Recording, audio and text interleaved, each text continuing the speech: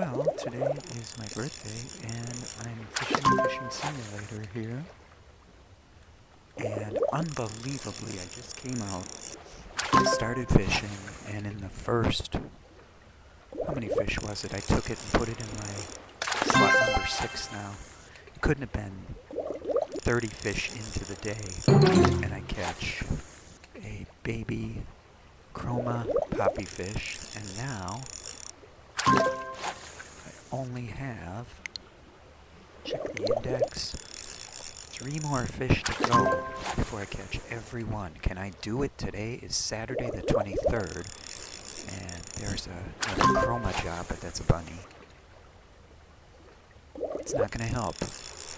Boy, I fished hard yesterday, last night, and at the end it looked like my fish was going to come, and I had to quit, and I don't know the way this game works. I always wonder how this game works, how you don't get a fish.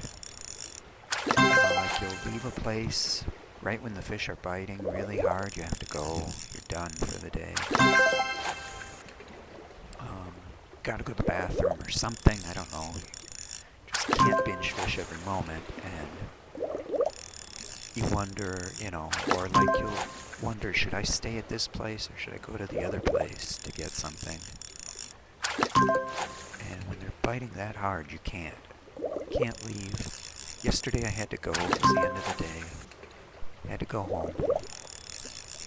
And the fish were biting so hard, and I fished right up until the last second. And it's kind of weird. Today it seems like I started back up, and it's almost as if I started back up right where I left off. It's very weird. It's probably just a coincidence. It's what always leaves me wondering when I play this game. It's like, just yesterday,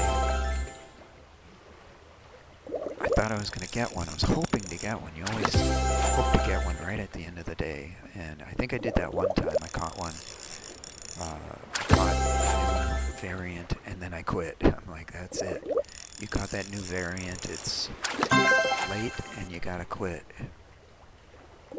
So you could say that I fished until I got one. I didn't really ever quite fish until, I never really caught one on my very last fish, technically, because that day I probably could have fished for another 10 to 15 minutes had I not caught that one there. But you could say that I made that one the last catch of the day. So I don't know if I ever really caught one at the very last catch of the day. I've caught one at the last catch of my backpack. Caught one at the first fish in my backpack. Caught all kinds of weird different fish. This is now almost 2 weeks that I'm binging here. Got my records somewhere to tell how many I've caught per day. Yesterday I caught, looks like 4,000 fish even, right on the bunny ski, right on the head ski, right on the head, 4,000 even.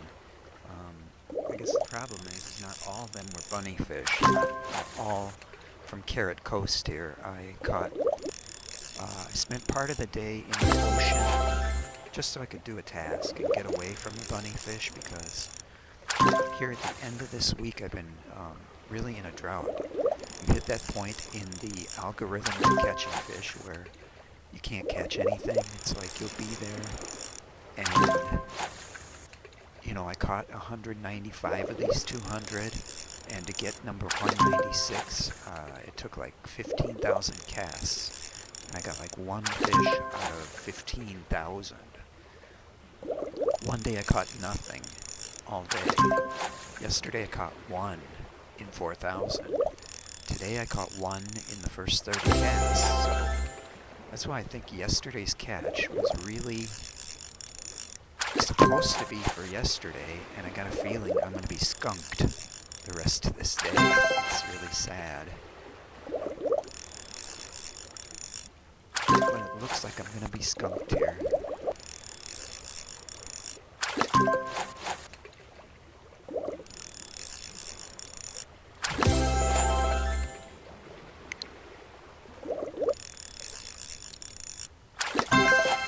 hopefully that fish I just caught off this camera and off of this video, I'm going to make into a fishing song. So it's about 4 minutes and a half. You can get a song in there if I dub a song and time it right. I can do my Easter fishing song that I made for myself, like a fishing inspiration song, and it's kind of clever and pretty cool.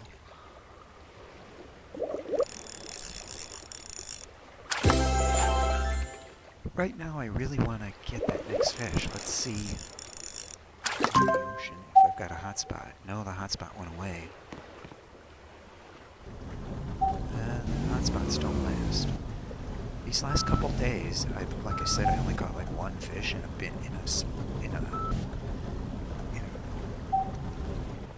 a series of like days where it was like one fish in 15,000, because you basically caught, well, basically it was two fish within 15,000. You catch one fish, you go about 7,000 fish without anything, then you go about 6,000 or 7,000 without anything. So it's like two fish within 15,000 fish. It was really, I basically spent those days doing something else. Double tasking, barely looking at fishing, just listening to the bubble noise, catching the fish, and wasn't binging as fast as I could because of that.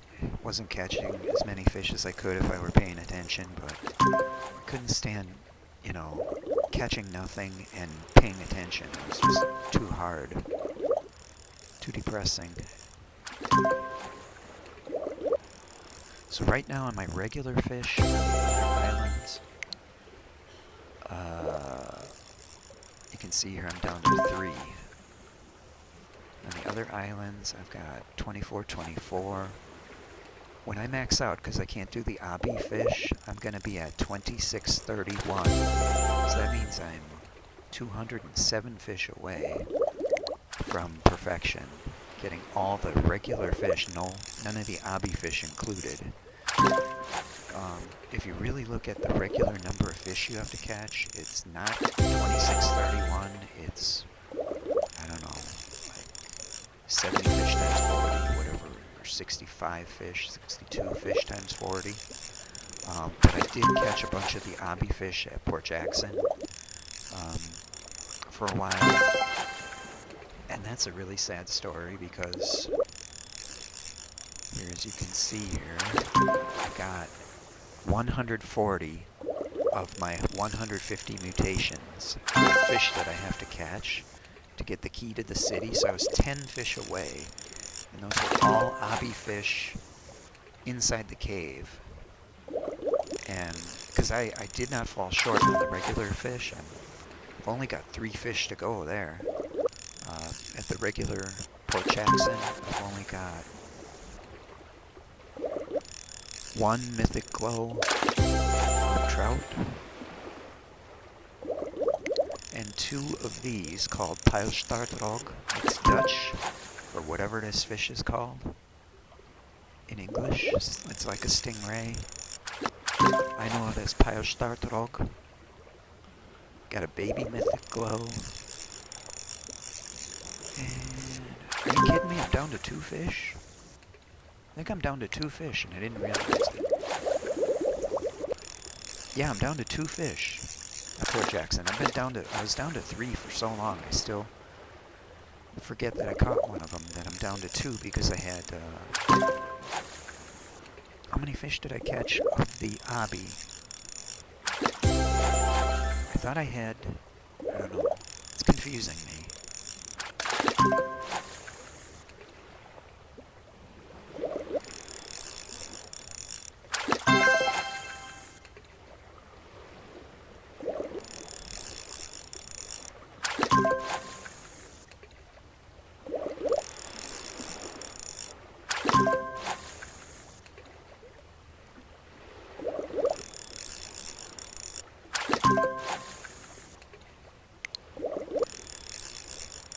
I think we'll play some music here, and, or otherwise a Mystery Theater binge or something. Let's see if we can binge the day out.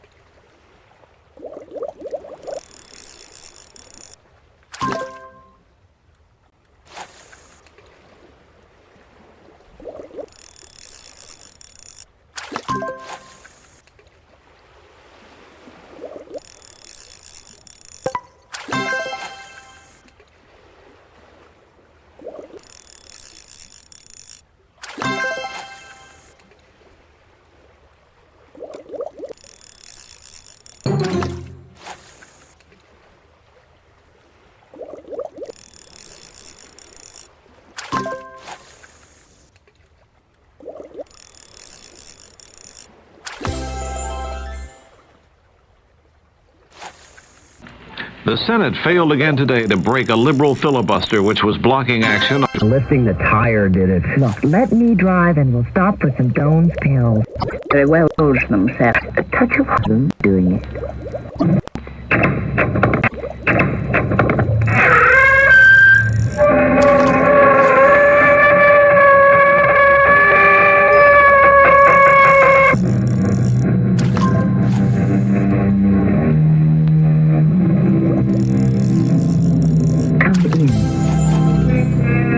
Welcome.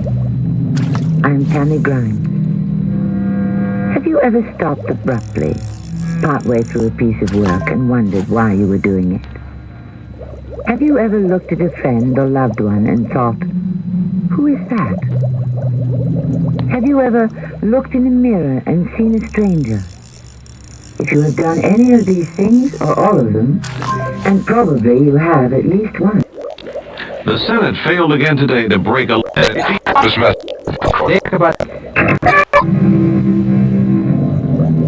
in. Welcome.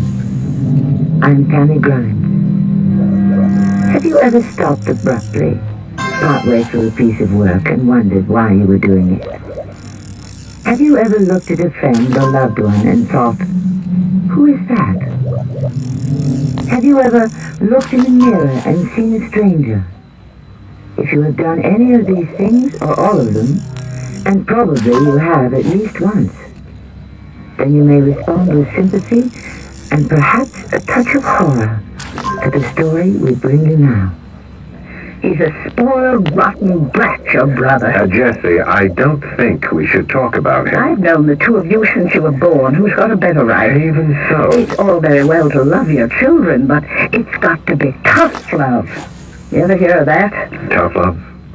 No, I don't believe I have. It's what you use on people who indulge themselves.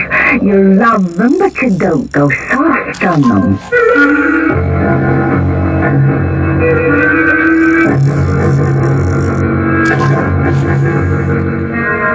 Our mystery drama, Matching Chairs, was written especially for the Mystery Theater by Elspeth Eric and stars Christopher DeBoy and Paul Hecht.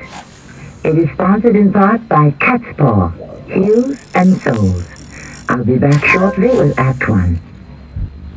Hi, Pat Summerall to say, when you take pride in your work, you appreciate the care that goes into creating quality products, like Master Mechanic hand tools from True Value hardware stores. To carve and sculpt wood, they offer a 3-piece chisel set for $9.99, plus different types of hammers, including a curved claw and a rip type for just $9.99 each. To be proud of the work you do, depend on professional quality Master Mechanic tools sold exclusively at participating True Value hardware stores and home centers. What a way to start a vacation with a flat tire. There, it's fixed. My aching back isn't. Oh, John, you're back? Yeah, lifting the tire did it. Look, let me drive and we'll stop for some Doan's pills. Hey, Doan's pills. That'll help. Good advice. Doan's pills for temporary relief of simple backache pain due to overexertion, stress, or strain. Use only as directed. Well, we made it before sundown. Yeah, and thanks to Doan's pills, we can go for a walk before dinner. This is Gene King for your Better Business Bureau.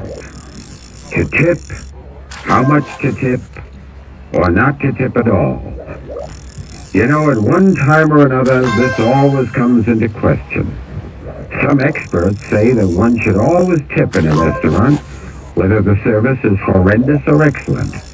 A mere 5% for poor service will get the message across without leading the waiter or waitress to believe that the omission was an oversight. And for good service, leave 15% of the pre-tax total, and for excellent service, 20% will do. Now, of course, if you just have a cup of coffee or a soft drink, a tip is unnecessary. But if you're a regular customer, it's a good idea to leave 50 cents now and then. Don't forget, waiters and waitresses count on tips for about 2/3 of their take-home pay. A tip from your Better Business Bureau.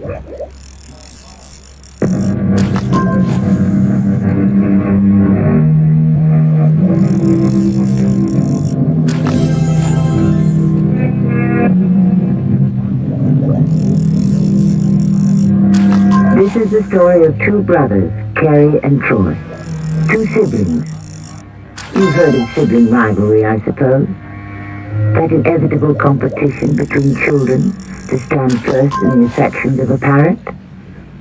Well, what happens if this fierce competition is stifled, forbidden, branded as sin?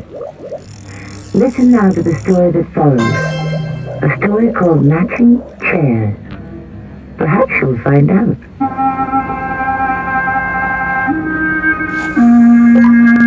I think back and wonder how it all happened. I mean, how did it happen the way it did instead of some other way? I mean, what if I had been born a year after my brother instead of a year before? Oh, well, that's ridiculous. I know that, because then he would have been Carrie and I would have been Troy instead of the other way around. Or something like that. Well, for the present, I can only go back a few weeks. Today I came home from the office and the housekeeper told me my mother, our mother, Troy's and mine, wanted to see me in her room. It's Carrie, Mother. Oh, Carrie, come in. Jessie said you wanted to see me. Yes, I do, dear, I do. Close the door. What's up, Mother? Sit down, Carrie. Trouble? Sit down, I'll tell you. What is it this time? It's the little one. It always is. He's been naughty again. What did he do? Forged my name to a check. Oh, boy. Did it so clumsily, too. The bank caught it right away and phoned me. What do you want me to do? Talk to him. What should I say? He feels awful. Tell him it's all right. Oh, Mother, he always feels awful. Every single time he feels awful. Well, every single time you're able to talk him out of it. Now, darling, remember he's your brother and he's younger than you are. Only a year? 1 year? Well, still, he's younger. And you've always looked out for him. He expects it of you. When you were little and the two of you played together, you kept him from smashing his toys. If he did smash one, you always fixed it for him. And wiped his eyes and made him happy again. Oh, you were so sweet together.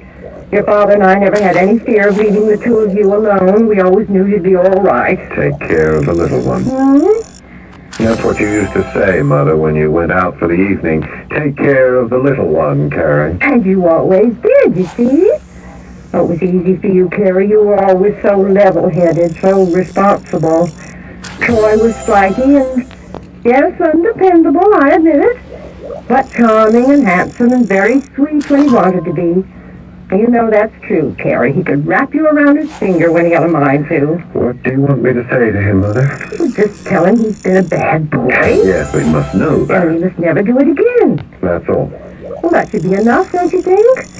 Of course, you'll put it in such a way that his feelings won't be hurt. He won't feel too guilty. How guilty do you think he should feel? Well, he did do a naughty thing. But he knows that, and he's already told me he's sorry. Uh-huh. And what did you tell him? I said as long as you're sorry, and as long as you promise not to do it again. But that's what you want me to tell him. No, I want you to tell him much more. I want you to tell him not to rude about it, and that it's all right.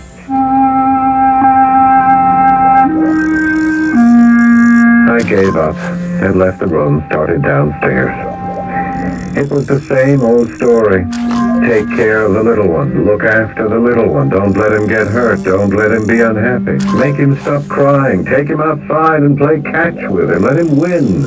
It always cheers him up if he wins. At the bottom of the stairs stood Jessie, our elderly housekeeper. Her neat gray uniform matching her neat gray hair. You going in there? Yes, Jessie, I thought I would. My brother's in there. Oh, he's in there. Well, But I wouldn't go in just now. He's not alone. oh. Anybody I know? Some young thing, some blonde. I think her name is Maida. Oh, I never heard him mention anybody named Maida. Well, that's what I heard him call her just now. I took him a fresh bottle of brandy, which he asked for. Yes, all right, Jessie. Well, I'll wait. The other bottle was half full. Okay, Jessie. It's not like he pays for it, the brandy. You do. No, in point of fact, my mother does. You work for your mother. I manage her affairs. Well, that's more than he does. He don't do anything. Now, Jessie. Never has done anything except live off the fat of the land. All right now. Spoiled, rotten brat. I don't think we should discuss this, Jessie. I've known the two of you since you were born. Who's got a better right? Even so. It's all very well to love your children. I'm all in favor of that. But it's got to be tough love. You ever hear of that? Tough love? No, I don't believe I have. It's what they use on people who indulge themselves. Oh. You love them, but you don't go soft on them. Well, I've said enough, I guess. Yes. Yes, Jessie, I think you have. Jessie had worked for the family for better than 30 years. She'd helped raise Troy and myself. She'd run the house for my mother. She was a good, gray presence in the house and felt free to voice her opinion on anything at all. But this was different. She couldn't know that I had lived all my life with the high injunction, take care of the little one. I moved closer to the living room door till I could hear voices from the inside. What do you want from me, Maida? Well, I don't want anything, Troy. Oh, yes you do. Yes you do. Well, only for you to love me, that's all. That's all? You say it like you can turn on love like a waterfall. But you used to love me. When was that? Well, you said you did. When did I say that? Well, lots of times. You said it lots of times. I never said it once, not once. Well, you acted like you loved me and made me think you did. Well, now, can I help what you think? Can I help the crazy ideas that you get? I don't think you're crazy. You know what's wrong with you, Maida? You're a full-fledged neurotic. You think because you want something, you've got it. Well, wake up, my dear, because it's a far trip from wanting to getting. Huh? You catch my meaning? Have I penetrated that very small brain of yours? Has an idea finally seeped in, huh? Has it? I started to move away from the door.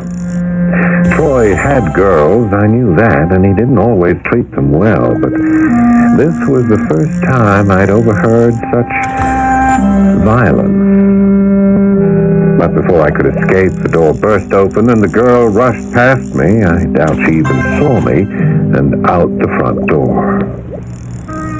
After a minute or two, I went into the living room. Troy was opening the fresh bottle of brandy. Hi. How are you, Troy? Not too good. Sit down. I'll pour you brandy as soon as I get this thing open. There's a clean glass on that little table between the chairs. Maida didn't want any. Okay. And while you're there, you might touch a match to the fire, huh? All right. Mother asked me to talk to you. About the check. Yes, that's right. Oh. I don't know why I did that, Carrie. Here, hold out your glass. Okay.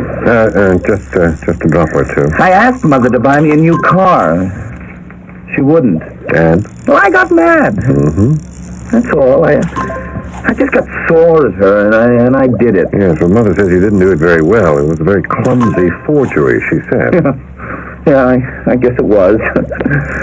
I guess I was too angry to do it decently. I just went ahead and I did it. No special reason. I just did it. She says you're upset about it. Well, wouldn't you be? Oh, never mind. Don't answer that. You wouldn't have done it in the first place. Probably not. It's only me that it happens to. You think you're the only one who gets angry? Well, nobody gets as angry as I do. I don't know about that. Want me to strike out and hit back? I imagine other people do. Maybe. Huh? I doubt it, but maybe. It's a nice fire, isn't it? Very nice. Good brandy, too. Yeah. Bill Wadsworth's wife left him. Did you know that? No, I didn't know that. Funny. Bill and I were sitting right here in front of the fire. He was sitting where you are, in that chair. I was sitting here. Yes, everybody gravitates to these two chairs. They look sort of companionable, facing each other. Bill thought I was the man his wife left him for. Can you imagine? I didn't even like his wife. More brandy? No, thanks. Well, I think I will. Dan Mercer went broke. Did you know that? Yes, I heard something about it. I wonder how he's taking it. I haven't seen him. I played golf with him about a month ago. Came back here with me, had a brandy, just like you and I are doing. I can see him sitting in that chair the way you are now. Of course, I didn't know then his business was in bad shape, or I wouldn't have said what I did. Well, what did you say? I thought he cheated on his golf score. Yeah, no, I still think he has. Wasn't at the door? Oh, Jesse will get it. You know Maida Bartholomew? No, I don't. Who is she? It's a girl I know. She was just here. Oh, yeah, there was a girl past me in the hall. She looked like she'd been crying. I made her cry. She thinks she's in love with me, and I ought to be in love with her. Well, nobody can control these things. Yes, who is it? Mr. Troy, the police are here. Somebody got run over in front of the house. They want to bring her inside. I think it's the girl who was just here.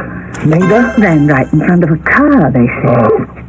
Oh, it's happened again. I knew it would. I knew it. It happens every single time. And now, it's happened again. Troy was pale and shaking. I went out and told the police, of course, they could bring the girl into the house, and I stayed with him while they called for an ambulance. I couldn't face my brother. Couldn't deal with him. That would have to wait.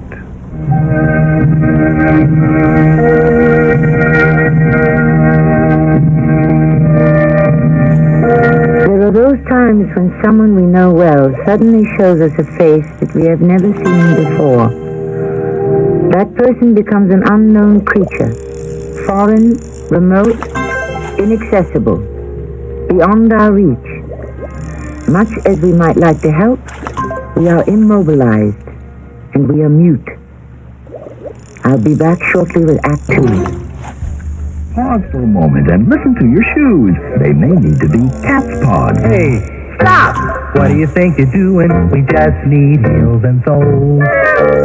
How could you throw us out in the street when we've been so good to you and your feet?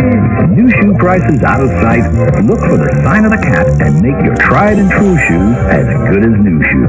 With Cat's Paw, heels and soles. Take us to the top, come on and get a cat's paw. When there's a big bad rumble in the jungle, and the crazy girl is running out of the park, who we gonna get to be a hero? There's only one, Frank Buck. CBS TV went out and got him. Action and adventure will survive. With the TV and the guys, you can spot him. It's Frank Buck. Yeah, bring him back alive. Special preview Friday at 9, 8 Central and Mountain, right after the new Dukes preview on CBS TV. And now, ladies and gentlemen, a musical medley of slow jazzing heart song. Everybody dance! Heart of my heart. Egg of my heart, I love you. What do you say, everybody? Let's have another bottle of champagne. I know love in the heart and soul. Bring in more sour cream and more butter.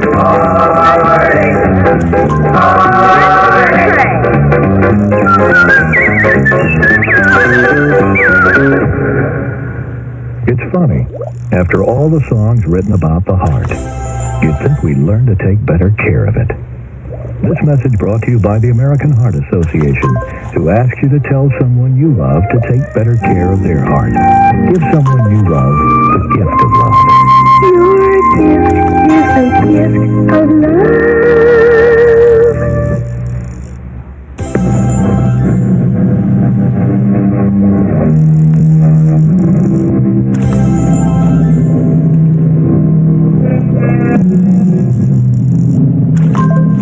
The two brothers, Troy and Carrie, are only a year apart in age. Yet so dissimilar are they in temperament, one might think they belong to separate families. As our story unfolds, it will be our purpose to determine just how different they are, the one from the other.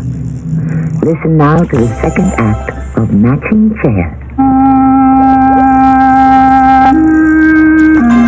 The girl wasn't dead, thank the Lord. But she'd been badly hurt, and they took her off to the hospital.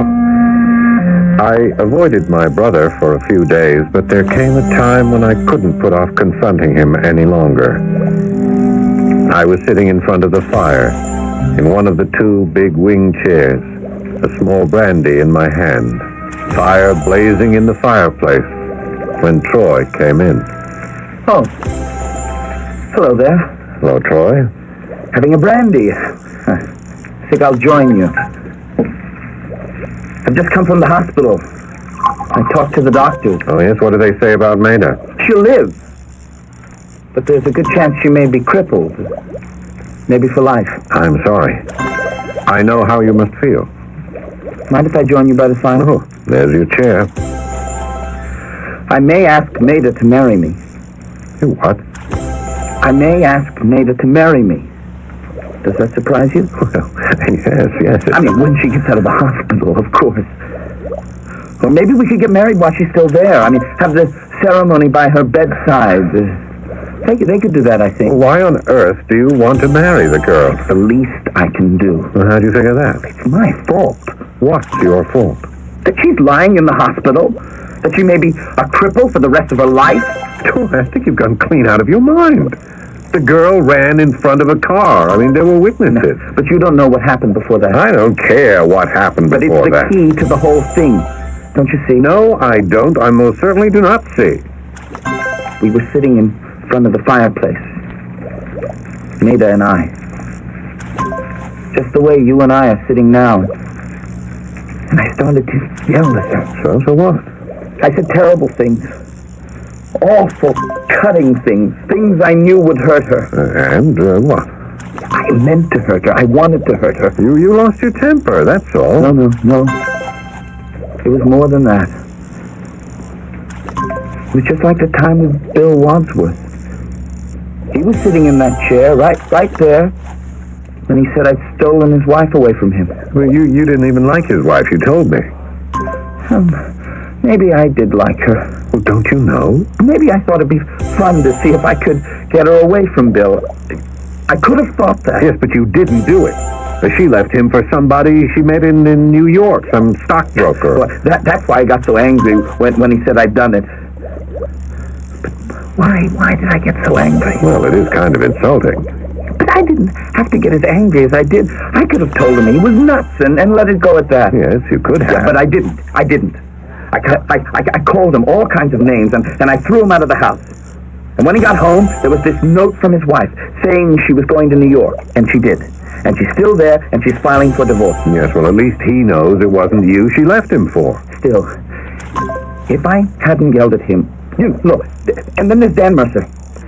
When I thought I caught him cheating on his golf score, now, I was really sorry about that, because, well, I could have been wrong. Maybe he didn't cheat. Maybe he just counted wrong. I don't know.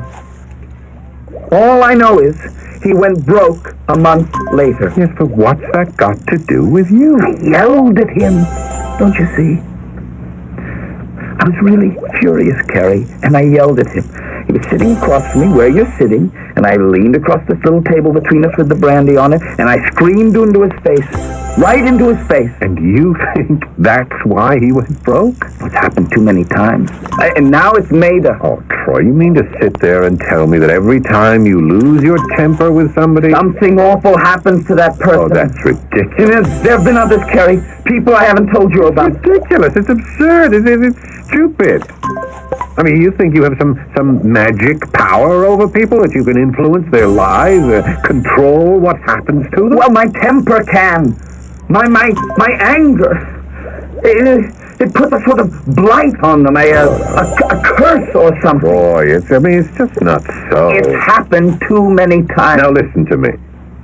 I mean, it could be anything. It doesn't have to be you. It could be this chair I'm sitting in. I mean, and the way you tell it, all those people were sitting in this chair. I mean, why couldn't it be the chair, not you at all?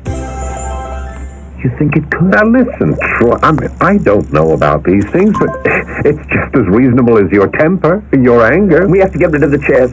What? No, I don't know what Mother would say to that. No, not both of them necessarily. Maybe just the one you're sitting in. The other one can stay. Ask her, Carrie. Please, ask her.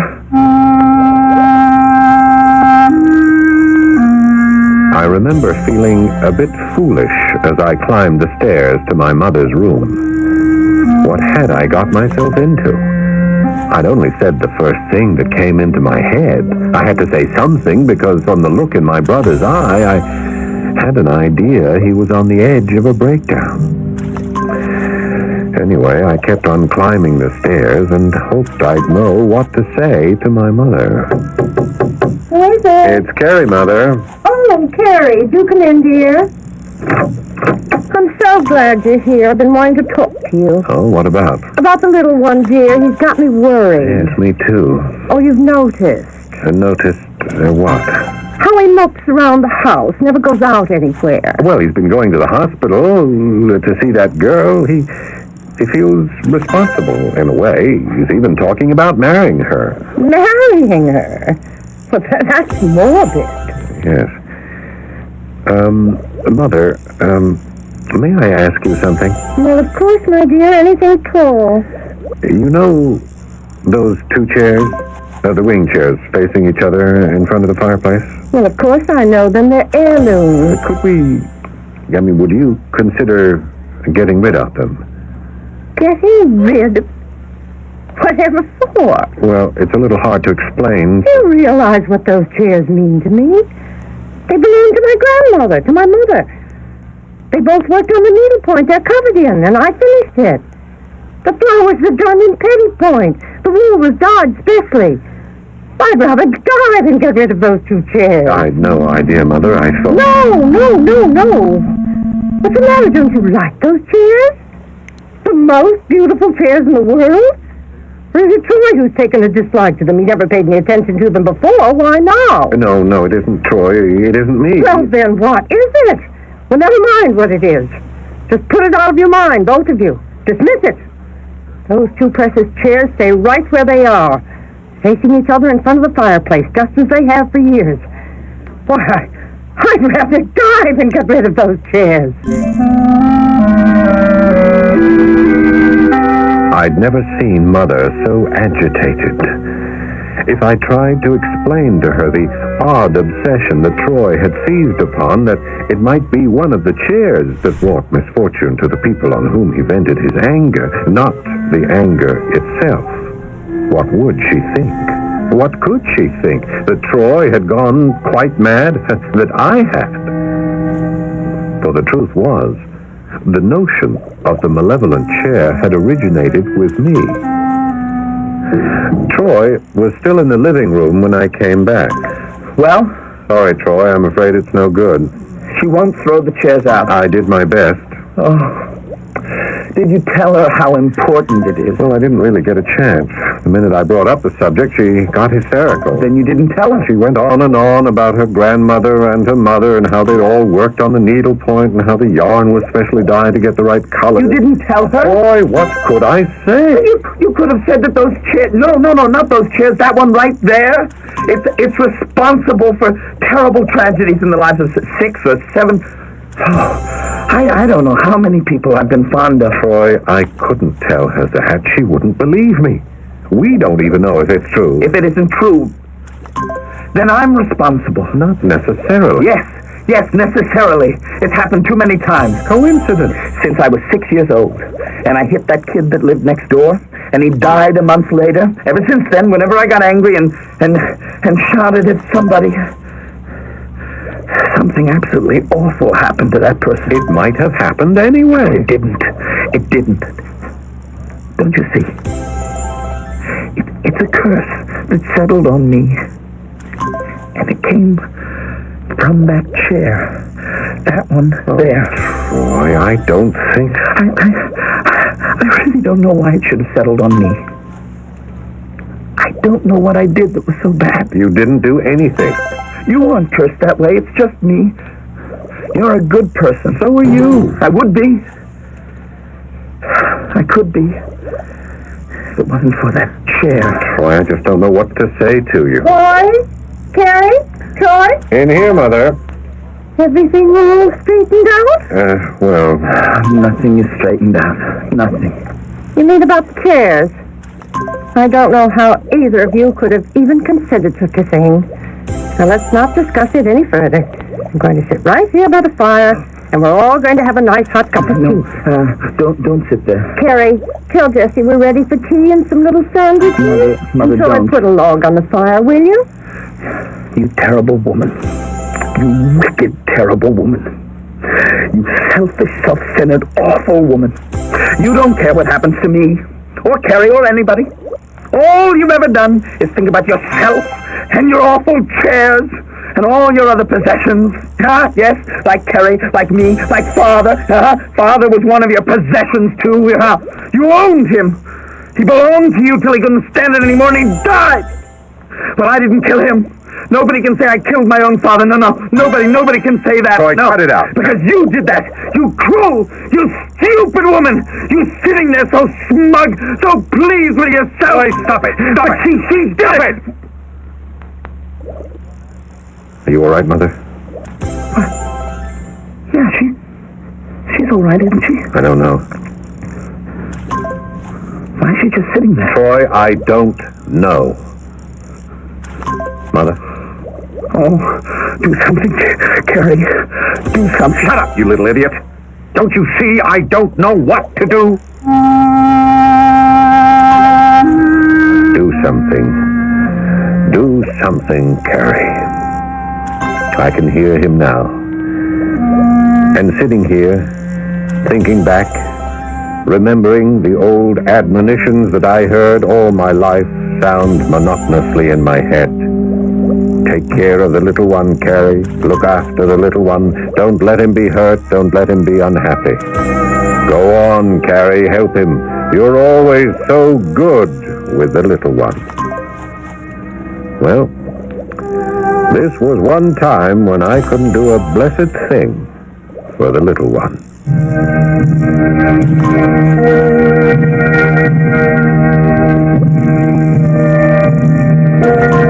Do you doubt this story? True, we can't authenticate its details, but its core and kernel are real enough, lying deep in the heart of human nature. There are those who believe, or come to believe, however secretly, in the devastating power of their own anger. So far as we know, such anger was first credited to Zeus, the ancient Greek god who lived on Mount Olympus and discharged thunderbolts as casually as you or I might throw away a gum wrapper. But Zeus was a god.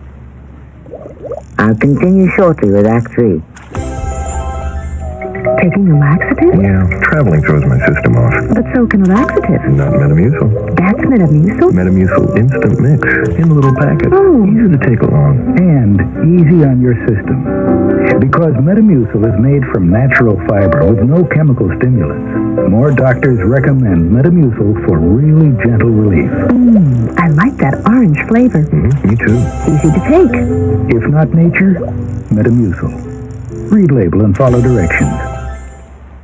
I'm Lorette Rupi, Director of Peace Corps. In 60 countries around the world, Peace Corps volunteers are sharing their skills and knowledge with people who really need them. But we need more volunteers, and we need them now. Volunteers are urgently needed in agriculture, math, science, and biology. Call Peace Corps now for more information. 800-424-8580. It's the toughest job you'll ever love. A public service message of this station. And Peace Corps. Edna? Do you have the key? Oh, never mind. We forgot to lock the door. I'll hang up the coats, Melvin. Good girl. Melvin. Take a look in the closet. Edna, Yes, Melvin.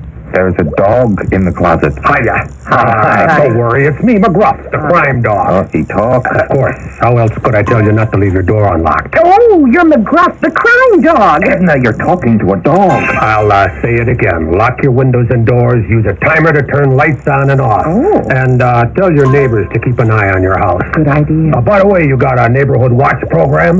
Neighborhood watch? What's that? That's where you and your neighbors learn how to protect each other and your neighborhood. But find out more. Write to McGruff. stock 6600 Rockville, Maryland, and help take a bite out of crime. Edna, lock the door. Gotcha. A message from the Crime Prevention Coalition and the Ad Council.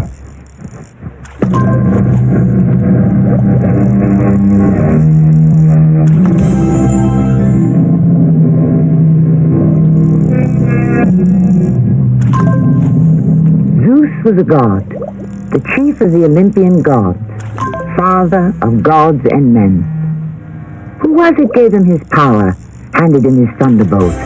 Why, it was man, of course. And is it not possible that when those men conceived their image of a god who could maim or kill with his anger, they were carrying in their souls the image of a very human father who could change the color of the world with his rage?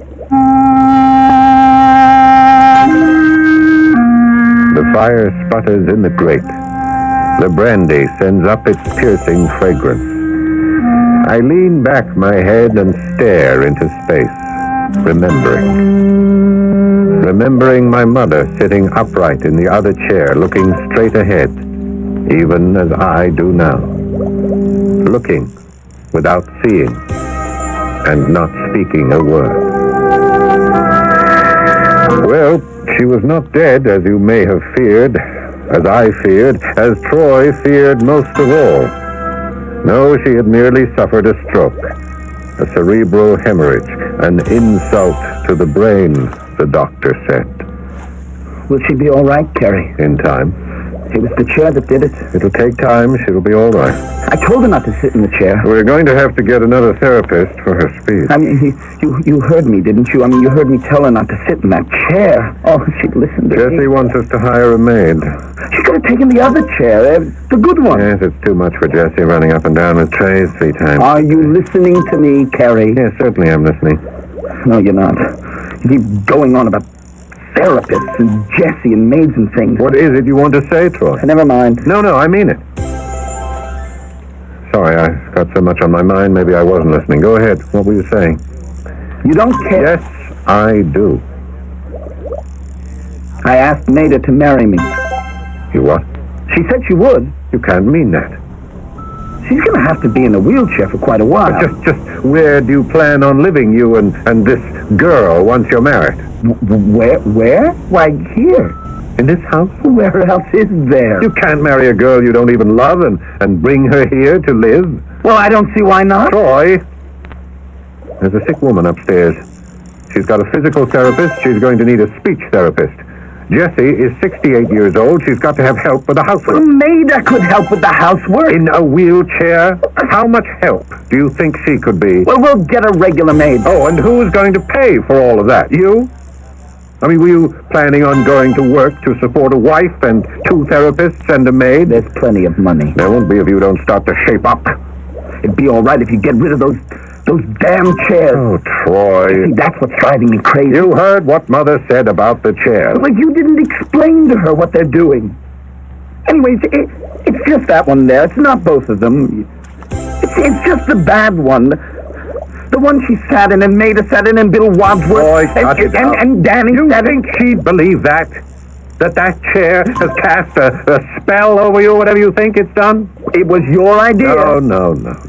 I just said that. And you didn't mean that? I don't know. I just said it to get your mind off the idea that it was you yourself that caused all those things. Carrie, please. Get rid of the chair. Just the bad one. Well, I can't discuss it with Mother. Not now, because she can't speak yet. All right, I'll tell you what. I'll talk to Jessie about it. Thanks, Carrie. Thanks.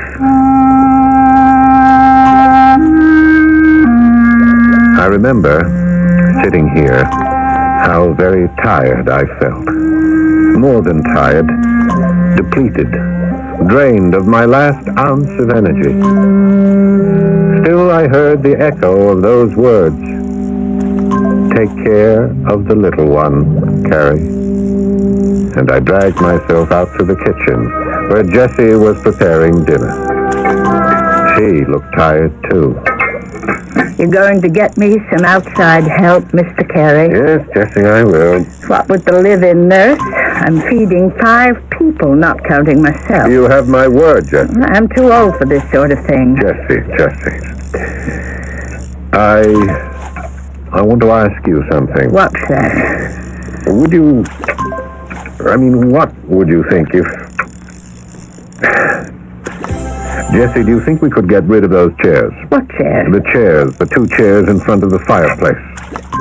You don't mean those 2 wing chairs? Yes, Jessie, I do. You're crazy. What can you be thinking of? Well, Troy has sort of taken a dislike to them. And you? What about you? Well, I'm not crazy about them either. They don't bother me as much as they do Troy, but... They're beautiful, those chairs. I know, but... I polish them every single day. But nothing. Those chairs are the apple of your mother's eye. She set such store by those chairs. I know, She's not going to be bedridden forever, you know. One of these days, she's going to be up and around and coming downstairs. You want her to have another stroke and die? No. Well, that's what you'd be doing. You'd be killing her. If we got rid of just one of them. Mr. Carey, they're matching chairs. That's the whole point of them. They're exactly alike. They match. I know. Well, then. All right, Jessie, I'm sorry I made a mistake. We won't get rid of the chairs. Either of them.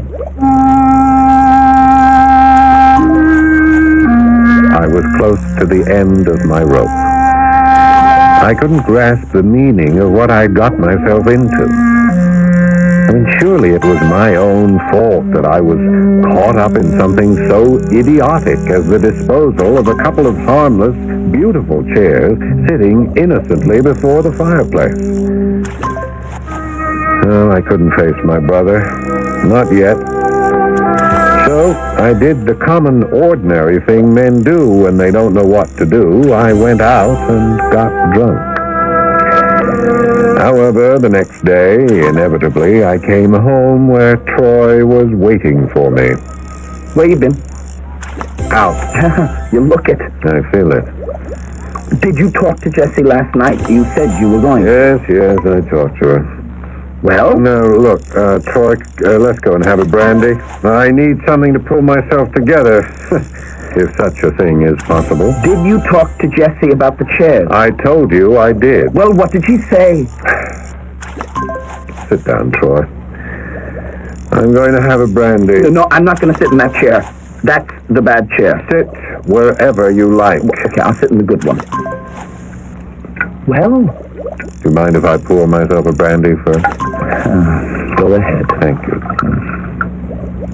Oh, come on, Carey. What did Jessie say about the chairs? She said it's out of the question to get rid of them. But why is it? I mean, they're just chairs. She says it would kill our mother. Oh, Mother doesn't have to know. She doesn't come downstairs. Who's going to tell her? One of these days, she's going to be able to come downstairs, and you can bet she'll make a beeline for this room, and the first thing she'll see is no chairs. Well, we can say we sent them out to be, I don't know, reupholstered or something. Troy, you're being childish. I mean, the needlepoint on those chairs was made by a grandmother or a mother and herself or something. I mean, I told you all of that. You didn't try, did you? You didn't even try. If you'd tried, Jessie would have thought of something. No, she wouldn't. Well, then why didn't you think of something? And then why don't you think of something now? Because you don't care, that's why. No, you've never cared. Oh, Troy, take it easy. As long as those chairs are in this house, I am trapped. I'm doomed. And you don't care. You'd see me in hell before you'd lift a finger to help me. What are you talking about? I mean, I've cared about you since you were born. Take care of the little one. Look out for the little one. Don't hurt the little one. Had that drummed into my ears for as long as I can remember. Well, now it's high time the little one learned how to take care of himself. I'm tired of doing it, and I'm not about to do it anymore. Do I make myself clear? It's not much I'm asking for, Carey. It's a lot.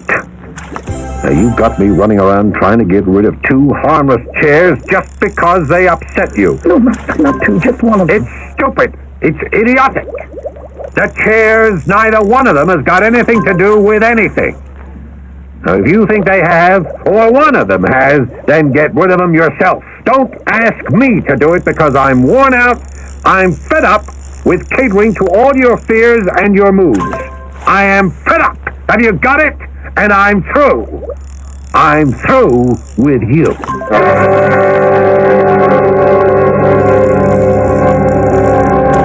The fire is dying down. And in the quiet embers, I think I can see the pale face of my brother. That was a week ago. And that was the last time I saw him, or will ever see him. He left the house that same day, and the next morning the police told me that he'd been shot in some brawl in an upstate town. Shot by a complete stranger, someone shooting wild out of who knows what private rage and anguish of his own. Mr. Carey? Yes, Jessie. What is it? Will you be wanting anything before I go out? You going out? It's my regular night to go to the movies. Oh, yes. Yes, well, go ahead. I don't need anything. Or if I do, I'll get it myself. Mr. Carey, I'm so glad you didn't get rid of those chairs. Yes, the chairs. You know, when you talked to me about it, I was scared you might. Well, there really wasn't any chance of that. After you left the house, I came in here and I looked at them. They're so beautiful. Yeah. Yes, they are, aren't they? Well, I did something I should have done a long time ago. I switched them around. You what? I switched them. You see, they'd been in the same place for so long, the feet were wearing into the carpet, leaving marks. So I changed them around. Nobody will notice because they're exactly alike. You don't mind, do you? Why, no. I don't think I mind. Well, good night, Jessie. I hope it's a good movie.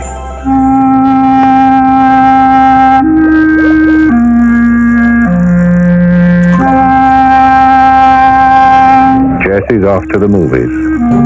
The fire's gone out. The brandy is finished. And it turns out I'm sitting in the bad chair, as Troy used to call it. It's true that since he left, I've always been careful to sit in the good chair. Always felt a little foolish, but that's what I did.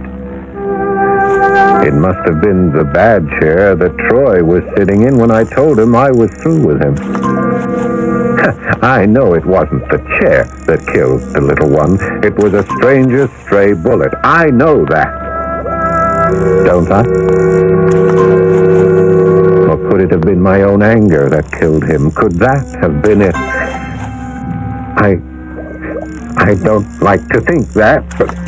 Oh, that was a big pain. A pain in my chest. Sharp. Jessie! Jessie! Oh, she's gone. Mother! Oh, no. She can't hear me. Couldn't reach me if she did. Am I dying? Is that it? Am I dying? Really, really dying?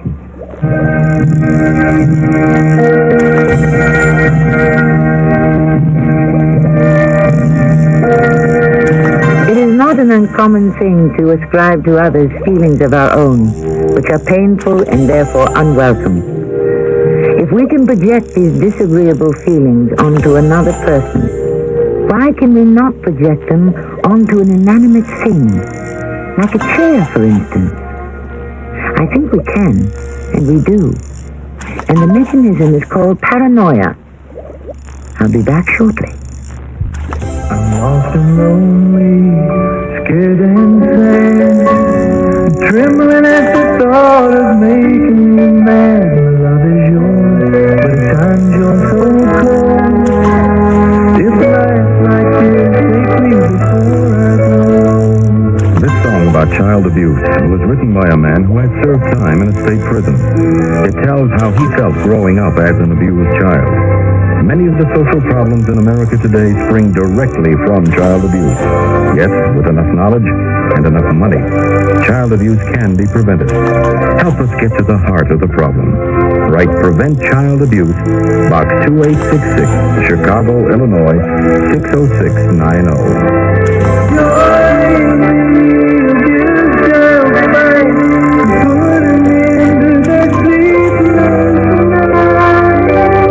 A message of the Ad Council and the National Committee for Prevention of Child Abuse.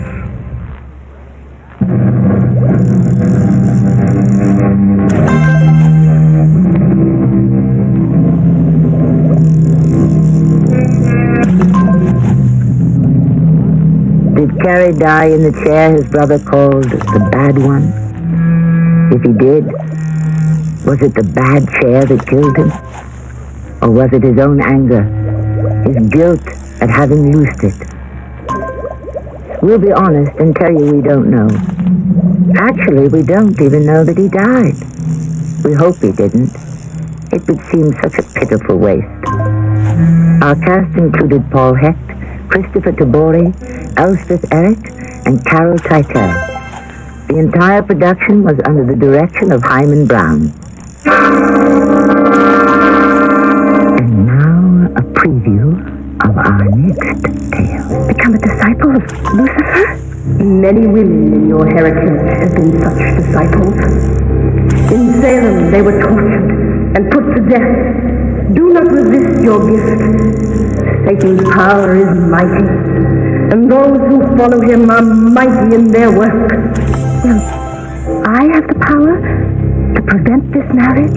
You will demonstrate your power immediately. When you awaken in the morning, you will effect a cure which will mystify your local doctor, confound the priest, and make Stanley McCabe wonder. Our powers are real. Go to sleep. You are committed. You have made your choice. You have fulfilled the obligations to your heritage. This is Tammy Grimes inviting you to return to our Mystery Theater for another adventure in the macabre. Until next time, playing to me.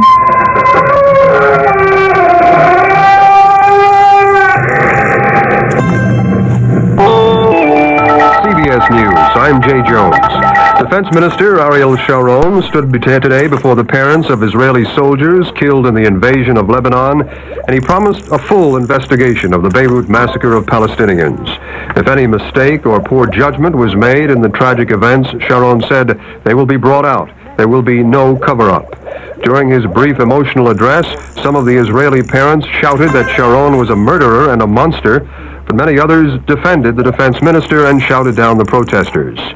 Senator Henry Jackson of Washington is urging the Reagan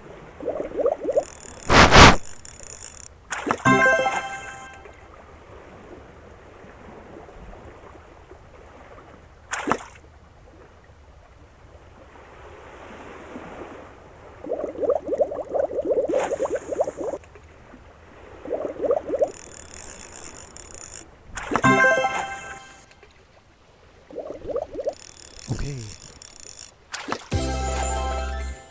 Well, guess what happened here? I'm double tasking, doing other stuff, not looking at the screen, and what else happens but I get a new variant. Only 2 away, can you believe that? I can't. That albino poppy fish that you just saw, or the lilyfish, I'm sorry. Albino lilyfish brings me to 2 away. Unbelievable. Even I gotta look back at the video here and find out when I got that. I just went right by me. So now it's like 10:35 a.m. I've got 2 of them already.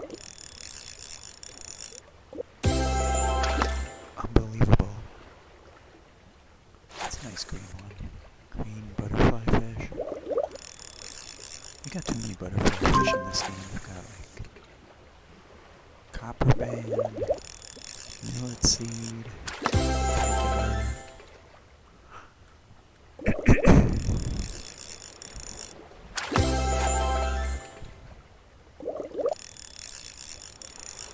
so we'll go back to the marathon that I had going there in a second.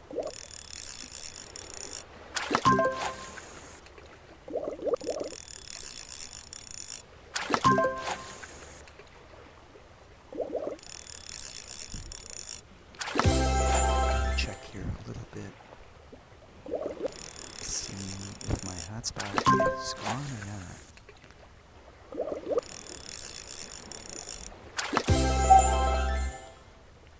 It's a long, enduring hotspot.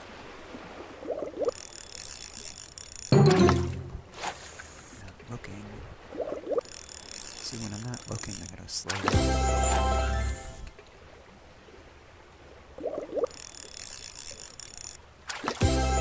Seems like the little fish you can reel in as fast as you want, and the big ones you have to go really slow. You can tell which one is which. Like here, you can tell that's a small one. That's a bigger one.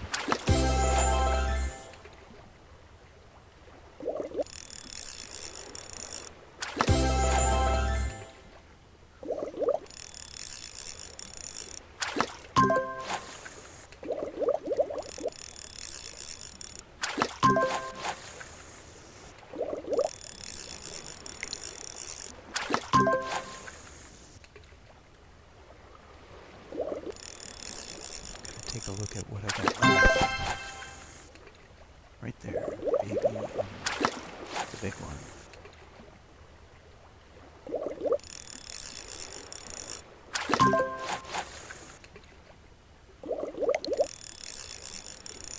So I've got a good chance I could get one tomorrow if I get lucky. Fish with extreme speed here. Gotta probably get about like 6,000 to 8,000 of them. Don't usually catch the final two. Ask all the biggies in the game, the people who are above me. You don't get the final two fish without catching like, what, 30,000, 40,000 fish to get those final two? I'm down to 2 at Port Jackson regularly.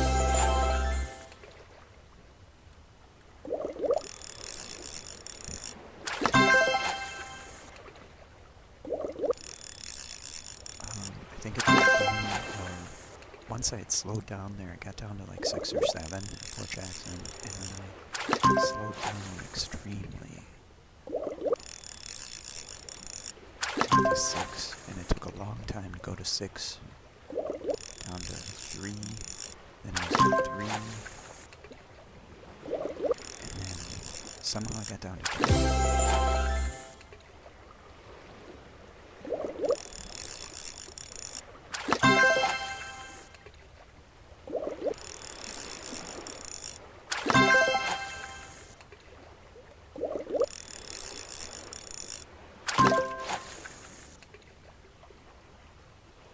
Looks like it's my audio player that's slowing down the FPS here.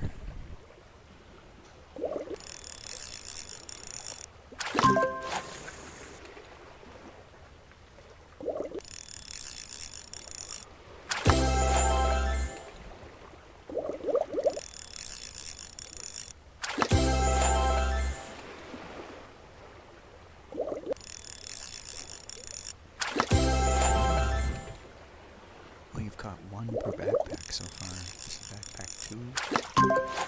You're getting 1 per backpack. That's kind of unexplainable. Maybe it's my level. I hit a strange number there.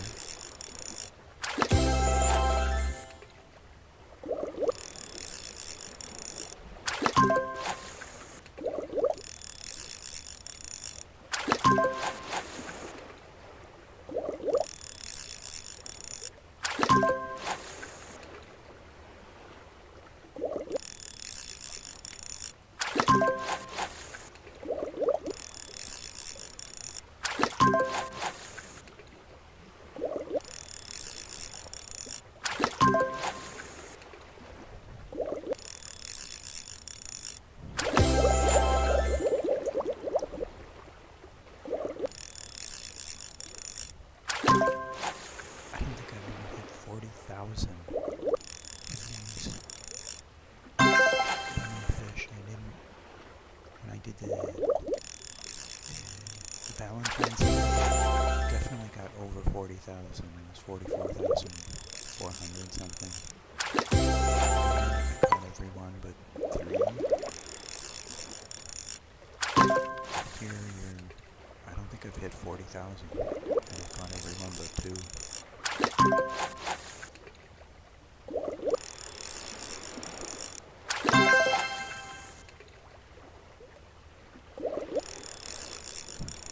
Oh, I should change my pet too.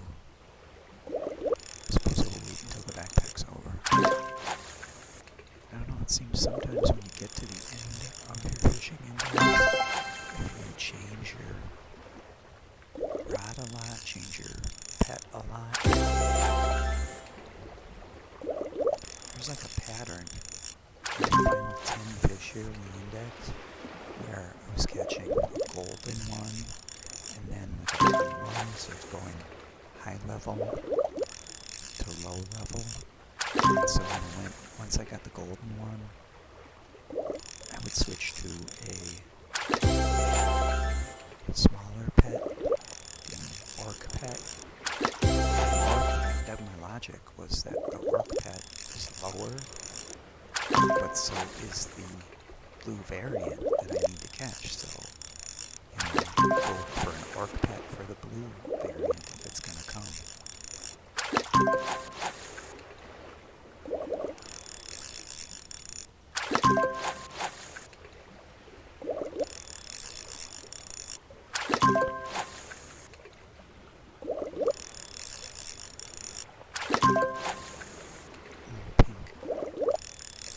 Those bunnyfish sort of look like pigs.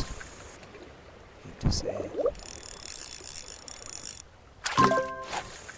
I guess if they ever do a pig fish in this game, they'll make it definitely a lot fatter, not wider. That is so cute. Ribbon fish is very cute. It's a boiled egg in a ribbon.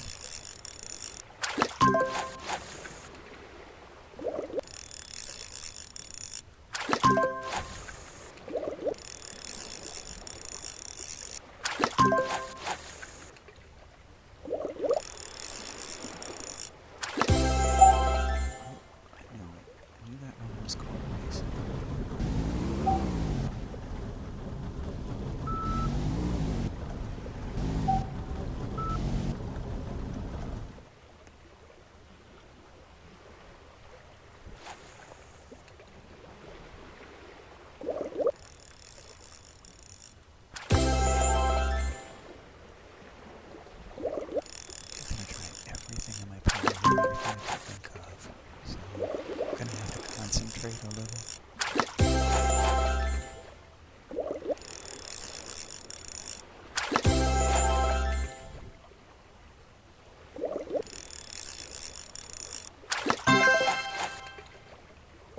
I don't know what the odds are of catching 3 because that's really what I gotta do here at the end. That's all I got left. If you can catch a big one, all on the same day.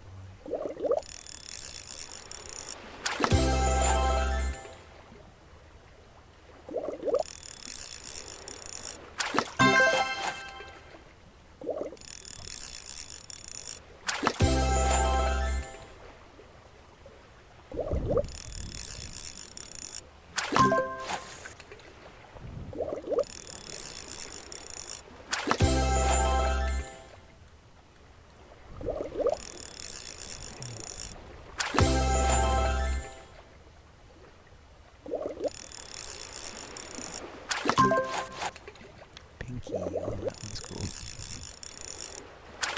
What's the size on that pink one? Nice. It's small.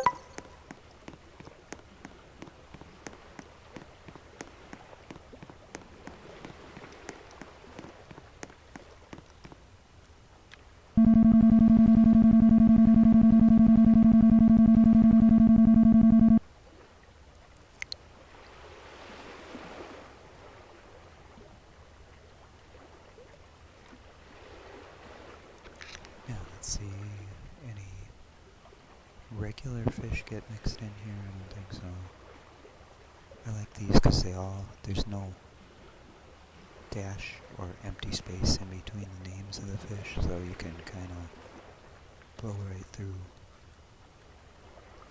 55,000, is that the...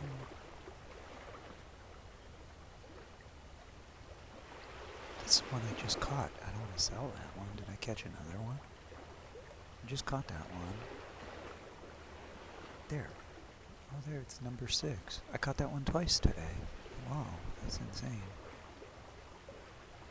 Wow.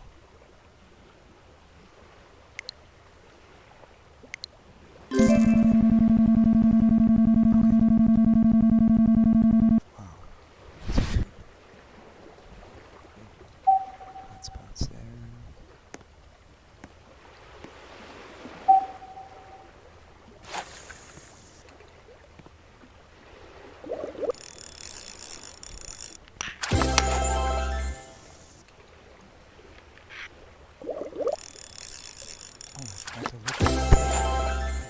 I'm supposed to pay attention to what the pets are first. If I ever figure out what pet is the champion pet, has the most assists, so to speak, probably do that stat one day.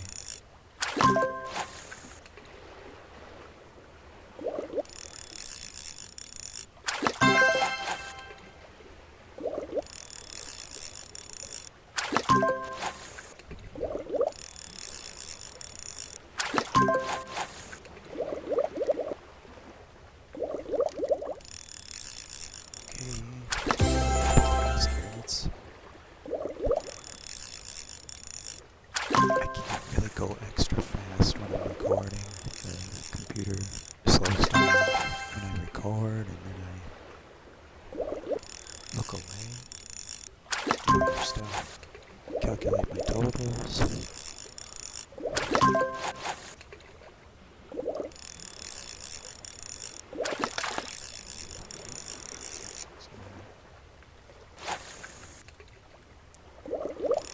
Moon's going down there.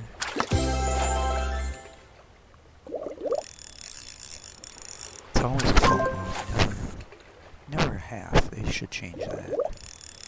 Should have a crescent and waxing gibbous. That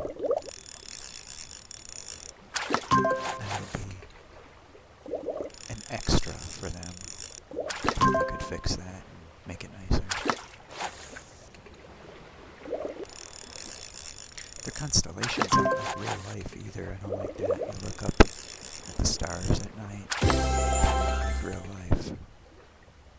Sometimes I wonder if they're like a parody, because some of them look like the Big Dipper or Little Dipper or some of the southern constellations.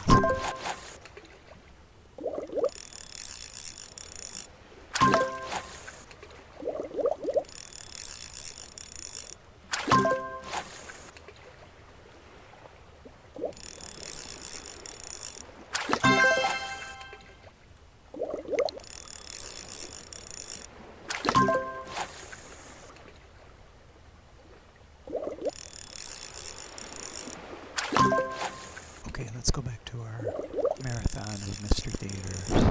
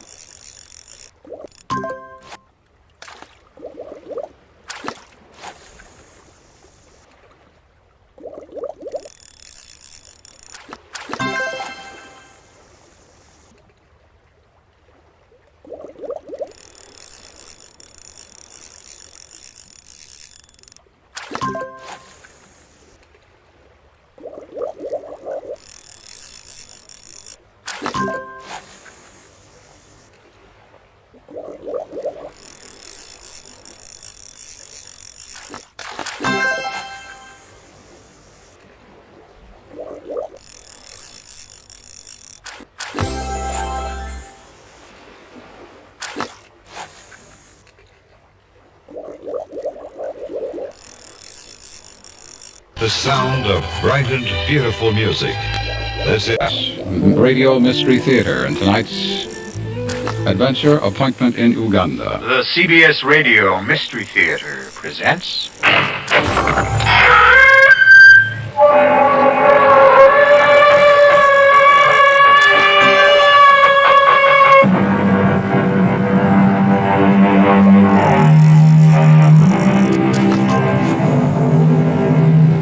Come in. Welcome. I'm E.G. Marshall. Are you ready for us? We trust you are, because we propose to deal with the most obscure of subjects, that of death. Some people never speak of death, while others can't stop talking about it. We have chosen in the next hour or so to consider it calmly, perhaps philosophically, with a minimum of agitation, and naturally to arrive finally at the most fascinating question of all. What, if anything, comes after? What comes after, Joe? After what? After we've, packed it in? Nobody knows, Harry. I know. Oh, Harry. I'm gonna go on, Joe. I am. Somehow, somewhere, Harry Cantor is gonna go on.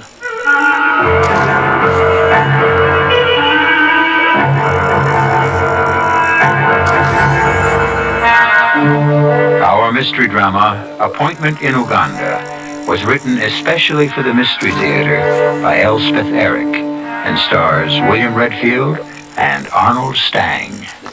It is sponsored in part by Sign-Off, the sinus medicines, and Anheuser-Busch Incorporated, brewers of Budweiser. I'll be back shortly with Act 1. I want that sinus medicine. Headache tablet? No, the sinus medicine that relieves headache and congestion, internal sinus pressure, and postnasal drip. You mean Sign-Off? Exactly. Compare Sign-Off tablets with anything you've ever taken for sinus. No sinus tablet you can buy relieves more symptoms. Sign-Off gives you a full dose of pure aspirin plus a powerful sinus strainer. Sign-Off works fast to help sinus pain while you drain. Signeoff. Sign-Off, the sinus medicines in the bright red box. Take when needed, only as directed. It's almost the end of a car model year, and the dealers are talking about fantastic deals. But before you start your shopping, check the mileage ratings published by the government. 10 gallons of gas in a top-rated car can carry you an extra 180 miles in the city and 250 miles farther on the highway than the lowest-rated car. So send for the 1975 miles per gallon ratings. It's free from Consumer Information, Pueblo, Colorado, zip code 81009. Morning. Greenhaven State Prison. Today, Jerry Rice is getting out. He paid for his mistake. We paid too. About 10,000 tax dollars a year to keep him there. And unless he gets a job, he'll probably go back in. Wait till your daddy sees you. He's not gonna recognize you, huh? If you're someone with a job to give, you can do something about rising crime by giving a guy like Jerry Rice a job. He's been thoroughly screened, so you'll know all about him. You complain about rising crime and the billions of tax dollars used to fight it. Nothing can fight it better than jobs. Welcome home, Daddy. Are you here for supper? Forever. The way to get this country working is to get people working. So if you have a job to give, call the National Alliance of Businessmen. Help America work. A public service message of this station and the Advertising Council.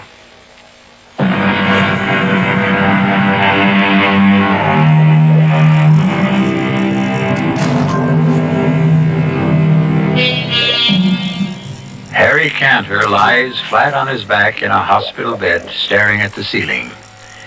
Across the room, a sturdy middle-aged nurse sits in an armchair. It is very quiet.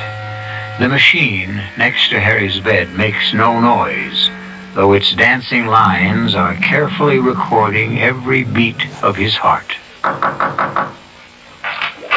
Is it all right to come in, nurse? Are you Mr. Burroughs? Joe? Yeah, it's me, Harry. Oh. Dr. Klein said it's okay for 5 minutes. I'm his business partner, Joe Burroughs. Oh, he's been crying for you.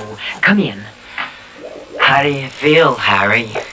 I almost died, Joe. I know, you're hard. Never been sick a day in my life, and now this. Oh, you're going to be fine, Mr. Cantor. Long as you do what the doctor says. I lie here and I think... Joe, do you believe in reincarnation? You mean coming back as somebody else? Yeah, I've been thinking about that. You two gentlemen mind if I go out for some coffee? No, don't go. Don't you leave me. Well, don't leave me. Burroughs will be here. I'll be here, Harry. What does he know about heart attacks? Well, you're off critical, Mr. Cantor. Long as you don't excite yourself, you'll be okay. I really need a break, Mr. Burroughs. 5 minutes? What I really need is 5 weeks. Joe, sit down. I gotta talk to you about the crypt. The crypt? You're gonna get well, Harry. I got to have it ready. Harry, lots of guys have had heart attacks and go on to a ripe old age. I gotta be ready. Now write this down. I wanted marble. Marble from Italy, that good kind. Carrara, that's the best. Okay, then that's what I want. Write it down. Okay, now, how big a crypt did you plan on? Big. Very big. But you're gonna be there all alone, Harry. And you're not gonna be moving around exactly. You never know. Make it 8 by 10, the very least. What about shelves? Shelves? Shelves for what? Well, it's my understanding people do have shelves put in crypts, you know, for loved ones who, later on when the time comes. It's a nice idea. Who would I put on the shelves? Who? Unless you want No, not me. Well, you're my friend. You're my partner. No, I was thinking your mother, maybe. Oh, my mother. She hasn't even been to see me. Why should I give her a shelf? Well, Bernice. Bernice hasn't even sent me a get well card. She's called up every day, Harry. I happen to know that. So, what's the phone call? She's at work all day, you know. She's through by 5. Harry, this is the first day you've been off the critical list. I'm the first person who's been let to see you. Well, she could have tried. Look, when they let you out of here, why don't you take a nice trip? You could take Bernice with you. I already did that, Joe, 15 years ago. You could go to Europe. That's where I took Bernice. 6 countries in 6 weeks. Terrible. And no cottage cheese. California. How about California? They have cottage cheese. Joe, while I was lying here, I had an idea. For the business. I want to tell you. You just had a heart attack and you're thinking about business? Gee whiz, Harry. Well, what else have I got to think about? Well, I don't know. Think about being reincarnated or something. Oh, I'm nuts to that. Now, look, here's what I figured out, Joe. Lots of people are turning to natural sponges, you know? And I know where we can get our hands on some very cheap. Very cheap.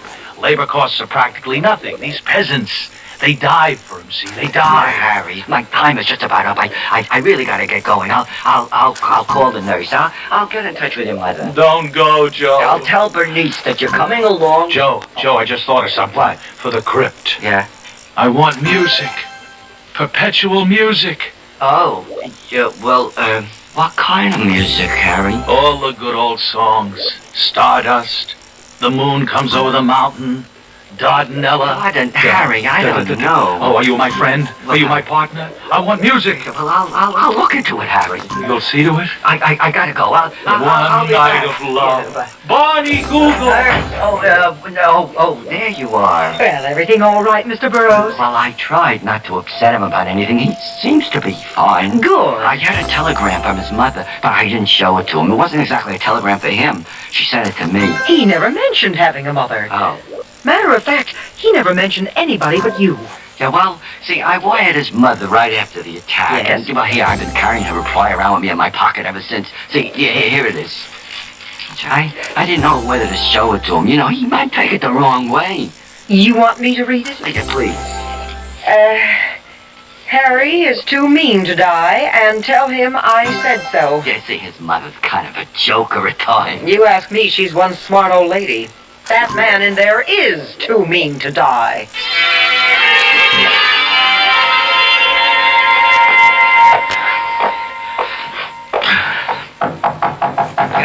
Mrs. Canner? Hold your horses. I'll be right there. It's Joe Burrows, Mrs. Canner. Oh, how are you, Joe?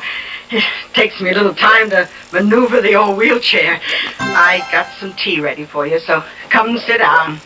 Boy, you sure get around in that thing, Mrs. Canner. Oh, well, practice makes pretty good. Yeah, come on, sit down. Oh, yeah, thanks. I saw Harry yesterday, Mrs. Canner. They say as long as he doesn't excite himself, he's gonna pull through in great shape.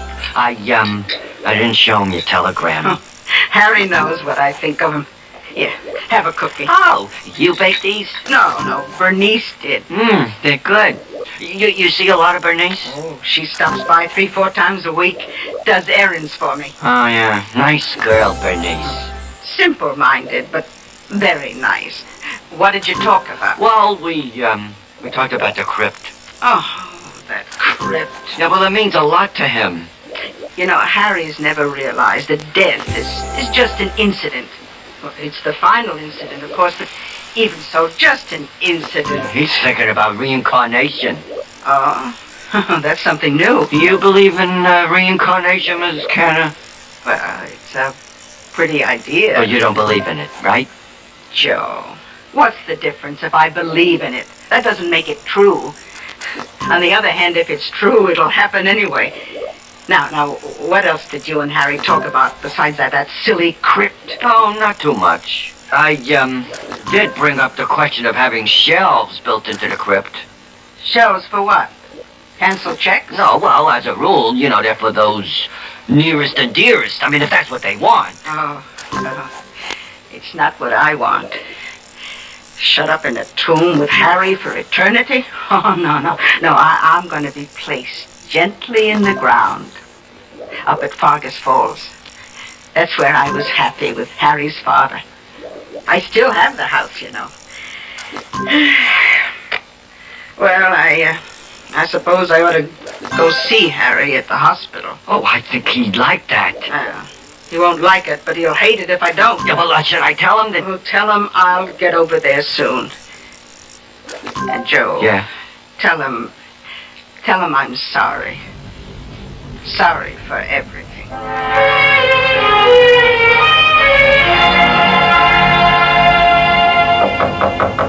Oh, that's probably Joe. Hello, Mr. Burrows. How is he? Oh, he's coming along fine. Come on in. So, how are you, Harry? As well as can be expected. That's what they all say around here. Yeah, well, I saw your mother. She said she'll be in to see you real soon. How soon is real soon? Well, today, baby. What about the crypt? Harry, what are we going to talk about, the crypt? Well, what about the crypt, Joe? How many times have I got to ask you? What about it? Your mother doesn't want to be put in the crypt. Why not? She doesn't like the idea of the shelf. She wants to be buried up at Fargus Falls. No. She can't do that. She likes it there. Joe, that 10 acres was made to order for a development, or it will be in another 10 years. Right now it's a little too far out, but in another 10 years, I got it all worked out in my head. Shopping center, parking lot, the whole schmear. Yeah, Harry, I talked to the cemetery about the crypt. They said it's okay about the size. Well, of course it's okay. And the Italian marble, I think I know where I can get that. Joe, what are you holding out on me? The cemetery plays music regularly. There's always some kind of nice, soft music. No, I want my own music. That's one of the main reasons for a crypt, so I can have everything my own way. Take it easy, Mr. Cantor. Joe, you go back and tell them I gotta have it my way, or the whole deal's off. You'd better leave, Mr. Burrows. Yeah, you tell them I got the money, and I gotta have it.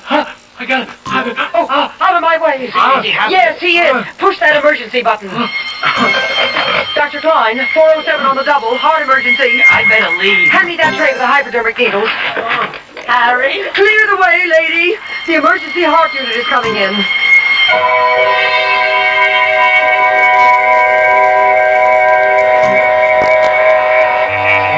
There is no more satisfying and awesome sight than a group of people doing what they have been trained to do, what they do best. Their faces do not matter, or their shapes, or ages, or colors, or accents. They are professionals at work, and they are working together in harmony and understanding. We'll come back soon with Act 2.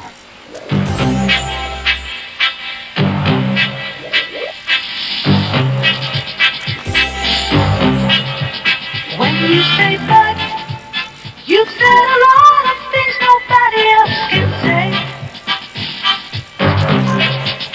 When you say but, you've gone as far as you can go to get the very best. When you say but, you've said the word that means you like to do it all.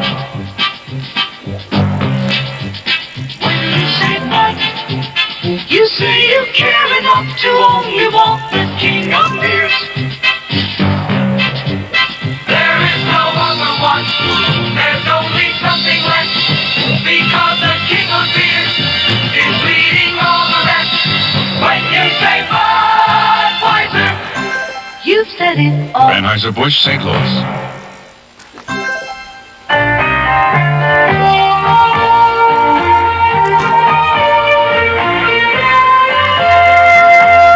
I think it was the first time I can remember really going fishing with my dad. I'm sure I'd been with him before, but the first time I really remember it was wading downstream with him in an extra big pair of wading boots as he felt his way very surely along the stream bed, and I shakily held onto the willows, and we found a spot where my dad lifted his finger to his lips and said, "Shh, we want to scare the fish away." And then I remember that fish. The biggest fish I'd ever seen in my life, and it was on the end of my line. And my dad, boy, was he proud. I'll never forget that as long as I live. Give your children everything. Give them your time. A thought from the Church of Jesus Christ of Latter-day Saints, the Mormons.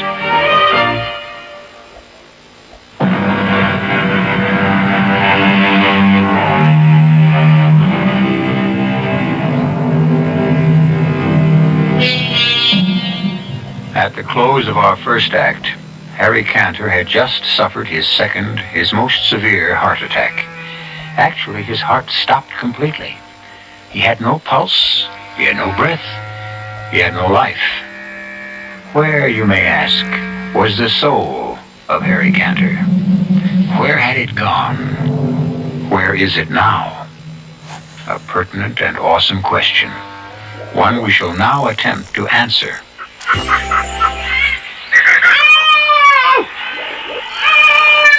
right now, Caleb. All right. That's it. Good. Good. Oh, it's your baby. A male. Oh, well, at least he looks healthy. Come on, little one. Up on your feet. Come on now. Up, up, up. Up on your feet. On your feet. Are you my mother? I'm your mother's sister. I'm Bombine. Where's my mother? She's cleaning up. Birth is a messy business. Come on now. Time to stand up. You have such beautiful eyelashes, Bombine. And how tall you are. Oh, just average for an elephant. Now stand up. What are all those others doing? Standing around waiting for you to be born. Do elephants always do that? Well, you didn't think they only did it for you. Now they're getting impatient. We've got to get going, so get up. Caleb, come get your new child on his feet. Little Abu. Come on. Get up, little Abu. Get up and eat. That's it, little one. Feel around till you find the milk. I think you've born a stupid one, Kalen. What's the matter, little son? My nose gets in the way. That's not your nose. Well, then tuck it up between your ears. He's not stupid, Bambini. All newborns have trouble with their little trunks. Well, the herd is getting impatient. The flies and mosquitoes are very bad today. Oh, I could stand a good swim myself. Are you through, little Abu? We must move on. Is that what you're going to call him? Abu? It's a nice name, don't you think? Very nice, yes. Well, Abu, let's get going. Well, where are we going? Into the forest, Abu, where there's food for all. Now, I shall walk on one side of you, and Bambine will walk on the other. And we will go with the herd into the forest. I am Abu, and I am an elephant.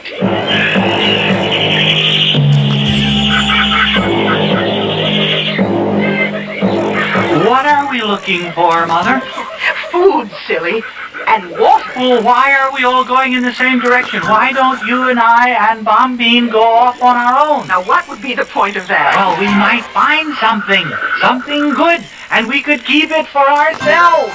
What would be the point of that? Why then we'd have it. Well, I repeat. I told you he was stupid, Kayleen.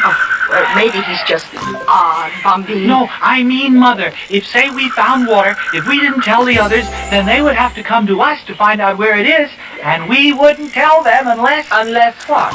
Well, unless they did something for us. Like what? Oh, worked for us or gave us something or, well, at the very least, they'd respect us. They'd think we were very superior and wonderful. We are all very superior and wonderful, Abu. But the three of us would be more superior and more wonderful, don't you see? What I see is that you have a lot to learn, Abu. And a lot to unlearn. Where do you get these peculiar ideas, Abu? They sort of pop into my mind. Abu, you must understand that elephants have the marvelous gift of finding water. And we find it not just for ourselves, but for all the other animals, too. All of them? All.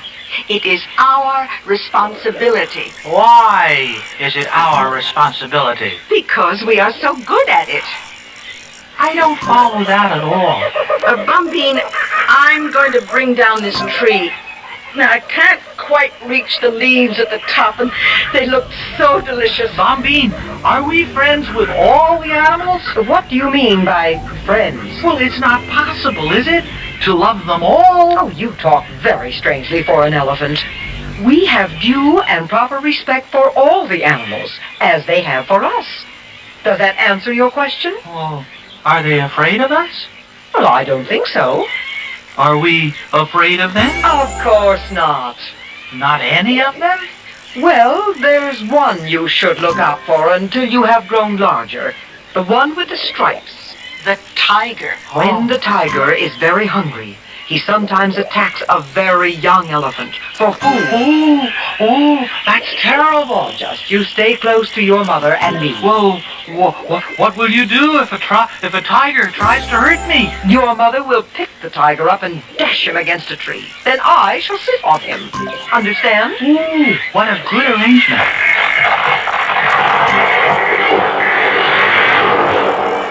There now. Your mother has knocked down the big tree. Come. But all the little animals are eating too. The elands and the dik-diks, everybody. Why not? Well, but it's our tree. Who said it's our tree? It's part of the forest. Come on now, I'm hungry.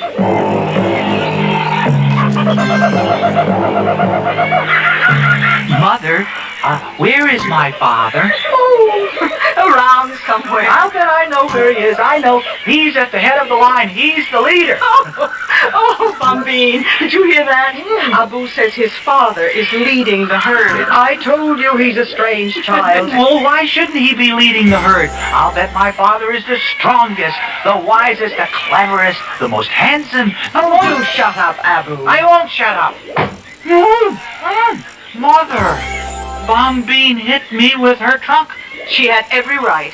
And it won't be the last time. Every elephant in the herd has the right and the duty to punish you when you get too impudent and talk of things you know nothing about. All I said was my father is probably our leader. Our leader, my dear little stupid, is a female. Is it female? The oldest, the wisest female of us all. But that's wrong. Mother! I have been cursed with a stupid male child, Bombine. Pardon me if I say I told you so. But wait. If the male elephants don't lead, what do they do? Oh, let's see. Well, they sort of hang around. They are very agreeable. Very companionable. And then there's something else. Every now and then, I remember your father. At least, I think I do. It was quite a long time ago.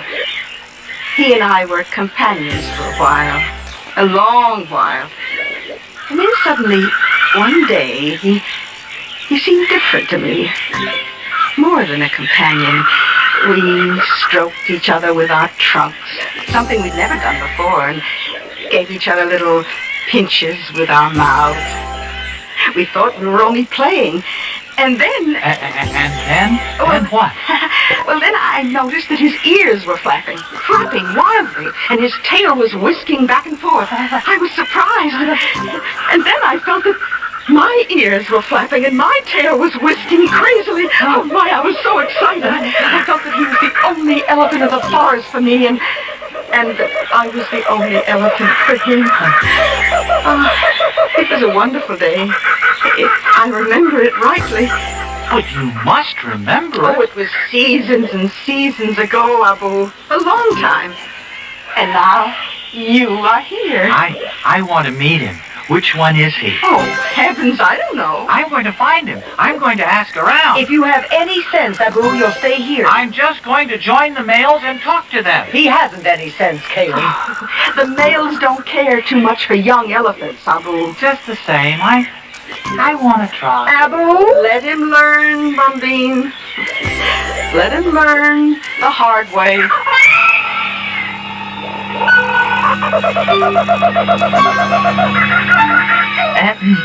Sir?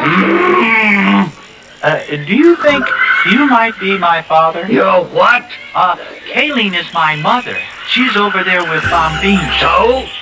Do you remember being married to my mother? Being what? Well, I mean, did you sort of keep company with her for a long time, and then one day did you start whisking your tail and flapping your ears and fall in love? Well, seems to me I remember something like that.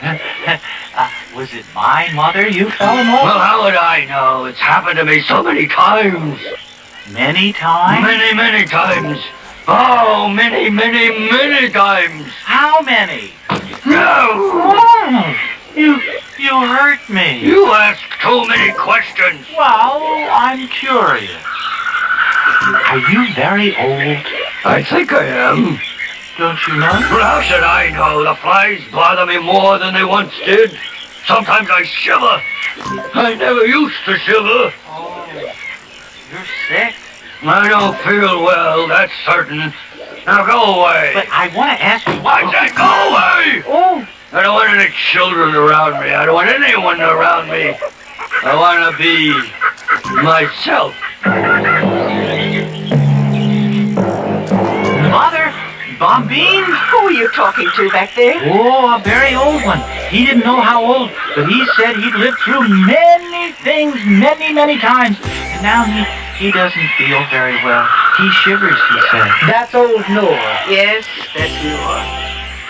Very soon now. Yes, very soon. Very soon what? Very soon what, Mother? Very soon, old Noor will wander off into the deepest part of the forest. By himself? All by himself. Well, then what? Then we shall never see him again. Nor will anyone at all ever see him again.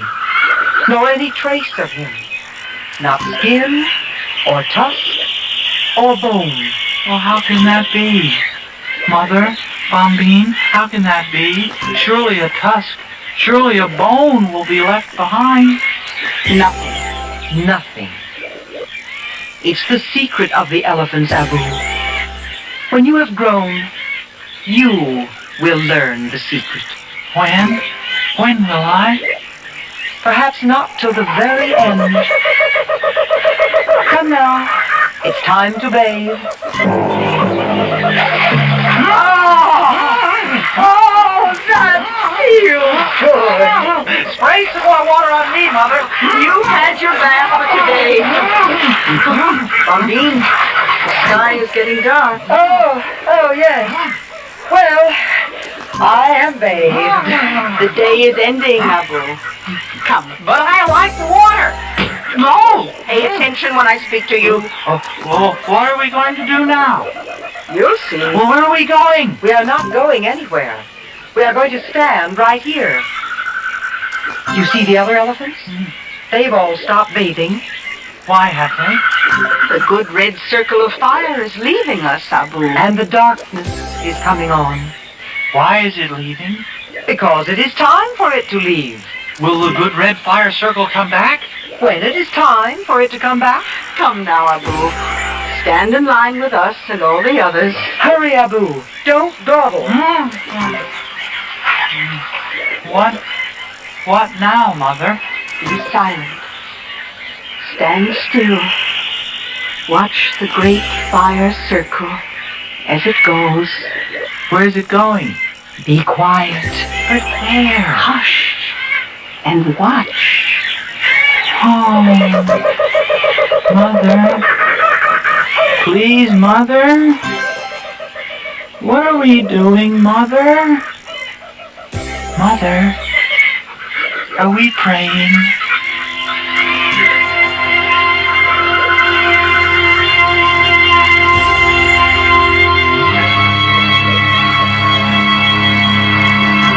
It is quite true, according to those who have watched and studied the great elephant herds, that they stand silent and motionless, facing the sun, not only in the evening when it sets, but again each morning when it rises. We are too ignorant or too far removed from our natural heritage to know just why it is they do this. There is no obvious reason, no apparent advantage, no material gain. So perhaps the answer to Abu's question is, yes, the elephants are praying. I'll be back shortly with Act 3 of our strange tale. Here's a tip from your Better Business Bureau on the metric system. You know, the worldwide trend today is toward a universal system of measurement, the metric system. The names of this new system may sound strange to you at first, but fortunately, there are only a few words that have to be learned for everyday use, and these are the millimeter, centimeter, meter, and kilometer for describing length and distance, the milliliter and liter for capacity or volume, the gram, kilogram, and ton for weight, the kilometer per hour for highway speed, and the degrees Celsius or centigrade for temperature. You're already using some of these terms more than you may realize. For example, when you go to the supermarket, you see weights expressed in grams on more and more packaged items. Now, for more information on this whole metric system, write to Metric Information Office, National Bureau of Standards, Washington, D.C. Your Lung Association takes great pride in preventing the half a dirty dozen. They call me tuberculosis. TB for short, but not for long, right? Wrong. I'm chronic bronchitis. That's my trademark. Don't dismiss it lightly, unless you like to meet my friend here. Emphysema, that's me. The kind of guy who'd steal your last breath. Occasionally, I'm mistaken for asthma. I'm strictly impartial. I don't care whose breath I rob. I even steal from kids. I'm a cigarette. Now, I may be little, but I'm dangerous. After all, you know what they say about small packages. air pollution, alias the Grey Ghost. I can do more damage at one time than all these guys put together just by hanging around. To join in the fight against breath robbers, see your doctor at the first sign of shortness of breath. Don't smoke and try to avoid polluted air. Your Lung Association considers it a matter of life and breath.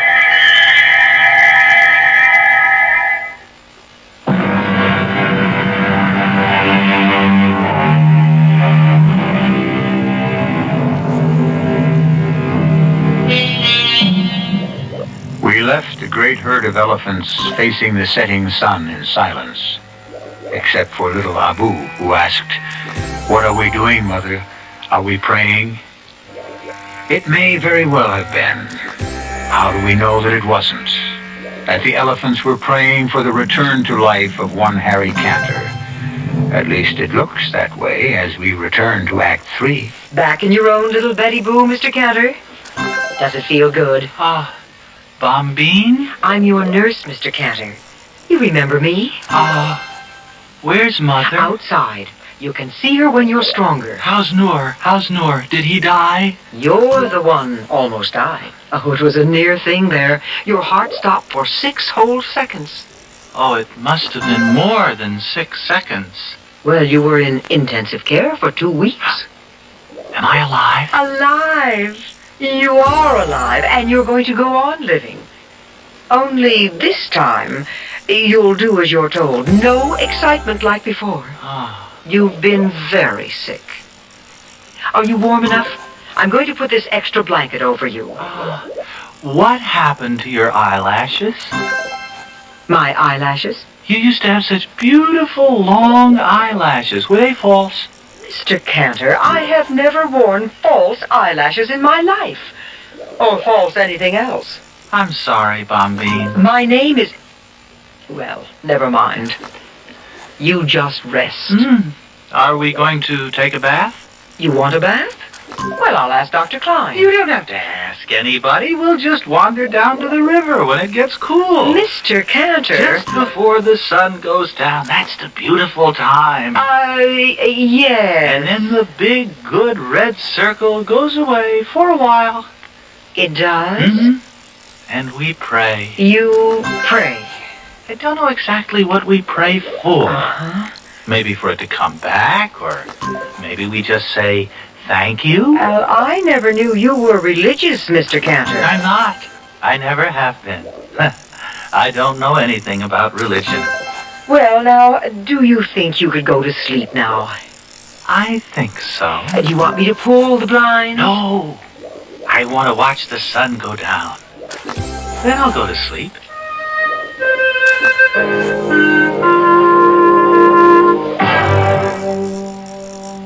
Mr. Burroughs? Is he all right, nurse? Yes. Can we see him? Well, he's sleeping right now. When he wakes up? Yes. But I think I ought to tell you, he may seem a little strange. Strange? Well, what do you mean by strange? Well, different. He talks sort of funny. His speech is impaired. Brain damage? No, nothing like that. Well, then what? Well, he asked me what happened to my eyelashes. Did anything happen to your eyelashes? Of course not. Then he called me Bombine and talked about going down to the river to take a bath and praying to the big red circle. Oh, Joe, you think maybe we should call in a psychiatrist? Well, not yet. Anyway, he's not strong enough. But later? Mrs. Cantor, remember your son did have cardiac arrest. For 6-8 seconds, his heart was not beating at all. He was dead? Well, yes. But he's very much alive now.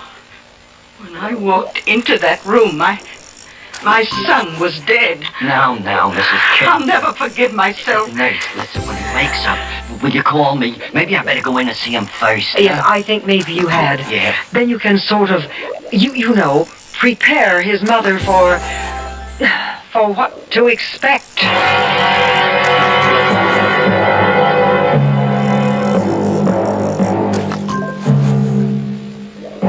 Who is it? It's me, Harry. How are you feeling? Why, it's Noor. Noor? Oh, Noor, you're alive. Yeah, I'm just fine, Harry. I'm fine. Oh, I was so worried. Your mother's outside. She wants to see you, too. Oh, how is she? Oh, she's fine, Harry. She's wonderful, my mother. Very strict, but very wonderful. And a wonderful swimmer. Oh, I never knew that. Oh, yes. And a wonderful mother. Very strict, though. Harry, maybe I better not stay too long. No, stay. I know you don't care too much for children, but I want you to stay. Harry, I'm Joe. You know, Joe Burroughs. I'm your partner. I'm your friend. You're not Noor? No, you don't look like Noor. I'm Joe Burrows. Your mother's waiting to see you. Your girl, Bernice, she'll be around later. Joe Burrows. My partner. My friend. Right, we're in the import-export business, Harry. You remember? You were talking about some kind of deal to have to do with sponges. You remember before? Sponges? What? Yeah. What do we want with sponges? Yeah, well, nothing. You just thought if you could buy up all the sponges. Well, what for? Oh, for nothing, Harry. Absolutely nothing. You see, we are very wonderful, superior beings, Joe. We are? Therefore, we must be responsible. Act responsibly. I mean, you understand? Well, I'm not sure I do. That's because you're not an elephant. I'm not I'm an elephant, Joe. I mean, I was an elephant, and my name was Abu. When were you an elephant, Harry? For a little while. Oh. Just for a little while. How was it being an elephant? Beautiful. You're not an elephant anymore, are you, Harry? No, I'm just Harry Cantor. But I'll never forget being Abu, and the sun going down, and all of us standing in a line. Harry, I think I know what happened. When your heart stopped, you do know your heart stopped there for a minute, don't you? Everything's Harry, you died for a minute, and Harry, you were reincarnated. You were reincarnated into an elephant. Is that possible? Well, I don't know if it's possible, but it happened.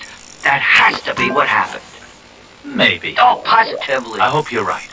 Only Joe. Yeah, Harry, what? The next time my heart stops. Oh, there isn't going to be any next time. Well, there has to be sometime. And what if I'm not reincarnated into an elephant, Joe? Oh, but you would be. No, what if I was reincarnated into a tiger, Joe? And my own mother sat on me.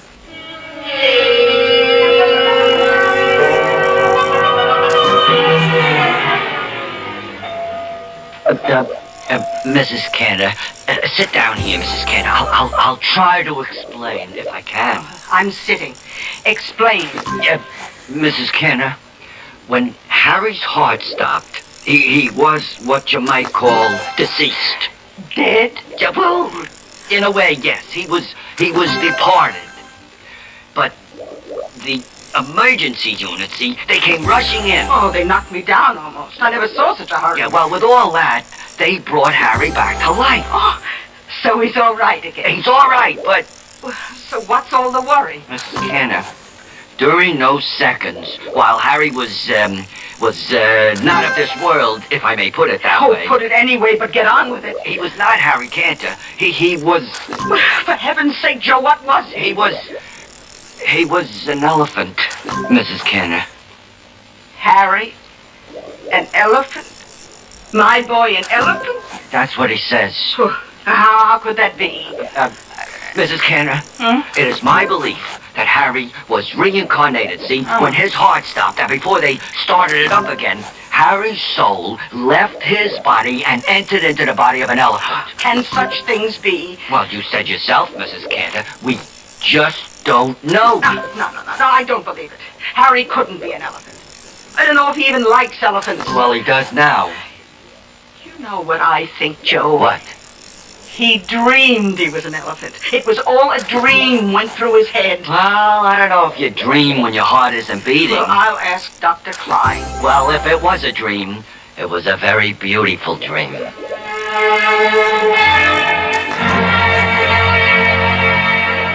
So you see, Ma... Oh, I love you to call me Ma. It's been so long. Yeah. Well, you see, elephants are really the kings of the jungle. Not just because they're so big, but because they have a sense of responsibility. They find water for all the other animals. And you know who's the leader of the elephant herd? A woman. The oldest and the wisest woman elephant. Would you believe it? Oh, that's the best thing of all. And the men elephants, you know, they sort of hang around together, except every so often they get excited and flap their ears and whip their tails around. And the female elephants do too, and that means they're in love. You know, you learned a lot in your dream, didn't you? Wasn't a dream, Mother. Wasn't a dream. I was there. I was one of them. If you say so. I was Abu, the elephant. Whatever you say, Harry. I mean, I don't mean to contradict you, Mother. Oh, that's all right. Well, you see, you don't understand because, You've never been an elephant. Well, I'm looking forward to it. Ma, I just thought of something. What happened to Abu? Did he die? Oh no, I hope he didn't die. But if I was Abu, and now I'm Harry, what happened to Abu? Now, son, I think, let me see. I think that in a dream, a person can be all kinds of things. No, Ma, that isn't it. No, because you see, it wasn't a dream. I was Abu. My soul, Harry Cantor's soul, entered into Abu the second he was born. And it stayed there a little while, and now it's come back into me, Harry Cantor. But it's still Abu's soul, too. And as long as I live, I'll have the soul of Abu inside me. Not a bad thing. Mother, the big red fire circle is leaving now. Oh, you mean the sun is going down? Yeah, so, let's be very quiet, Mother, very quiet. Let's not talk at all.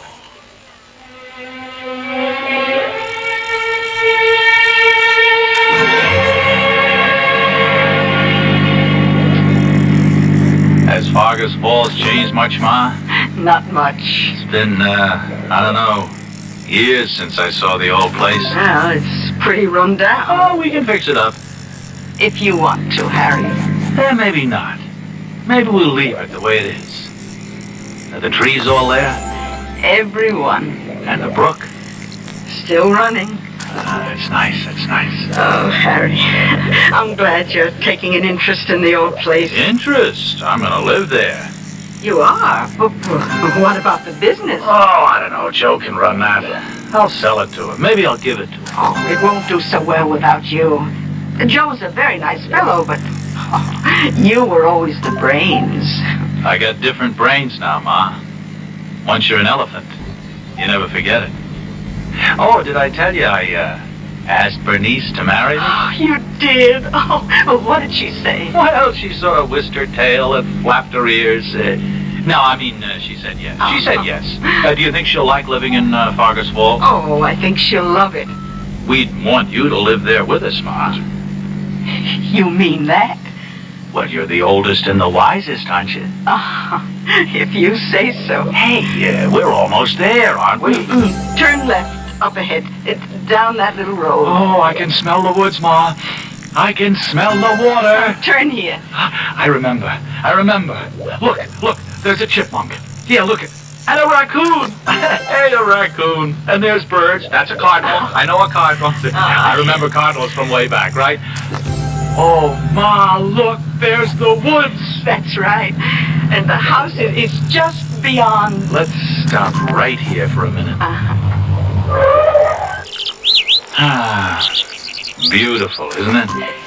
Yes. Quiet. Yes. Peaceful. Oh, I always thought I'd like to be buried here when the time comes. Yeah, I'd like that too. When my time comes. Oh, I thought you wanted a crypt in the cemetery with shells. No, that was a crazy idea. I'd like to be buried here. Or maybe, just maybe, I won't be buried at all. Oh, well, what did you have in mind exactly? Maybe, Ma, I'll just wander off into the woods by myself. And no one will ever find any trace of me. Not skin, or bones, or hair, or anything. Well, how can that be possible? Something like that. It's the secret of the elephants, Ma. And only the elephants know.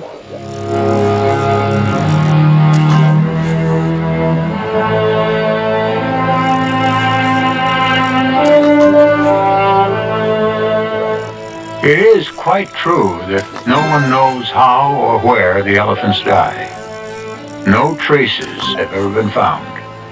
But the zoologist Ivan Sanderson gives us this to muse upon. I have a feeling they just lie down wearily on their sides in some cool place of their beloved forest. I believe they love life as much as we do, however hopeless it may sometimes seem to them, as to us, and however useless it may in the end prove to have been. I believe they may cry a little at the last. I'll be back shortly. Earthquake, the word that sends cold chills to many people of the world.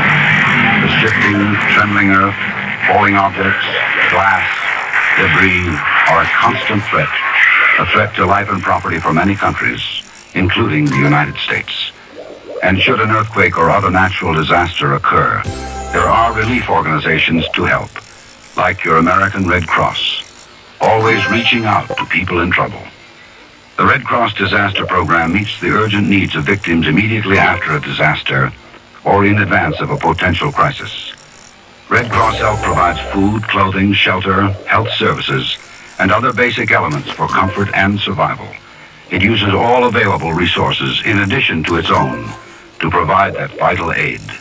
Always there, always ready, ever extending a helping hand, just like a good neighbor. And that's what we are, your American Red Cross.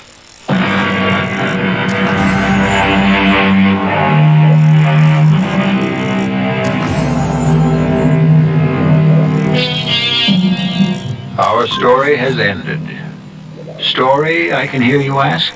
All right, then. Call it what you please. Call it a fantasy, or a fable. Call it a parable, or call it a myth.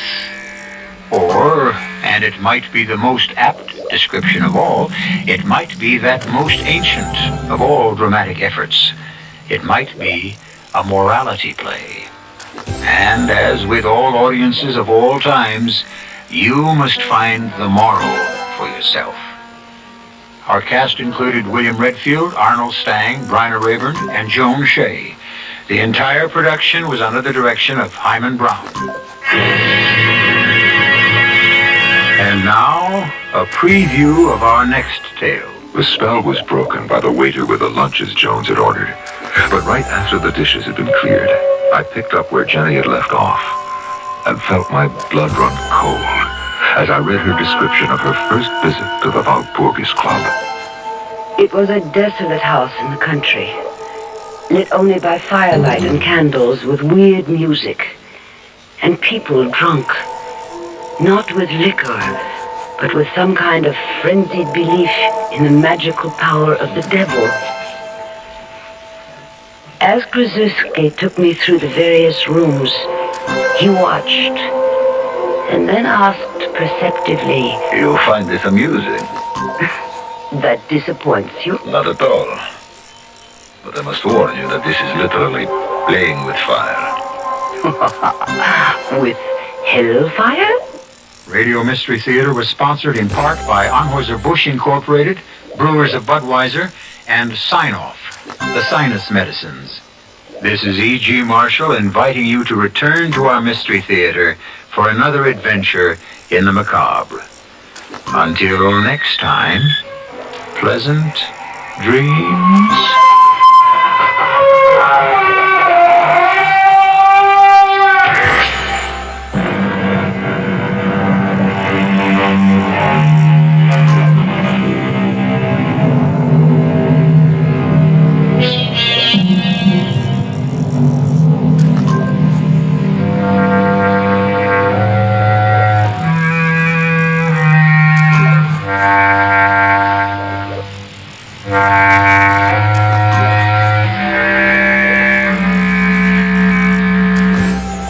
CBS Radio News follows in a moment on KIXI, Seattle.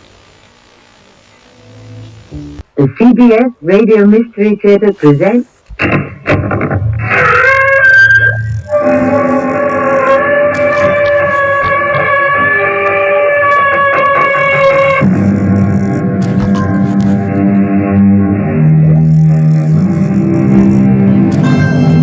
Come in.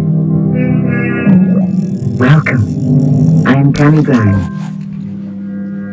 There is a wolf in me, fangs pointed.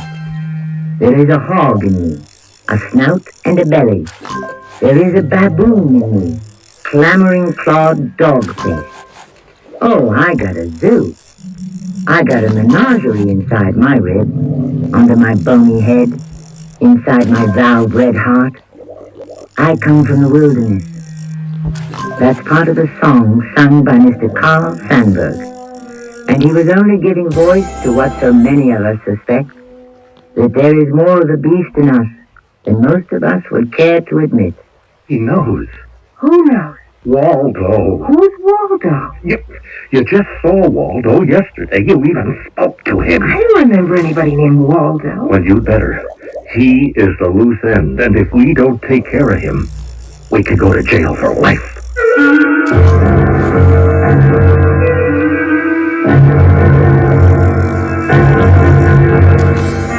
Our mystery drama, Lady Macbeth at the Zoo, was written especially for the Mystery Theater by Sam Dan and stars Larry Haynes. I'll be back shortly with Act One. Weekdays on CBS television. Watch your favorite daytime dramas. Follow the continuing story of people locked in a struggle of passion, right and wrong, coming face to face with themselves and their desires on The Young and the Restless. Then, it's drama you'll never forget as intrigue, triumph, and tragedy take center stage on As the World Turns. Don't miss The Young and the Restless and As the World Turns, weekdays on CBS television. Check your local listings for the time. Need another bucket of water, Nick? Oh, no, I need help. It's my back. Oh, dear, I knew you shouldn't have tried washing the car. And the party's tonight. What about some Doan's pills? You took the words right out of my mouth. I'll get them. Good advice. Doan's pills for temporary relief of simple backache pain due to overexertion, stress, or strain. Use only as directed. How are you feeling, dear? Fit as can be. And ready for our first guest, thanks to Doan's pills. Hi, come on in. Mommy, I cut my hair. Oh, no. What did I do? Oh, Mommy, I'm bleeding. Can you stop the bleeding? Can you clean a wound properly? What if he stops breathing? What if his heart stops too? How do you handle an emergency at home? Many of us panic when prompt action may be needed to save a life. If you'd like to learn what to do and how to do it before you're faced with an emergency, contact Red Cross. We'll help you learn how to prevent accidents. We will teach you first aid, Red Cross CPR, family health and home care. Countless lives have been saved through safety and healthcare skills learned through Red Cross courses. And because of these skills, millions of Americans live safer, happier, healthier lives. Learn how to take better care of yourself and your family. Call Red Cross. We'll help. Will you?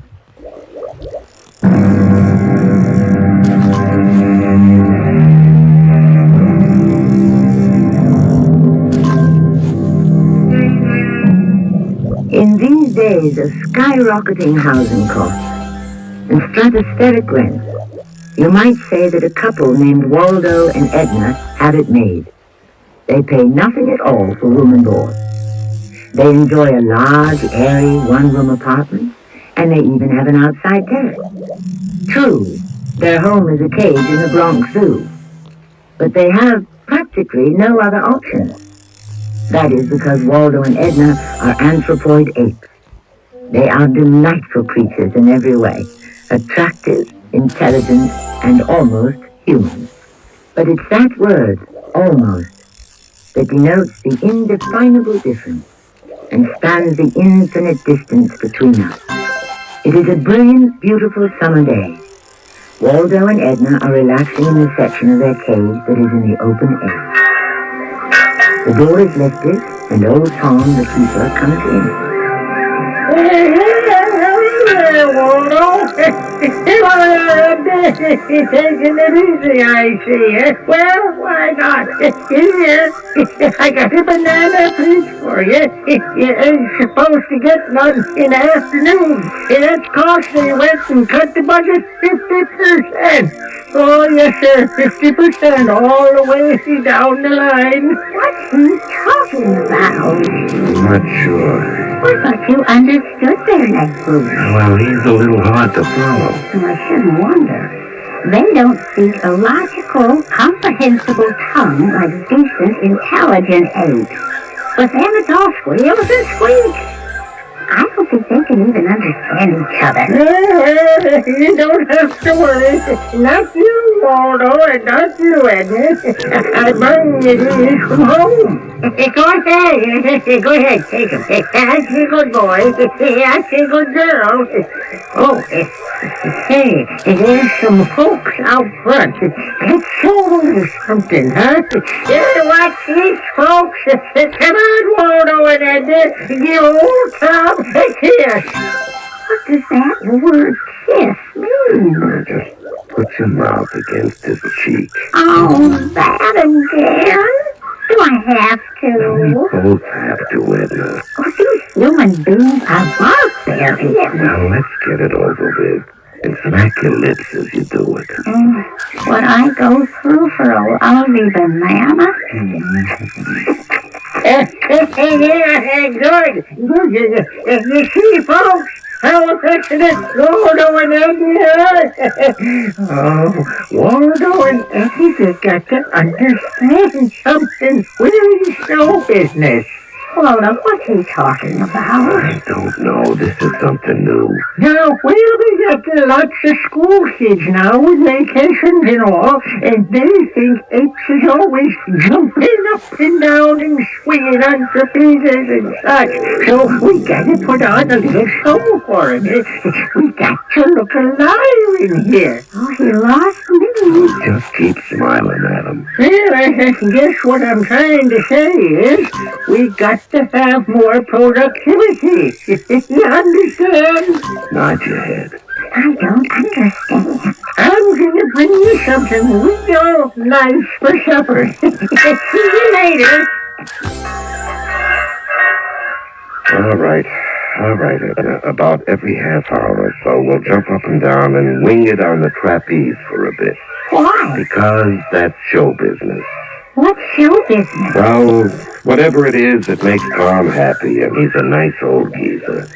Listen, Waldo, is it true that we're descended from Tom? That's the theory of, what do they call it, evolution. And who told you? You know that old orangutan? The one that likes everybody that thinks he's an intellectual. Well, I don't think he's got it straight. The way I heard it, we're not descended from Tom. No? No, Tom is descended from us. Well, that's no improvement. It's going downhill. Now, wait. I don't think that's right either. It's Tom and us. We are both descended from a common ancestor. Oh. Yeah, long ago, his folks and our folks came to a fork in the road. Ours chose one route, his took another. The wrong one, obviously. Oh, come on, Waldo, why don't we split this banana and save the other one for a snack tonight? Waldo, what are you looking at? I'm looking at a man. Why? He's standing in front of the bars. The people come here to look at us. We're not required to look at them. Yeah, I know that, but this one seems rather interesting. Well, I wouldn't give you a moldy, month-old banana skin to look at the most interesting human being that was ever born. Or are they hatched? Edna, birds are hatched. Human beings are like us. You're joking. No, it's true. But I never saw them. Well, they like privacy. Oh, well, what's privacy? You know, this one in front of the bars, he seems quite nervous. All of them are. And what could be bothering this fella? Probably a woman. Sure, must be the one that's coming up the path, huh? Who? The one in blue. Martha! Martha, over here! Oh, there you are. I was looking all over. I distinctly said, meet me in front of the ape cage. Well, Tom? Oh, you didn't talk to it. No, I... You did talk to it? Well, yes. And? It's no. No, huh? No, period. So? When are you going to shoot him? Martha, what are you saying? If you marry me, he will cut you off without a cent. Listen, Martha, You said no one would ever stand in the way of your happiness. Martha! If your uncle tried to break us up, you'd kill him. Didn't you say that? Well, a person says certain things that he doesn't mean? Martha, he's old and he's sick. Now, how much longer can he live? We'll get all that money, so why don't we wait a little while? What's a little while? A year? 5 years? 10?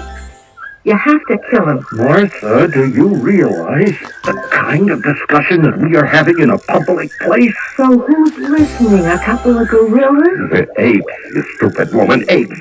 Why are you getting so excited, Walter? Calm down. Edna, do you hear what these people are talking about? The fact is you want to kill him, Carl. That's what you said.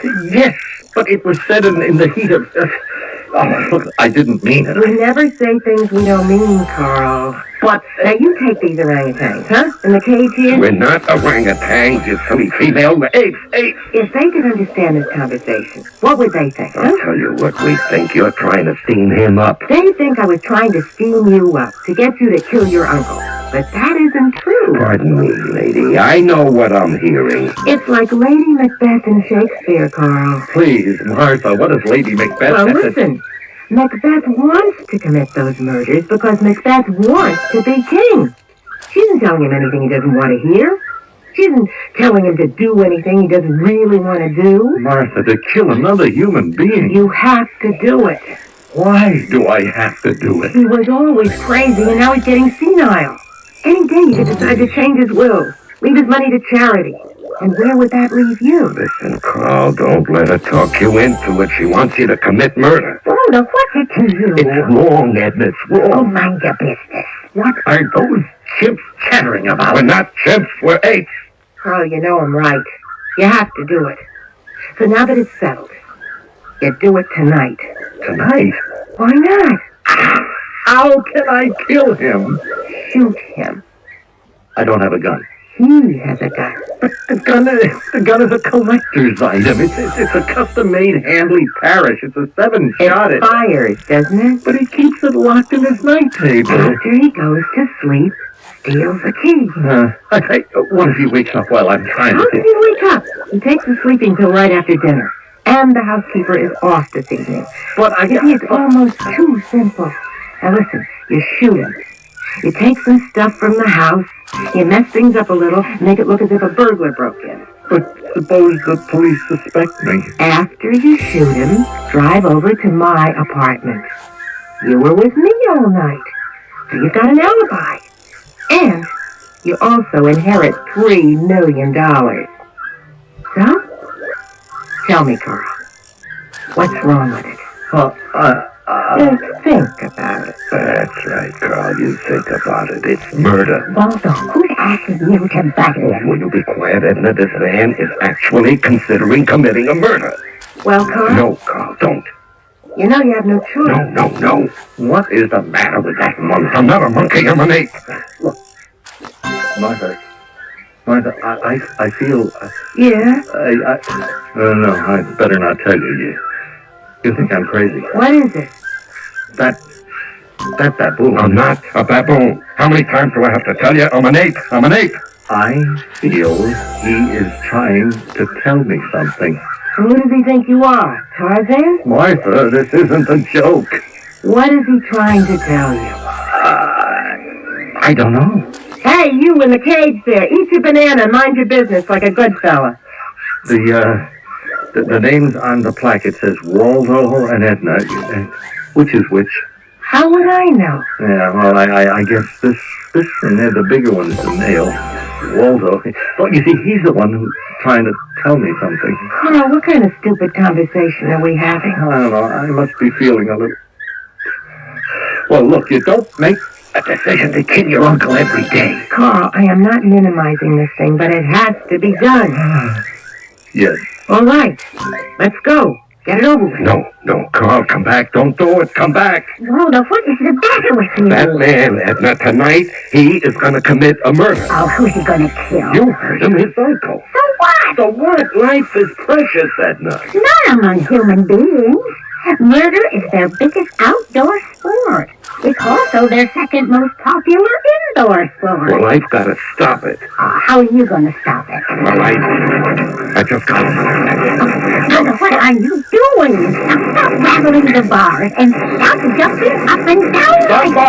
Somebody, please listen to me. It's right that they listen. They can't understand you. Everybody listen. It's gonna be a murder. Hey there, Waldo.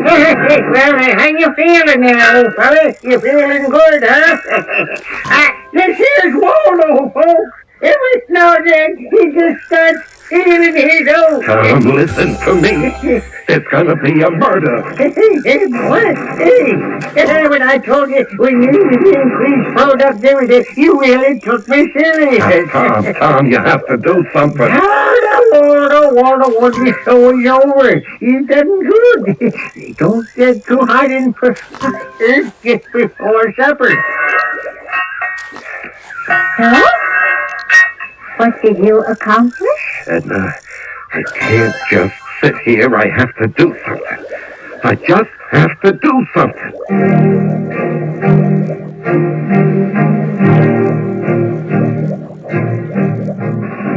Like what? To begin with, he is confined in his cage. That's strike one against him.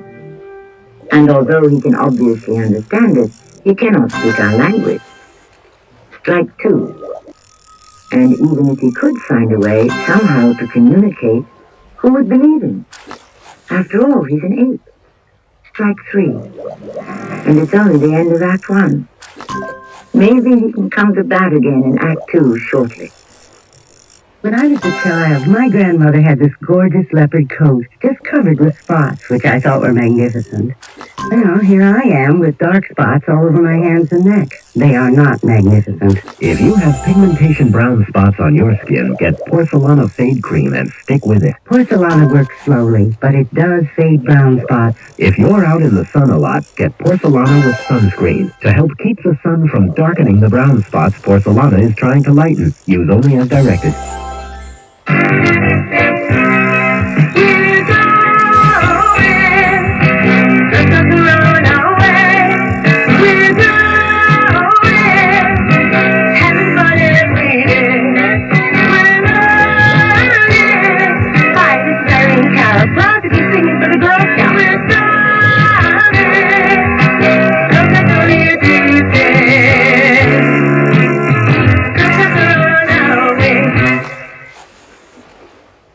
The following is presented by the National Urban League. You know, Alan, when you walked in here and said I want to be a salesman, I wouldn't have bet a plug nickel you could make it. Sales takes hard work and tenacity and guts. Well, I just didn't think a black man could measure up. Too often in today's society, people are judged solely by the color of their skin, rather than by what they can do. But when people are given a chance to make something of themselves, there's no limit to what they can do. And now here you are, our newest district manager. What do you say to that? All I ever needed was a chance. Everybody deserves a chance to make it on their own, regardless of race, creed, color, or sex. The Urban League is dedicated to achieving that, and you can help by opening your heart and your mind and giving someone that chance. To find out exactly what you can do, write National Urban League, 500 East 62nd Street, New York, New York, 10021. A public service message of this station, the Urban League, and the Advertising Council.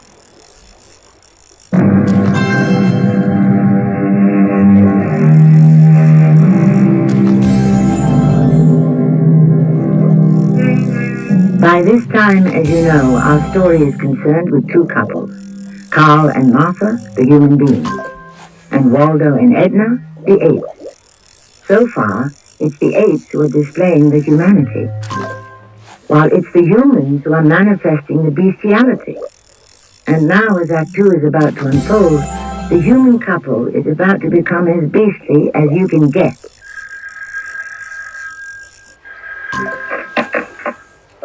Hello? Carl? Yes. Are the servants gone? Yes. Are you alone in the house with us? Yes. Martha, yes. Did he take a sleeping pill? Yes, he's dead to the world. Not quite dead enough. Not yet. Now go ahead. No. No. I thought we decided. on. I will not do it alone. I want you here. Why? I am doing it for you. You are doing it for yourself. Oh, I'm doing it for both of us.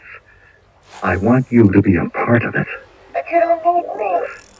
I said I won't do it alone.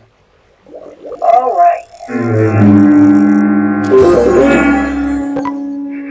Waldo, Yeah, why aren't you asleep? how can I sleep?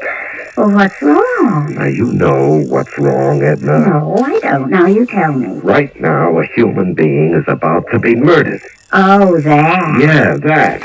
And there's nothing I can do about it. Well, why should you even want to? Edna, how can you even ask such a question? Oh, Waldo, why are you getting so upset? After all, murder is the basic foundation of their culture. Now, don't say that. When we were living in the jungle, did we have armies? Did we ever kill each other? Edna, just because they're not as highly developed as we are, just because humans are a more primitive species, doesn't mean that we shouldn't feel a responsibility to teach them how to live better. So what are you going to do, Waldo? Well, I'll find a way. I'll just have to find a way. Well, keep in touch, Waldo. Where's the key? Oh, it's in the desk drawer, Martha. Carl, what are you waiting for? Oh, Get the gun. But it... I said get it. Okay, is the gun there? Yes. All right, pick it up. Is it loaded? Yes. All right, this is the very last thing. Now walk over to the bed. Martha. I know what I have to do. I have to play Lady Macbeth. I have to nerve you up. Now go ahead. Kill him. You have no choice. Unless you want to be a pauper. And kill him not just because I say so, but because you have to. Aim. He looked so old, so frail. He'll look better dead. Martha. Pull the trigger.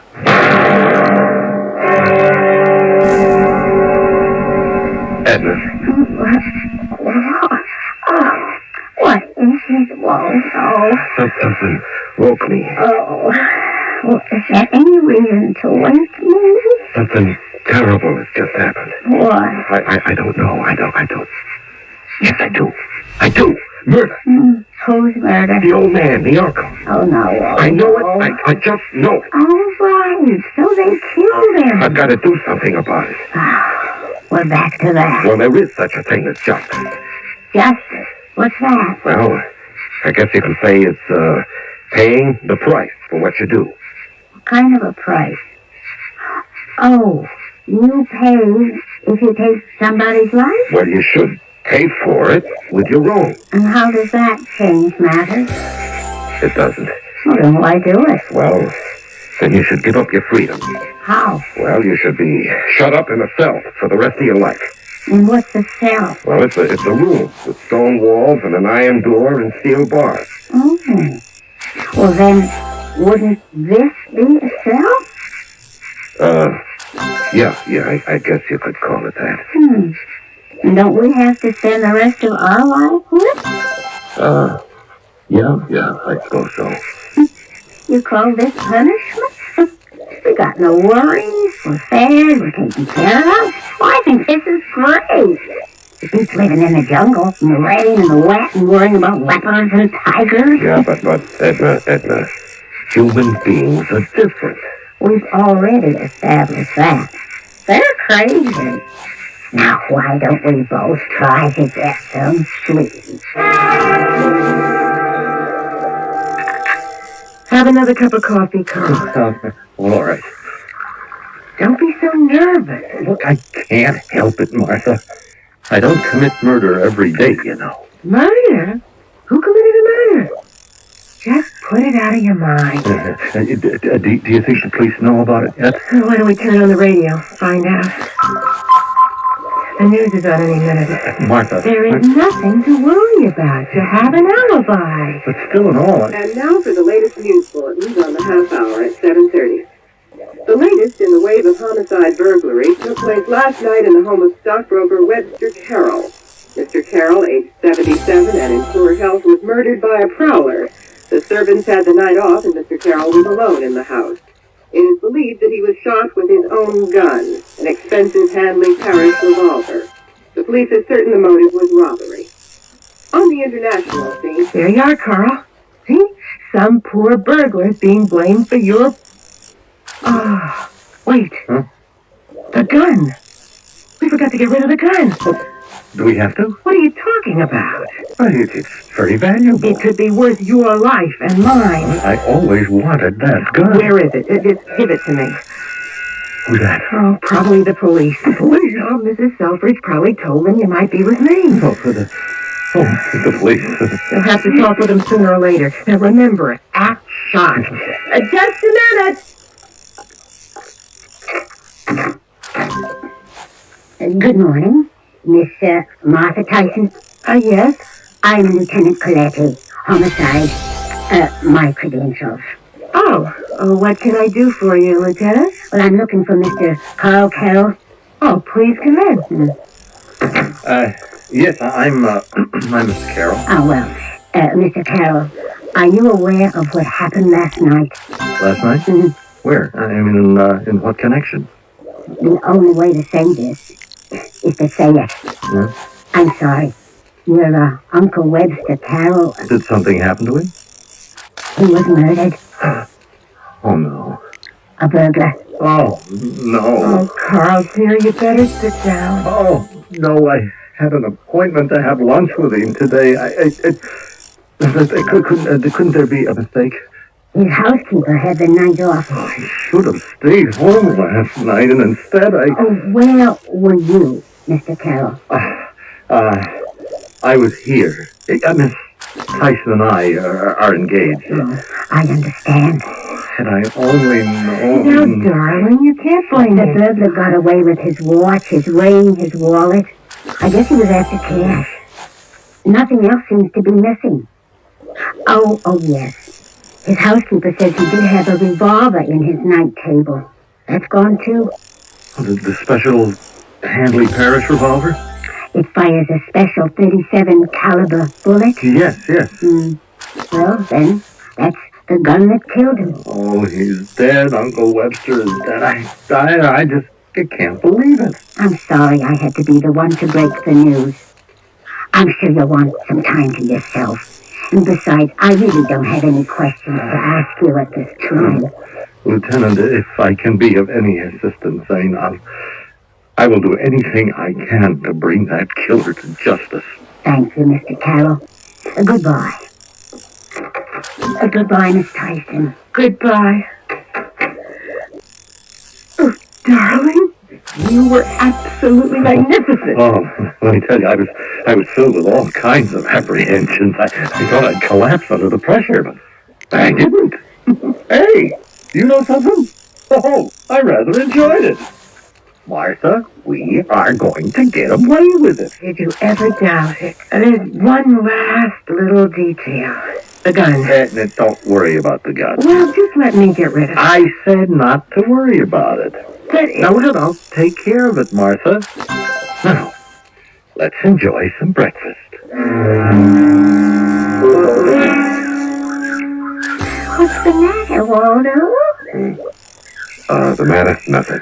Oh, you look so tired this morning. I just didn't sleep all night. That murder. Well, there's nothing you can do about it. I wonder. Oh, come on, Waldo. Cheer up. Here comes old Tom. You know how upset he becomes if he thinks there's something wrong. Hey there, Waldo, old buddy. You feeling okay this morning? Try to smile, Waldo. Hey, you're off your feet a bit, eh, Waldo? Well, yeah, I guess so. Maybe you was doing too hard things yesterday, old-timer. Why don't you just relax a bit today? After all, productivity don't mean a fella has to kill himself. Hi there, Tom. Yes. Morning to you, Officer O'Malley. What's new, police force-wise? Well, we had the usual murder last night. Oh, well, that's a shame. Yeah. From what I heard, a nice elderly fellow living with his nephew. prowler come in and got a hold of the old man's gun and killed him. Hey, Waldo, what is happening to you? What's Waldo jumping around like that all of a sudden? Waldo, have you taken leave of your senses? Now just get off that trap. Waldo, you don't have to put on the show yet. It's too early in the morning. Nobody's here. Waldo, simmer down. Waldo, you're crazy. Waldo, get down off there. All right. Well, that's better. Now, wake up, Officer O'Malley. I'll have a cup of coffee with you. Waldo, you behave yourself now. You hear me? They did it. They killed them. They murdered them. But you knew they were going to do it. Should have stopped them. There was no way you could have stopped them. Edna, if there was only some way I could bring them to justice.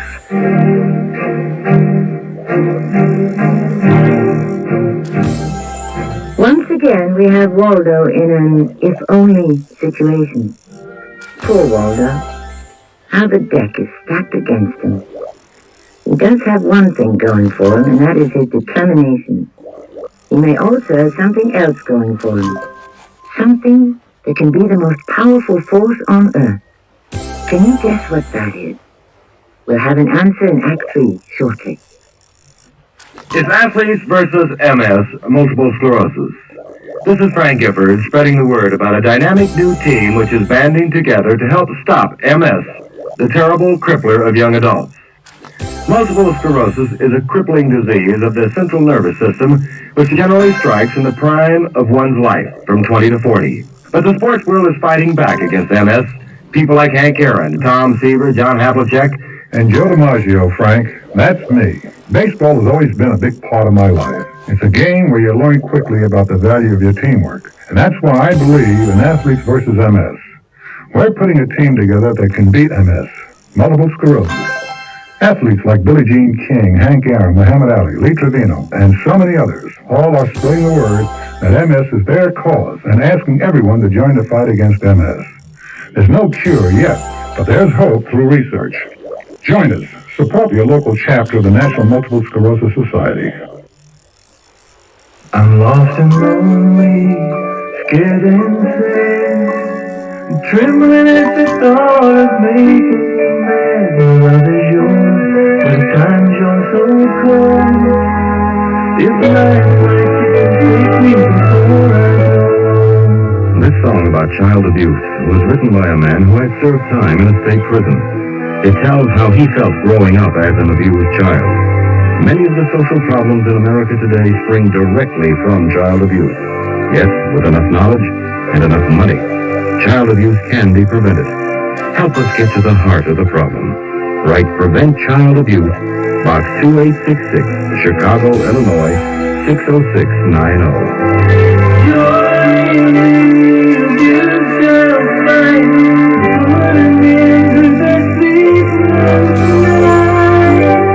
A message of the Ad Council and the National Committee for Prevention of Child Abuse.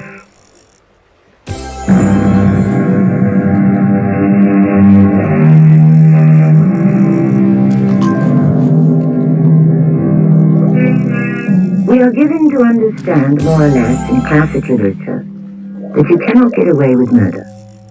However, we do seem to have an exception in the person of a Mr. Carl Carroll. He knows he's a murderer, but he's not going to tell anyone. His fiancée, Martha Tyson, knows he's a murderer, but she has no intention of telling anyone either. An anthropoid ape named Waldo also knows that Carl is a murderer. And Waldo would dearly love to tell everybody. But how can he go about it? Hello? Carl, are you all right? Yes, Martha, I'm fine. Oh, good. I called you this morning because I remembered we have a loose end. The gun. Don't worry about it. But it's important. Look, everything is fine. Yeah, isn't it? The case has practically disappeared from the media. The police have gone on to other things. We're obviously in the clear. Yes. Oh. What is it? No, nothing. Carl, is something wrong? Well, there may be another loose end. What? No, just forget about it, huh? No, Carl, tell me. I said forget about it.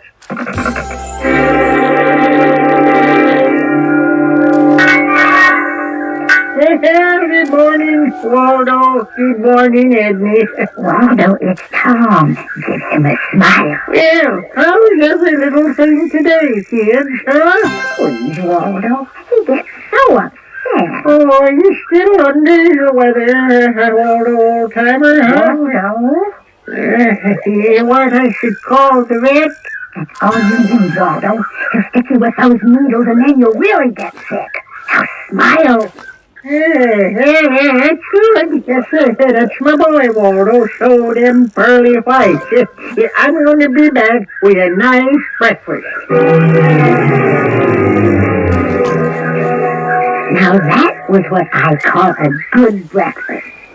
You feeling better, Waldo? Edna, I've decided to accept it. Accept what? The world, Edna. Oh, do you have a choice? Now, people will kill each other. It's how they're made. Aren't we lucky to be apes? Yeah, aren't we lucky to be here? You know this evolution business. What about it? Well, what are we going to do when people start becoming intelligent?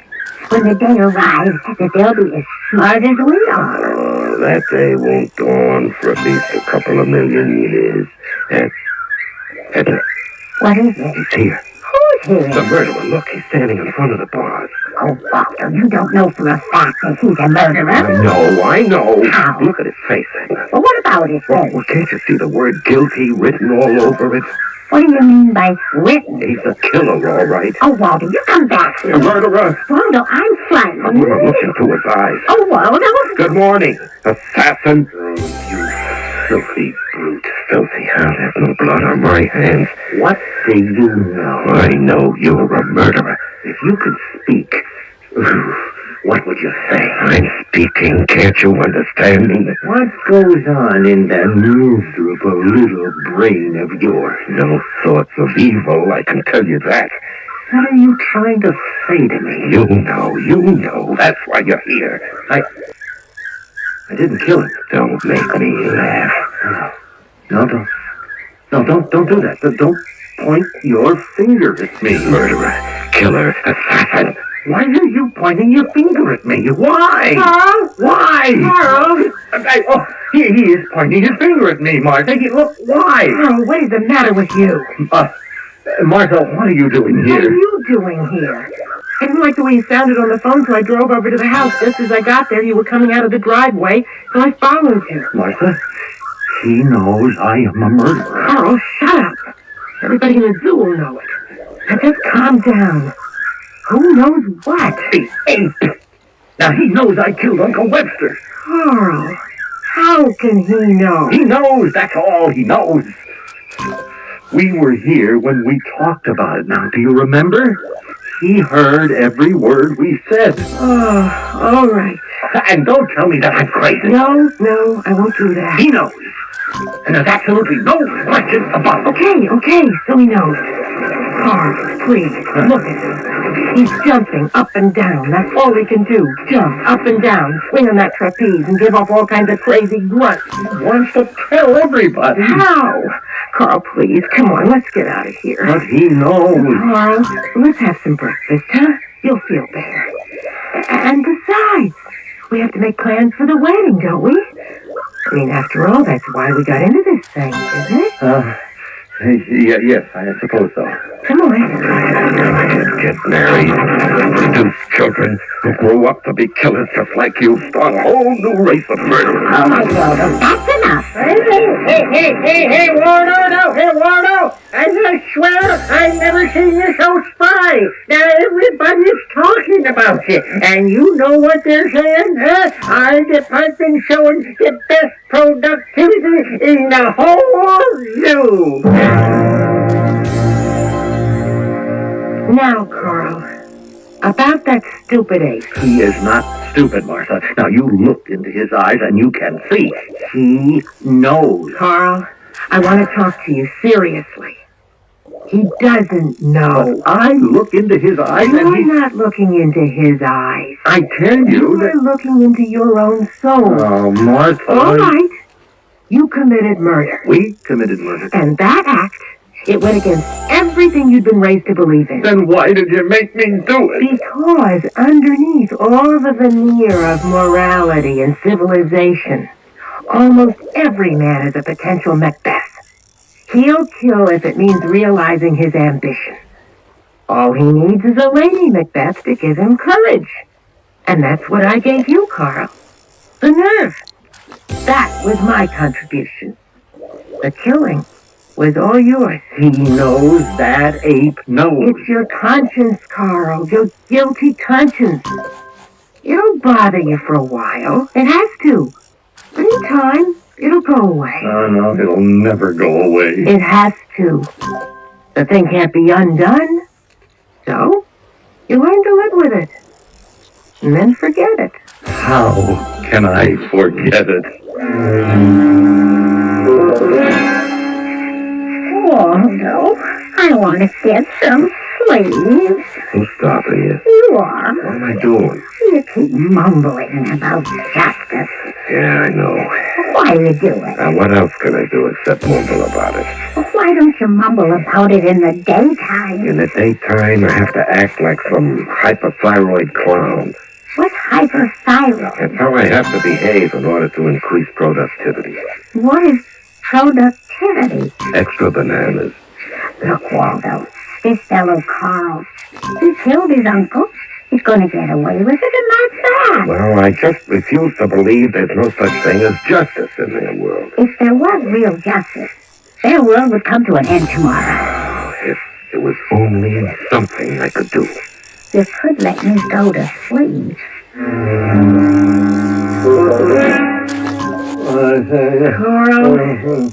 Carl. What? Will you quit talking in your sleep? Oh, I am not talking. Keeping me up. Oh, sorry. Just relax. Close your eyes. Don't fight it. Just try to drift off into sleep. Deep, quiet, restful sleep.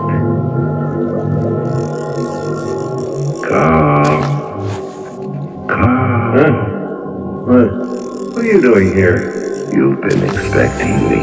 Hey, how did you get out of your cage? Is that important? What do you want? You know what I want. No. Yes, you do. Go to the police. To that nice Lieutenant Coletti. Never. She'll help you. No. Maybe you weren't all there mentally. Maybe you were provoked. No, I was. You don't know how he treated me. He had nothing but contempt for me. Well, you tell that to nice, sweet Lieutenant Coletti. You may not get a long term in jail. And listen, maybe she'll wait for you. Do you think she will?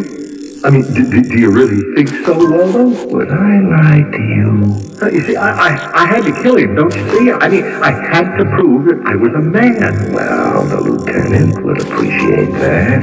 Yeah, but if I tell her, I won't be able to inherit the money. They'll take the money away from me. What's money? What's money? Why, you stupid chimp. I'm not a chimp. I'm a knave. It's the same thing. It's not the same thing. Money is everything. Money makes the world go round. If you don't tell her, I will. Oh, no, you won't. I'll stop you. How can you stop me? I'll kill you.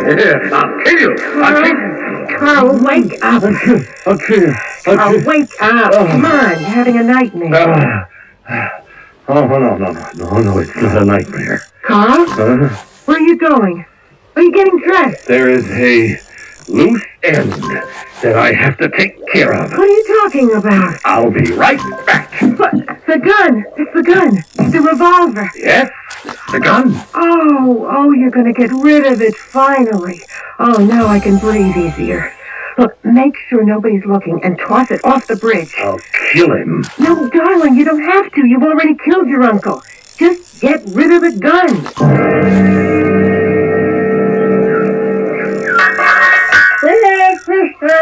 Breakfast time coming, Dennis. Yes, sir. And look at all these fresh fruits and vegetables. I tell you, productivity sure gets rewarded around here. Eat horses, kids.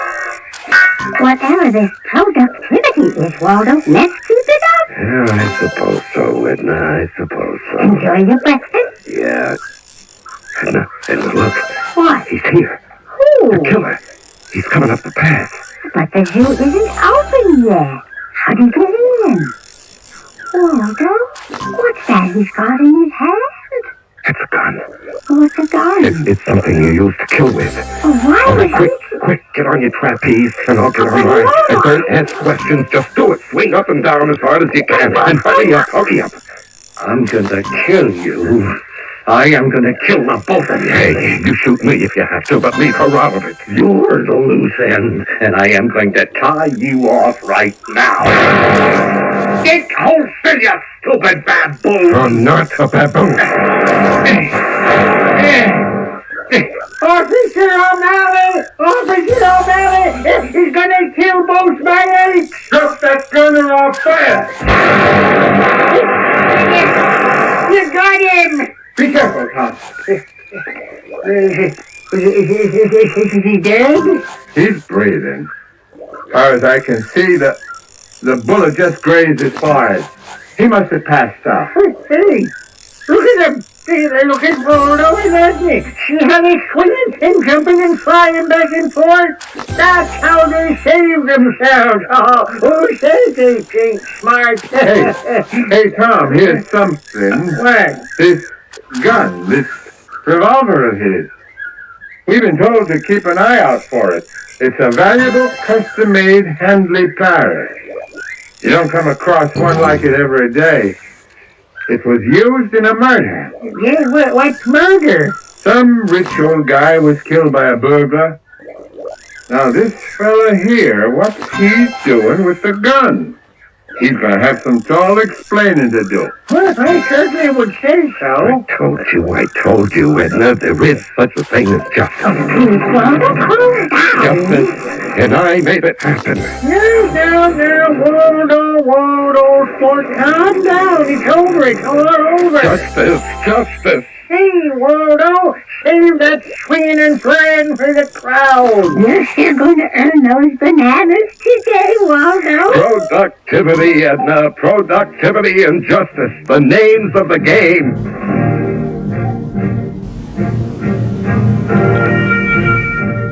Do you want to know what happened to Carl? He confessed. He tried to implicate Martha, but she turned those large, limpid, luminous baby blues at the jury and tearfully swore all this was news to her. So much for true love. I shall return shortly. Excuse me, I own that shoe store across the street. Want to buy it? Well, I'll be honest. I have great shoes, but no customers, so I'm ready to sell the whole thing at any price you name it. $12 sold. Well, now that you own a shoe store, what do you do with it? Well, advertise. Well, I tried. A lot of newspaper ads on TV and magazines. I'll probably go radio. Radio? Yeah, according to the latest studies, everyday radio reaches more people than newspaper, TV, or magazine. How did you know? More radio targets customers. I'll match up the right stations for my dressier lines and different stations for young casual. Since radio costs a lot less than newspapers or TV, I'll get good efficiency. Listen, I'd like to buy my store back from you at a fair profit. Okay. How much do you want? $156,000. That's a pretty fair profit. Take it or leave it. I'll take it. Radio. It costs less, targets your best customers, and it sells. Radio. Red hot because it works. For more facts on radio, call this station of the Radio Advertising Bureau. They brought you this message.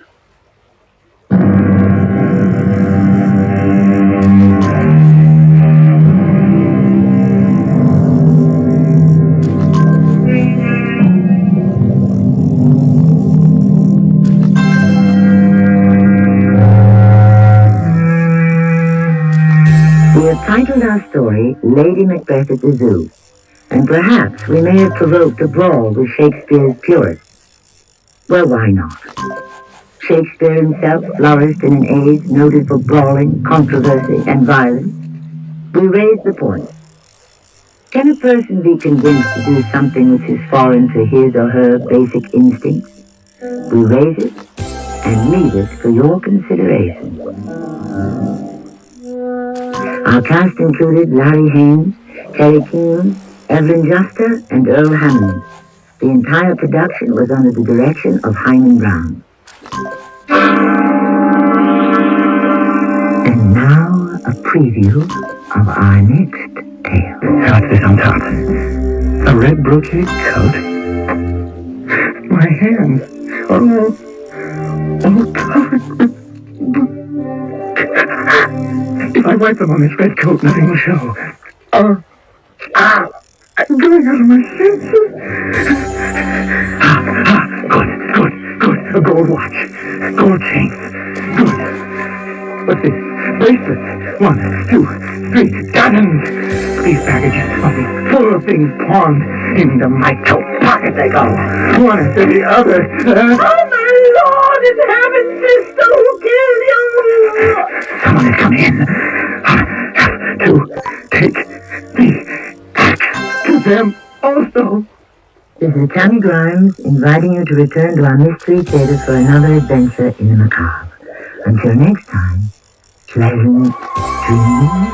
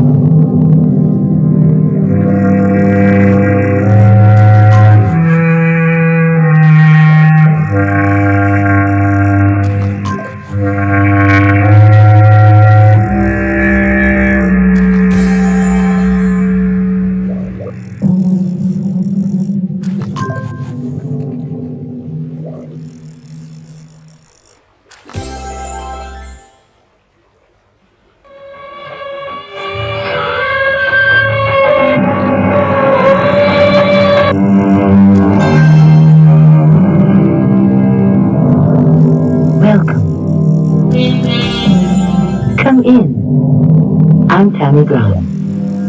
Today, the Horatio Alger story of the young, ambitious American who works his way up from nowhere and becomes wealthy. The difference being he married into money, was an ordinary fellow with no particular talents except the one everyone accused him of, murder. Take a look through the magnifying glass at the snapshot I took of those rocks. Don't you see anything peculiar? Where, over by the rocks? Oh. Isn't that a human hand sticking up out of them? A hand? Master, good luck. What are you two doing? Trying to drive me out of my mind? Is this your way of saying I killed Judith and hid her body in a stone quarry? Oh, I want you two to get out of this house. Get out, both of you. I don't want to see either of you clowns ever again.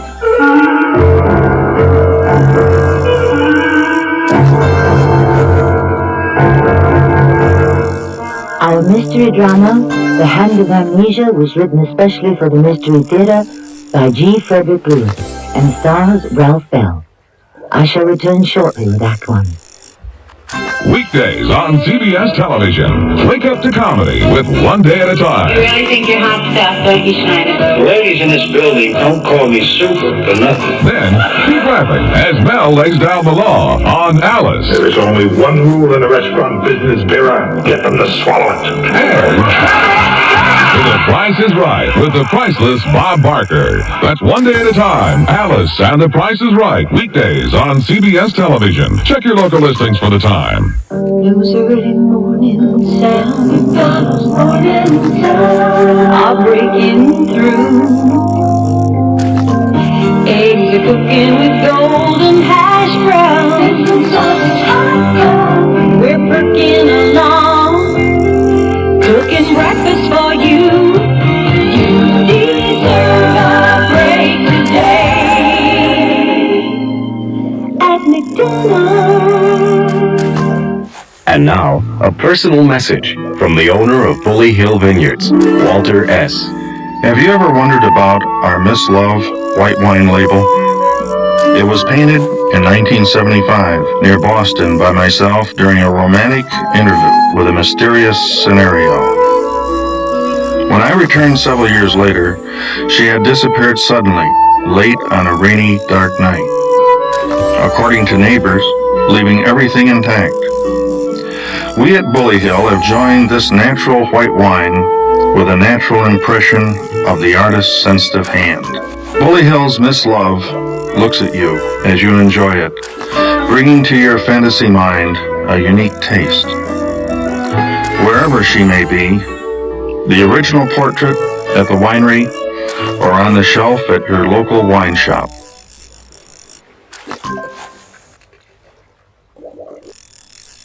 Prevention of child abuse.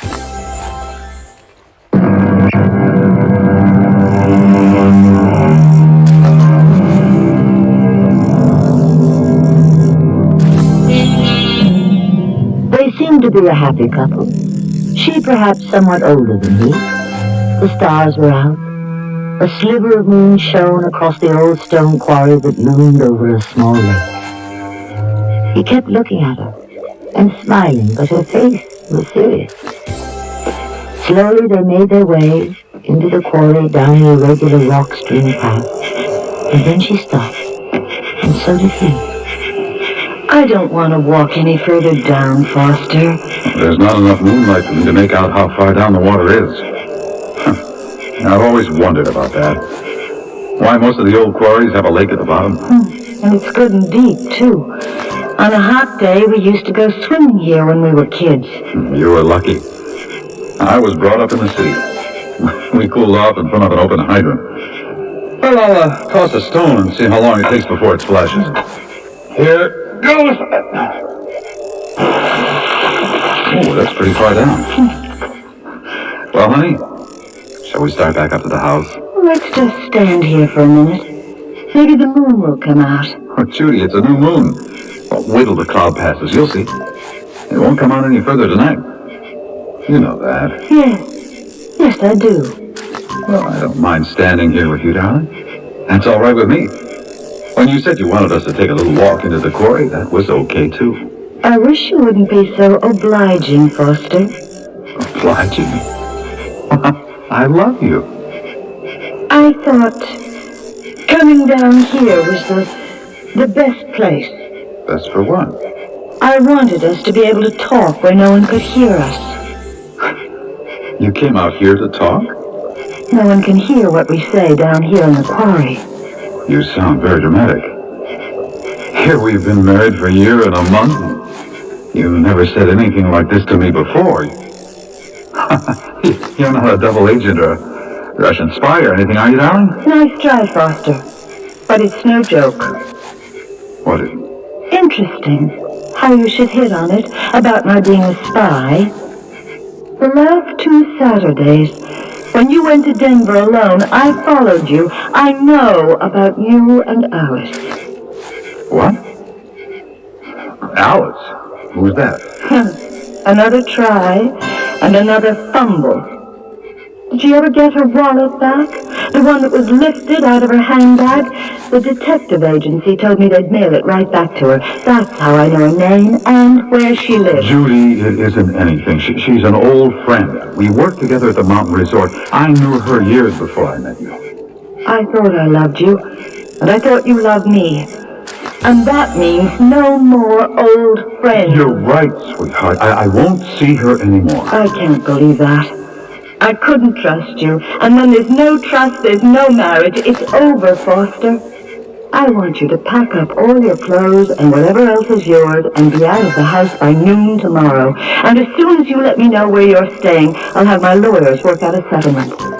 I wouldn't want you to have to work in a kitchen anymore. Judy, it's all a big mistake. You're blowing this all out of proportion. I love you, darling, only you. Can't I have another chance to prove to you I love you? No, darling. The agency tells me it wasn't just those 2 weekends. No more chances, darling. It's over. Look, you're not being fair. You're not listening to what I have to say. When my sister Annie warned me against marrying a man half my age, I wouldn't listen to her either. We loved each other. Doesn't that count for anything? I thought it did. You want my frank opinion about your sister? Well, she was darn sore you married me, and that I would be sharing your money. That's what it was. It was the money that made her say it couldn't last. Whatever the reason, Annie was right, wasn't she? Now let's you and I behave like civilized people and walk up the path and go back to the house.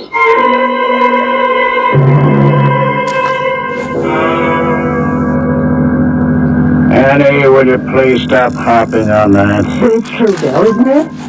Isn't it? He married my sister for her money. How would Foster have known Judith had any money? He doesn't even come from around here. Well, don't you suppose it was in all the papers when Charlie died and left her a whole grocery chain? And was Big Buck. Anyway, a lot of water's passed under the bridge since then. How long has it been since Judith disappeared? Almost 4 months. It makes me so mad. I mean, the police haven't done anything, and Foster just goes on pretending she disappeared, and he has no idea where she went. Oh, Annie, cut it out, will you?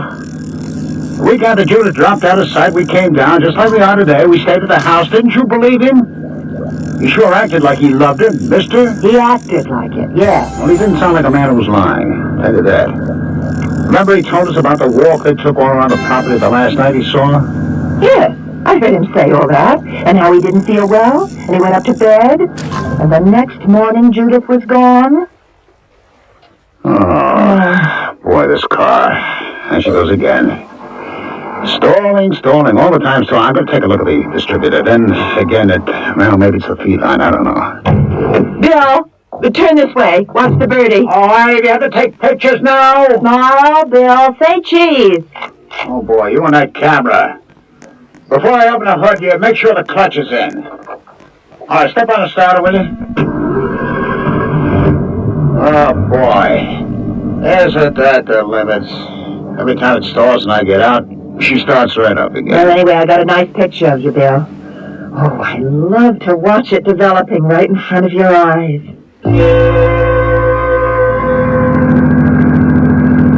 I'll tell you what really upsets me, Bill. Sure, tell me. Here we are, poor as church mice. And the police pension you get is just a joke. And there's Judith, married well. First husband dies. She inherits tons of money, marries a second time to some short order cook or whatever he was. And now the money's all tied up. We can't get a cent of it. And I'm her sister. I'm her only living real relative. Annie, they can't probate the will until there's proof Judith is dead. Well, I don't need proof. I know. Yes, but the law needs a corpus delicti. Besides, Foster keeps saying she's not dead. She's got amnesia. One of these days she'll come marching through the front door. Well, of course he says that. He's not feeling any hardship.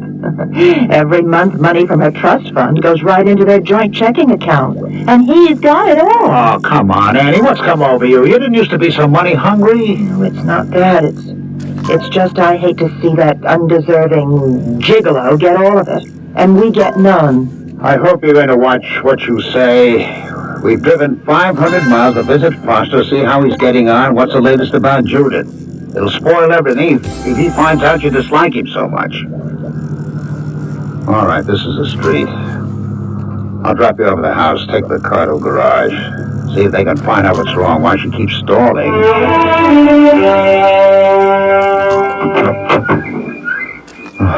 Hello, ancestor. Foster. Well, aren't you going to ask me in? I didn't expect you today. Where's Bill? He's gone round to the garage. There's something wrong with the car. Old age, I expect. Oh, I wish we could afford a new one. What do you mean you weren't expecting us? I wrote. I told you we were coming. You didn't say when. Sure, come in. Just making some coffee for myself. If there was anyone I didn't want to see, it was Judy's sister, Ancestra. Annie, as they call her. It was 4 months since Judy had disappeared. And the last thing I needed was someone poking around the house asking questions. I'd had enough flack from the chief of police. Foster, I'll have a cup of coffee, too. And I must say, you have kept up the house real well. I mean, everything is nice and clean. A couple still works here, Mary and John. This just happens to be their weekend off. I thought, why let them go? I guess. I mean, if you can afford them. It's only a matter of time before someone locates Judy and brings her home. Bill and I were talking about that. You really believe it's a case of... Amnesia? Mm-hmm. Yes, I do. I've talked to doctors, and they say it's entirely possible. I suppose. What other possibilities are there? Only the unthinkable ones. You mean? I won't even say it. I won't even let myself think it because I know she's alive. Amnesia. No one in the family ever had that. Annie, it's not something hereditary you're catching. Now, that night when she stayed up and I went to bed, something happened. She lost her bearings, wandered off without any identification. I mean, when you take a walk in the evening as we did on our own property, who takes IDs? I guess not. Or maybe somebody came by on the road and picked her up and, well, if she didn't know who she was or where she lived, they couldn't help her get home, could they? Anyway, what brought you two down? It's a long trip. 500 miles. Foster, do you realize we hardly know you? I mean, I'm Judith's only living relative. We've got to get to know each other. We're a family. All we know is one day she sent us a telegram saying something like, congratulate me. I've found someone better for me than Charlie, and I never thought I would. We don't even know how you two met. It was at a mountain resort where I was working. Oh, yeah, I do remember. You were a cook or something. Annie, all those cracks about Judy marrying a mere cook. Don't think I don't get the message. Because she had money left her by her first husband, you think that's what I was after. Oh, Bill, I never thought any such thing. What's a woman doing, marrying a man half her age with not very much of anything to offer her? I loved Judy, understand? And I still love her. I just want to get that straight, okay? That's Bill. He's had the car fixed. Did I tell you? We thought we'd spend the night.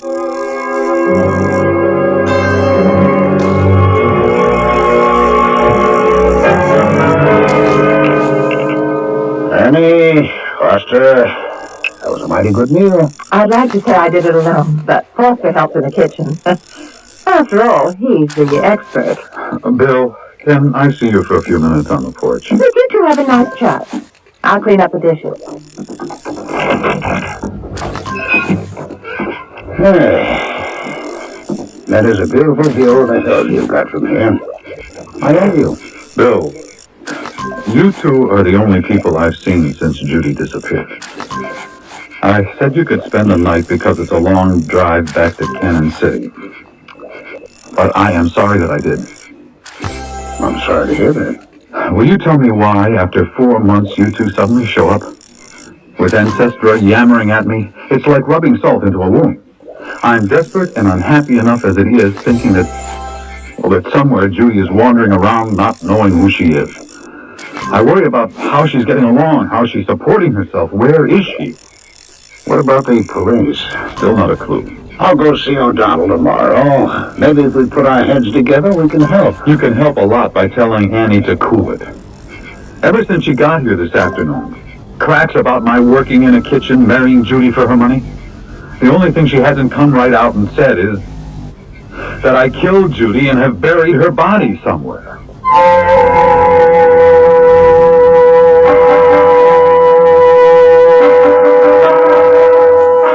Whether Judith is alive or dead is not a question answered by guesswork. That rare commodity, the truth, contains the only answer. And it is the search for this truth that places some people behind shields and others behind bars. We may be closer to discovery when I return shortly with Act 2. For over 3/4 of a century, Buick has enjoyed a reputation for having fine, luxurious cars. We're very proud of that. It's a reputation that grows every year. 1982 was no exception. There was the introduction of the new century and the small Buick Skyhawk. And while each Buick lives up to the name, there are refinements and improvements on everything from the full-size Electra down the line. You see, the Buick reputation isn't just something we ride on. It's something we build on. When you get itchy red skin, get Coriace. When you get darn bug. Get Coriace. When you get Oh, touch of poison ivy. Get Cord-Aid. Cord-Aid. Cord-Aid gently works with your body's natural defenses. It's all you need for the relief of dermatitis and other minor itches and rashes. When you get it, itchy eczema. Get Cord-Aid. Cord-Aid. You can follow label directions. I'm Lorette Ruthie, Director of Peace Corps.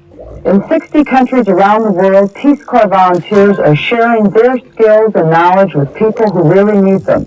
But we need more volunteers, and we need them now. Volunteers are urgently needed in agriculture, math, science, and biology. Call Peace Corps now for more information. 800-424-8580. It's the toughest job you'll ever love. A public service message of this station And Peace Corps. Hello, this is Paul Newman speaking.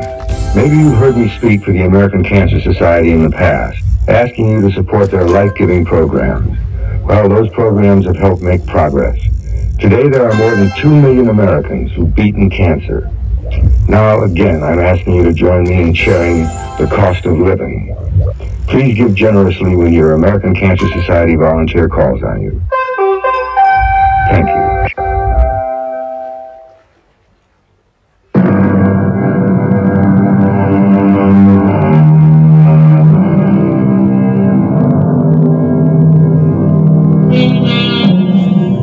It has been said tragedies do not need the broad canvas of wars, injustice, cataclysms of nature to cause irreparable hurts from which few recover. Suspected of doing away with his wealthy wife twice his age, Foster Chase clings to the hope that his missing wife is a victim of amnesia and will, one day, return home. Not a view shared by his brother-in-law Bill, ex-policeman, who drops in on an old buddy, Chief O'Donnell. Bill, you've forgotten more about police procedure than I'll ever know. What's your honest opinion of this case? Well, at first I thought they'd had a fight, and Judith had just gone away to think things over. You know, there's a big difference between their ages. Well, I'm not going to go into what my wife thought about that marriage, but I thought it was a miracle they were married for a year and a month. I thought they'd had a fight too. And then in a couple of days, 2 weeks at the most, Judith would be home again. When did Foster start talking amnesia? Oh, 2 or 3 weeks after she didn't come back. And to give him credit, he did a lot more than talk about it. He contacted every single department in all the surrounding state. Departments that keep records of missing people. He checked hospitals within 200-mile radius. And he was always on the phone somewhere. Could Judith have been kidnapped? Oh, sure she could. But why no demand for a ransom? That's been 4 months now, Just about. What does that say to you? Maybe Foster killed her. A probability? A possibility. I don't have a shred of evidence. We've been over that property pretty thoroughly. Even the quarry where Foster says they went walking the last evening. Mac, here's the way I see it. One, she's somewhere in that stone quarry. That means she's dead. Whether he pushed her or she fell, we don't know. 2, she walked out, decided she'd made a big mistake marrying him. She may have bank accounts in Switzerland, so she's gone somewhere on her own to cool off and think things over. 3, she really has amnesia. Look, is it possible to find out whether she's got bank accounts in other countries or even other states? Sure it is. She's got lawyers. I'll go see them. It isn't that I've given up on the case, but I thought the best move was to keep tabs on Foster, and that's what we've been doing. He doesn't know it, but we know every move that he makes. How much of an inch-by-inch search have you made of the quarry? Not much. You can't do it. There's no safe way of anyone getting around it or down inside it. The side slopes are steep, there's water at the bottom. It's like a moon crater. I wouldn't risk anyone's life exploring the place. How about a derrick and ropes, or getting a mountain climber down in there? Who'd pay for it? Not Foster. He is convinced his wife is alive and wandering around somewhere. Besides, every week there's another rock fall or slide. If Judith is buried somewhere in there, I don't think she'll ever be found. So tell me, how long you staying in town? Oh, I don't know. Sort of depends on my wife. She's hanging around the house hoping that Foster will betray himself. So she doesn't believe her sister's lost her memory. She sure doesn't. Whenever Foster isn't at the house, she snoops into every room and opens every drawer. Is that what she's doing now? No. I left her downtown to do some shopping. Foster, he didn't come into town with you? No, he said he wanted to stay at the house. Had some calls to make. What did I tell you? He's always on that phone.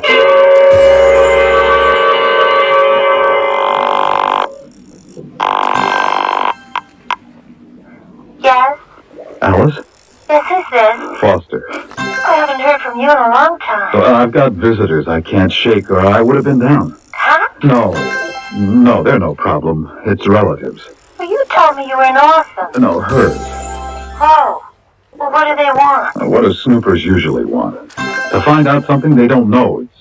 It's Judy's sister, Ancestra. Ancestra? Is that a name? It means digging up the past. It would. Anyway, I thought I'd call to let you know why I haven't been out to Denver. I miss you. I miss you too. But we'll be making a connection again, real soon. How much longer do I have to stay on hold? I can't put a date on it, and I've got to ring off real fast. The snoopers just walked in. I'll talk to you in a few days. Oh, I didn't mean to interrupt a private telephone conversation, Foster. I'm sorry. It wasn't private. Did you have a good time in town? Well, I was mostly by myself shopping.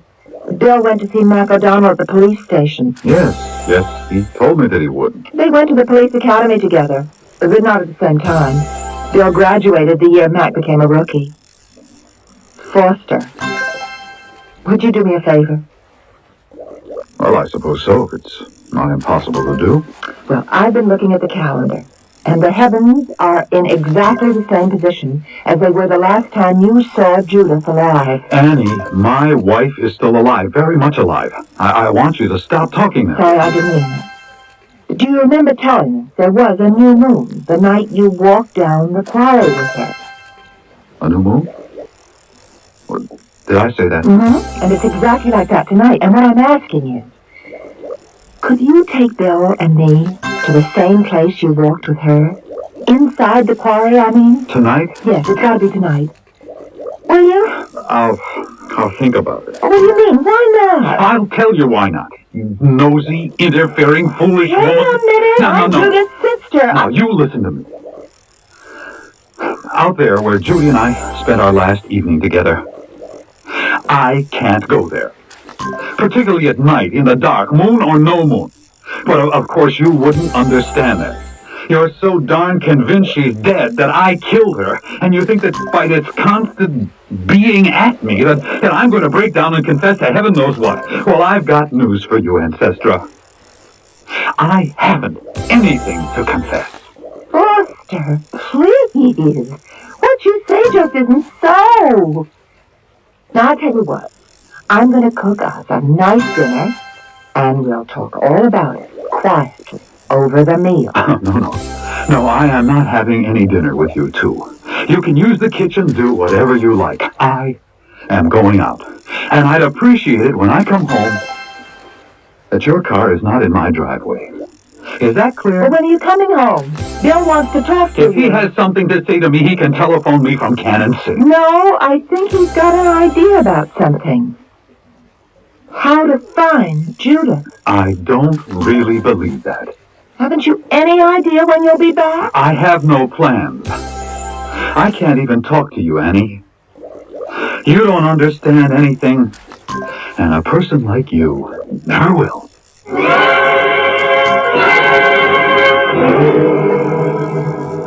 She was really getting under my skin.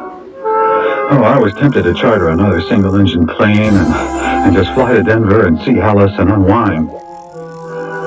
But I decided against flying at night.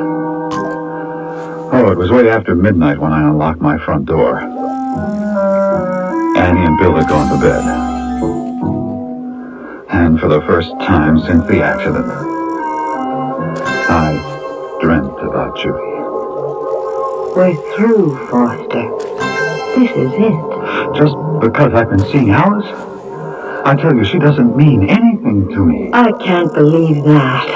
You're not being fair, Judy. I tell you, I love you. I understand the meaning of all the words you're saying, but I don't believe you. I'm old enough, Foster, and well off enough not to have to put up with this. And I'm proud, maybe too proud, but I refuse to share you with anyone else. I tell you it's over and that's it. Now let's you and I behave like civilized people and walk up the quarry path and go back to the house. No, Judy, please, listen. Foster, let go of me. Foster, there's a slide starting. Judy, please, don't say it's over. Please don't.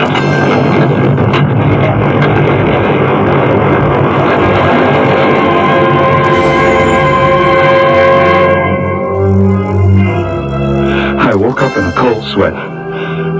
Had I been screaming out loud? Oh, the house was quiet. I tried to think back to the dream. Was that how it happened? Had I taken hold of her to convince her? Had she lost her balance and fallen? Had the rock fall swallowed her up? Because when I came to that night in the quarry, I was lying on my back with nothing but stones all around me. The path we'd come down was gone. I didn't see Judy anywhere. I didn't know how long I'd been lying there. Was it a minute? An hour? It was still dark. I called out to her. Judy! Judy! Can you hear me? Can you hear me?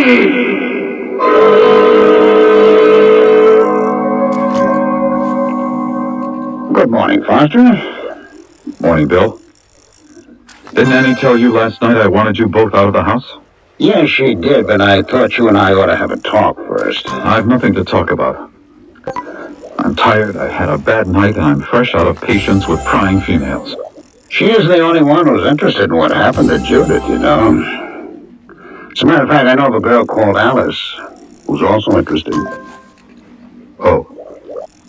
I sent Annie into town to pick up some groceries so you and I can do some quiet talking. About what? About a waitress called Alice Tui, who you are maintaining in an apartment in Denver. Well, she's an old friend. She's 22. I wouldn't call that very old. You've seen her? No, but I talked to her on the phone late last night.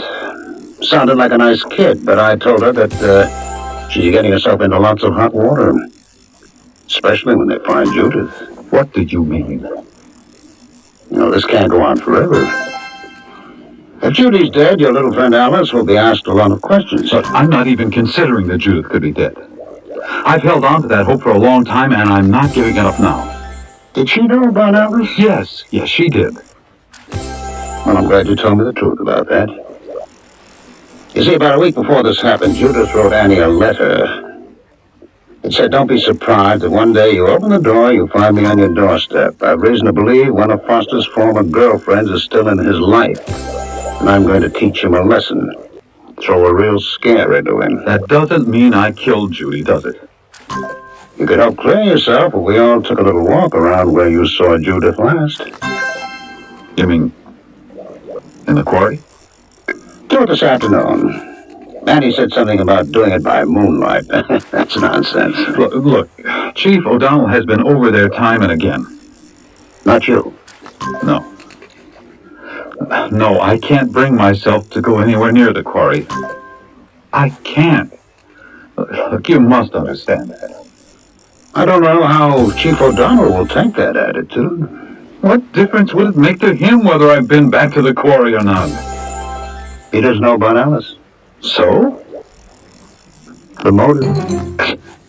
Alice, the motive? You think O'Donnell would believe I'd do away with Judy for that girl? It's been done. You wouldn't be the first. Bill, you couldn't be more mistaken. Can't you believe me? No, I can't. Look, there is no way I could find the exact spot where we were. There have been dozens of slides since then. I'm sure the path is gone. For your sake, Foster, you told me you came to and went home and Judith never showed up.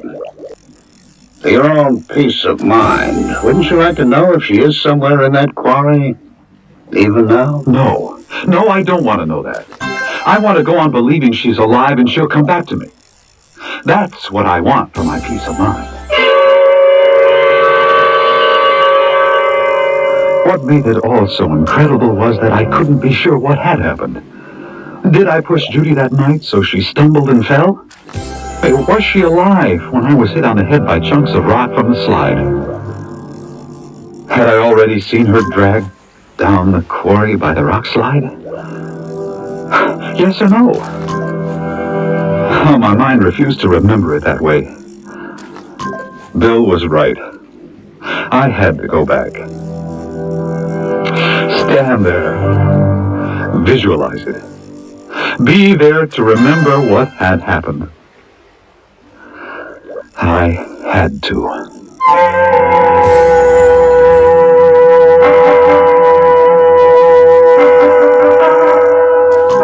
There is an interesting parallel in one of the earliest documented crimes, the slaying of Abel by his brother Cain. Had Cain not remained in that field, would the Lord have found him?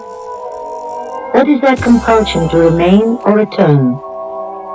My guess is that Foster has been reluctant to return to the quarry, not because of what he'd learn about his wife, but what he might find out about himself. I shall return shortly with Act 3. If you'd like to take advantage of the current high interest rates in today's money market, but want your money available when you need it, take a moment now to call this toll-free number, 800-228-5000. Ask the operator to send you information on Dreyfus Liquid Assets. Find out just how much income growth you can get from one of the world's largest money market mutual funds. With Dreyfus Liquid Assets, you have the advantage of making withdrawals by phone, or paying larger bills with free redemption checks and continue earning high yields, compounded daily till your check clears. You can put money in or take it out anytime with never sales charge or penalty. But call now, 800-228-5000 for free information and a prospectus, including management fee, charges, and expenses. 800-228-5000. Study the prospectus carefully before you invest and learn how Dreyfus Liquid Assets can help you get the lion's share from today's high interest rates. 800-228-5000. Toll free, 800-228-5000. I bought this gadget by mail. The ad said it would save me a lot of gas. It did. Since I put it in, my car won't start. They said I could make money stuffing envelopes at home. I'd like to give those envelope guys a licking. If you shop by mail and don't get what you were promised, it could be mail fraud, and there are many different kinds, from products that don't work to worthless work-at-home schemes. If you're a victim or even suspect mail fraud, call your postal inspector. It's his job to keep the mail a nice way to shop. The ad said I could lose 20 pounds a week painlessly. What I lost was $20, and that hurt a lot. They said there were hundreds of dollars to be made working at home. They were right. I worked at home, and they made hundreds of dollars. Remember, most of the time when you shop by mail, you do get what you were promised. But if you suspect mail fraud, call your local post office and ask for your postal inspector or postmaster. Don't take getting taken. A public service announcement by this station and your postal service.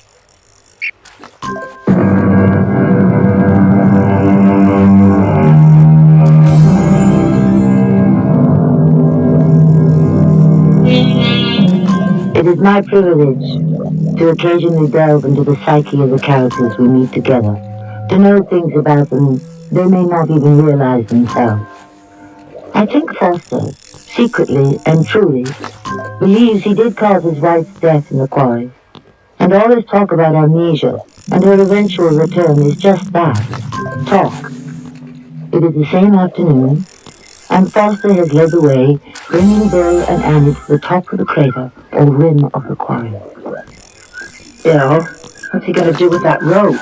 He's tying it to the base of that big tree the way mountain climbers use a safety rope. Oh, you mean that's for us? Mm-hmm. All of us. I'm sure he's going to be very careful we don't descend too far without being able to get out. I just can't believe the police haven't searched that place down there for Judith. I just can't bring myself to say it. Body. I told Foster about a letter to us about a girlfriend, and I think he's decided to prove to us how convinced he is Judith is not in that quarry. It's beautiful and spooky at the same time. Well, I'm so glad I brought an extra roll of film. I tied one end securely to that tree as our safety rope. Looking down there, it's like seeing a moon crater in the sunlight. I'm so glad I brought my camera. Bill, I know you'd like me to take you as far into the crater as possible, but as you can see, the path that was there is gone. And there doesn't seem to be any other. I do know where we started from. By the tree I've tied the rope to. So we can't be far if we inch our way straight down. It may be the path opens up further down behind those boulders. I have to warn you that rock slides start for no accountable reason. At any time, day or night. Annie, I don't think you ought to risk it. No, Bill, I'm going to go down with both of you. That rope tied to the tree is knotted every 10 feet. If anything should happen, we've something to hold on to. Oh, does it mean we should talk in whispers? Even a whisper can start a slide. As little noise as possible is best. The idea is I will lead you approximately to where Judith and I walked, where we were overtaken by a slide, and we'll look carefully to see if anything of hers is visible. She wore a pink dress. Okay, Foster. Lead the way. We'll let ourselves down holding onto the rope. Annie, get in the middle. I'll bring up the rear. You know what that means, Bill. If there's any trouble and we holler, you're going to have your hands full trying to haul us back up. Let's hope I don't have to. You know what they say about fools rushing in where angels fear to tread? Well, the three of us got ourselves down to almost the end of the rope. And Bill and I had a good look around. Annie had wrapped the rope around her middle and was snapping away with her camera. When it started clouding up. We got ourselves out of the quarry in record time and ran back to the house just before the sky fell in. Oh boy. That sure came down to hurry. I'd forgotten how quickly these mountain storms develop. I'd have died if my camera got wet. I just can't wait to lay out all the instant pictures I took. Are you guys satisfied? Foster, whatever we thought, I want to apologize to you for any suspicion or anything else I've said. Oh, that's real nice to hear. What did you expect to find? I'm terribly ashamed. You see, we thought that... Oh, I'm going upstairs to make sure all the windows are closed. Annie isn't buying any of our apologies. Not that I blame him. Went to a lot of trouble to help us get down there and have a look around. And that, more than anything, makes me think he really had nothing to do with Judith's disappearance. But is that how you judge his guilt or innocence? Come on, Annie, as an old-time cop, I know when a man's willing to help you, he's clean.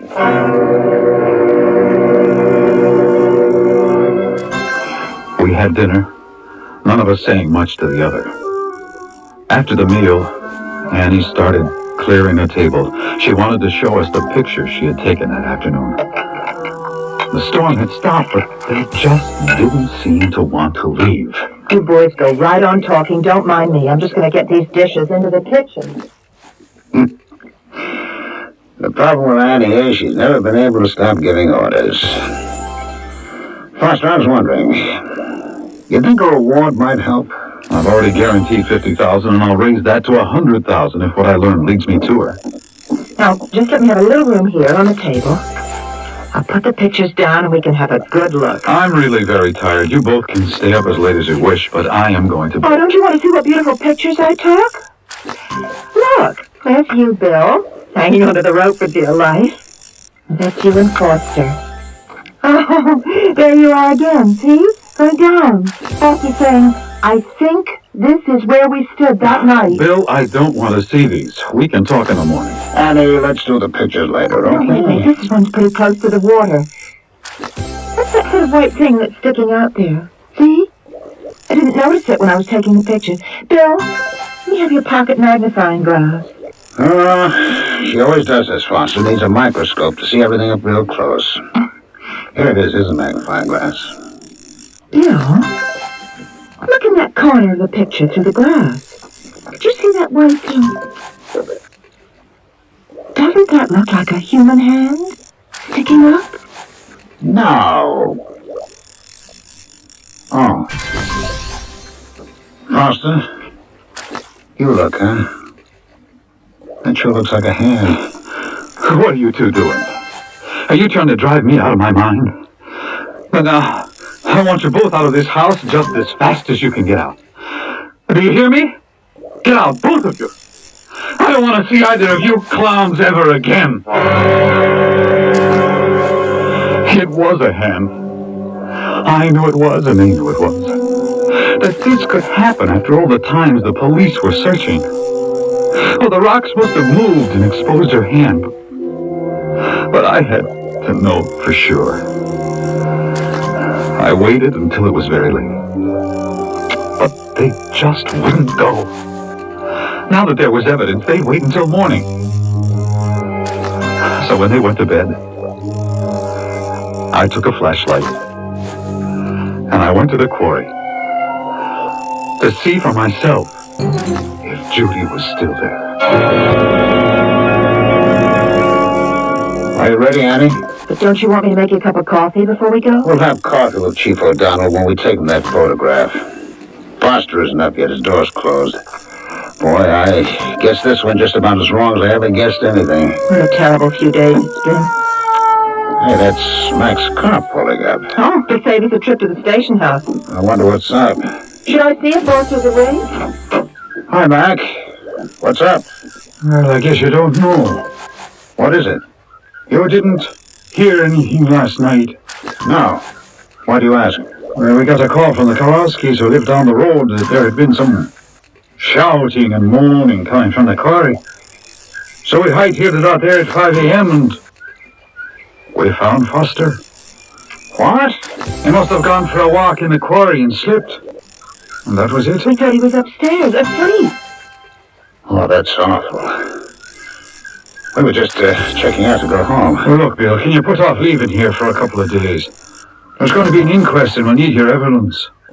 Yeah, okay, Mac, you're in charge. Well, I'll tell you what, I'll see if I can hustle the coroner along. I can appreciate what a shock it must be to the both of you. Poor Foster.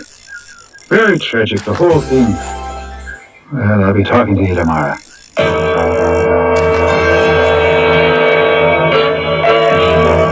Do you think O'Donnell will let us go home tomorrow? I don't know, Annie. I wish you'd stop fussing. Can't you sit down with a book or the newspaper? For 3 hours you've been roaming around the house. Sit still, will you? I've been trying to get up enough nerve to tell you something. There's nothing to say, all right? It's not your fault. You had me get a picture, and in it was her hand. He must have known it all along. And all that pretense of amnesia. They had a fight, he pushed her, she fell, or whatever. Why did he go back to the quarry last night? Because he knew it was her hand, that's all. Bill, it wasn't. That's what I've been trying to tell you. I have looked at that snapshot 50 times. And it isn't a hand. What do you say? It isn't. It's part of some branches of a broken white-looking tree. The rest of the tree is on the other side of the rocks. It's very clear in another snapshot I took. It was not a hand. Oh, Lord in heaven. Oh, someone's coming in the door. Judith! Judith! Is it really you? Annie, what are you doing here? And Bill, what a lovely surprise. Judith! Sit down. Are you all right? Well, I guess so. I feel all right. Judith, where have you been? Well, that's the funniest thing, really. I honestly can't tell you. It all seems kind of a blur. I was thinking as I walked up the driveway, maybe I'll go to a resort, you know? Rest up, improve my tennis game. It's a big responsibility, you know? A responsibility? Yeah. Well, you know, Charlie dying and leaving me a widow with all that money.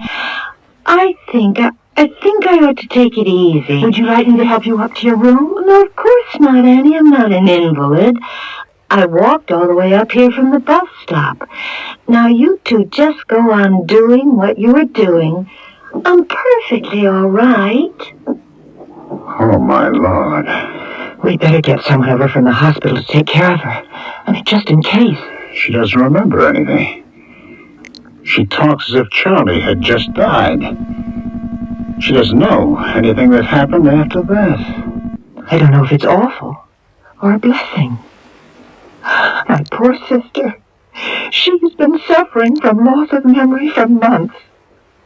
And it's what poor Foster was saying all along.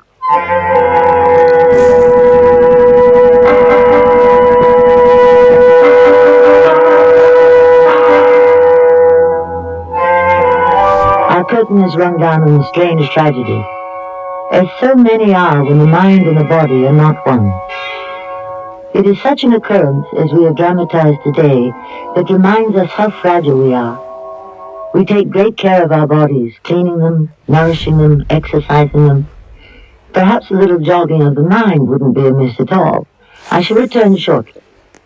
I am a smoker, and I smoke about a pack a day. Sudamar, Antioch, Illinois. And I thought, wow, my teeth are really getting yellow. She used Total Smoker's tooth polish with fluoride. My teeth started getting whiter, and it gave like a shine to them that they hadn't had in a long time. I was very happy with it, and now I smile again all the time. Total Smoker's tooth polish with 3 ingredients to clean the polish helps remove ugly tobacco stains. Total is gentle enough so you can use it every day. Use only as directed.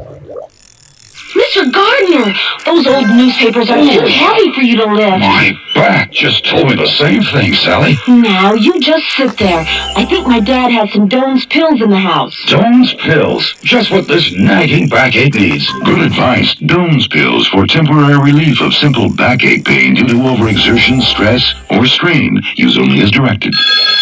Hello? Hi, Mr. Gardner. How's your back tonight? My back's doing just fine, thanks to you and those Doan's pills. Hotel coupon and discount offers are confusing and limited. That's why the world's largest lodging chain invites you to call Best Western before you call anyone else. Chances are you'll find the Best Western just where you need it most at a price you'll want to pay. No strings attached. Call 1-800-528-1234.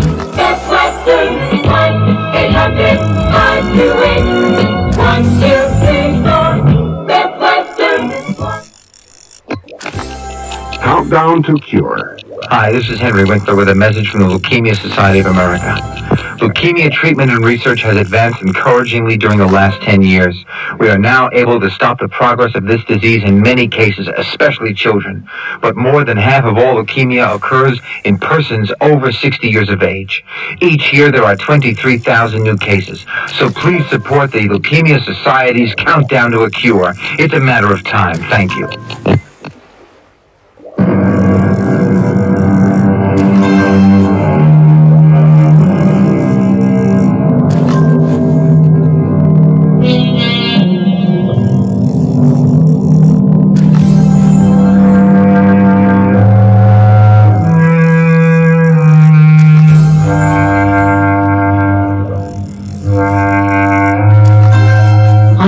Fascinated by the small piece of our bodies that rests upon our neck and shoulders, the mind, the brain. How it can influence itself and others, how it can create happiness, how it can suffer sadness, and how, when unwell, it can turn upon itself with terrifying results. Charles Churchill, 200 years ago, wrote, "With curious art the brain, too finely wrought, preys on herself and is destroyed by thought."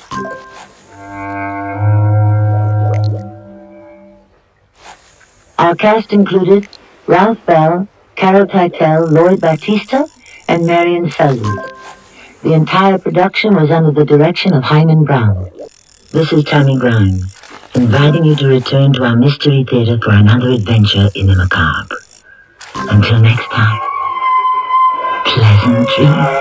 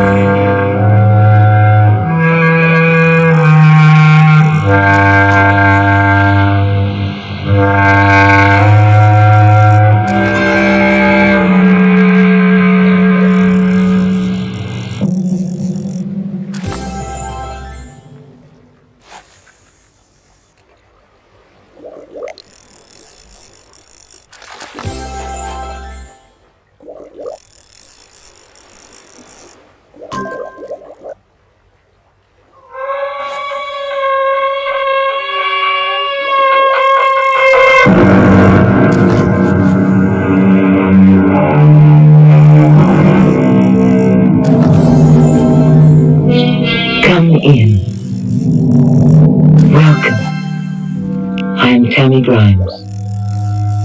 Is there life after death? How many times have we heard, or perhaps even asked that question? Of course, it might make just as much sense if we were to inquire, is there death after life? Death, life. Are they the two sides of the same coin? A coin that remains in circulation forever? The accused will rise. Moll Ticehurst Tapley, widow of the late common criminal Will Tapley. He was no criminal. He was a poor man who was forced to steal to feed his family. The testimony of the witnesses contradicts. Liars! Perjurers! Moll Tapley, you are found guilty of witchcraft. No! The accused shall be taken to the place of execution, where all designs and residue of the devil shall be burned away from her soul, which shall then be made pure and fit to meet its maker.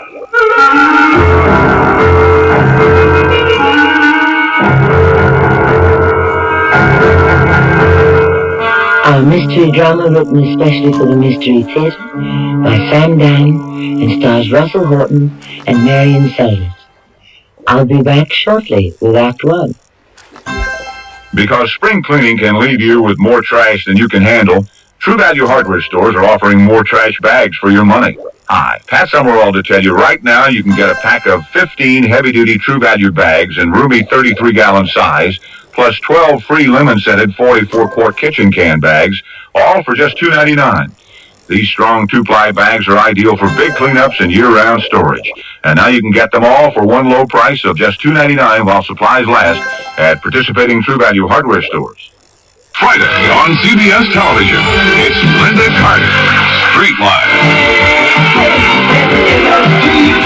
Linda Carter, dazzling. Linda Carter, electrifying.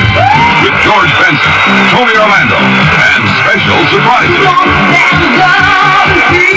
Don't miss Linda Carter, Street Life, a brand new CBS special, Friday at 10, 9 Central and Mountain on CBS television.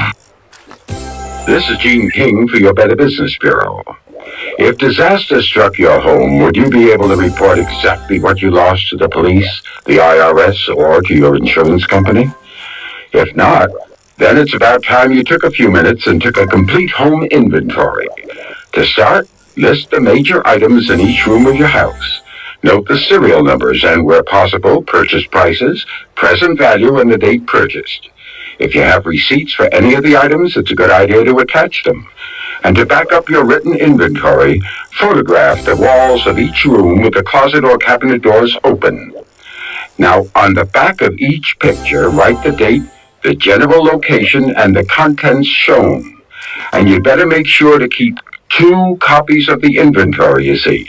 One at home, so that you can update it periodically, and one away from the house in a safe deposit box. Don't lose it. You'll need it. A consumer tip from this station and your Better Business Bureau.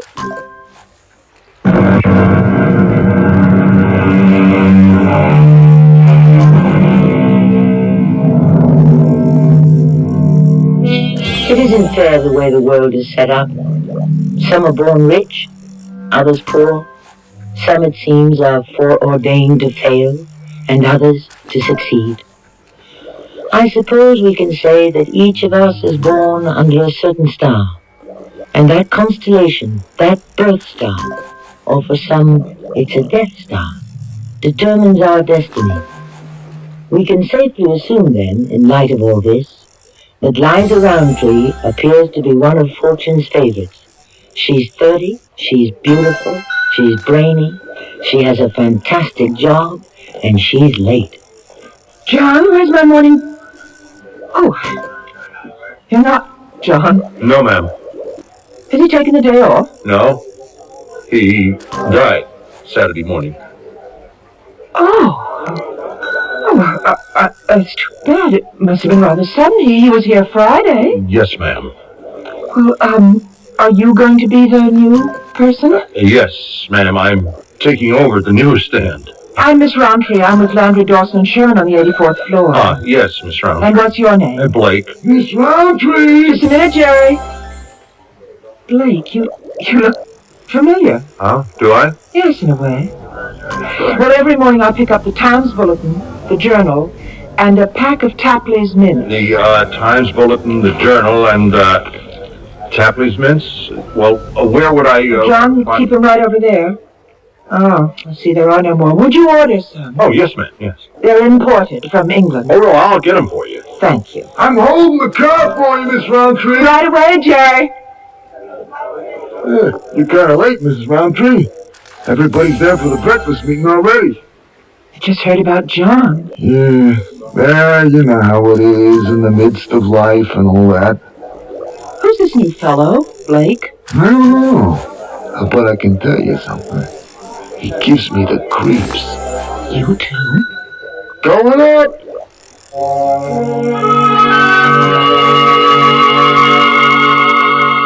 Oh, Liza.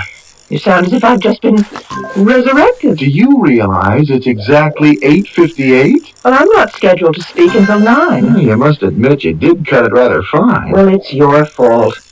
Why do you serve such fantastic spreads in the morning? If you invite people in for a breakfast meeting, I say give them a good, hearty country breakfast. Well, country breakfasts are not for city girls. You know that nothing but coffee and donut is going to catch up with you one day. What sort of house do we have out there, Jim? You always attract the cream of the crop. There's Bolton of the Times Bulletin, Conan of the Journal, Faraday of Business Review. Practically all the top financial guys in the country. All right, let's go, Jim. It's 9 o'clock exactly. Okay. Ready for your introduction? What's that aroma? Well, which particular one? We've got fresh ham, bacon, and sausage. No, it's not that. It's, venison? Venison for breakfast? You know how it is. I spoil these folks. Every year they expect me to come up with something different, so this time it's a special venison pie. Yes, and it's called poacher's pie. Mm-hmm. I ran across the recipe in an old book I bought when I was in London last year. It goes back to the 17th century in Yorkshire, where you could still be hanged for stealing deer. Now, you cut your venison into strips. You give it body with potatoes. And any other vegetables that come to hand. Wheat flour for a crust. Now, you need fennel. Rosemary and sage. And then you... Hey, how do you know? How do I know? Well, I mean, this is an obscure 350-year-old English backcountry folk recipe, for crying out loud. How would you know about it? What does it have to do with finance or economics? Well, Oh, Jim, now it's after 9. Ooh, so it is. We better get you out there before the natives get restless. I was asked to speak on the subject, Whither the Economy. A more appropriate title, perhaps, might be, Whither the Inflation. How can we tame this rampaging beast? More to the point, is it possible to this rampaging beast, which Liza? The beast that resides in each one of us. And I stood there. Liza, what is it? I remember. I stood there in the dark, and I said... Liza, what's the matter? I said, Oh, Lord, what will become of me? I stand condemned, you all now see. To deepest hell my soul must fly, all in a moment, when I die. Liza! Great Lord, how shall I be forgiven? Not fit for earth, not fit for heaven. Liza, ladies and gentlemen, I'm afraid Miss Roundtree's been taken ill. The meeting will continue with our next speaker, the head of our research department, Dr. Richard Broad. Dick?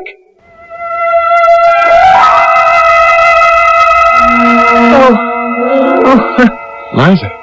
What happened to me? Well, you don't know?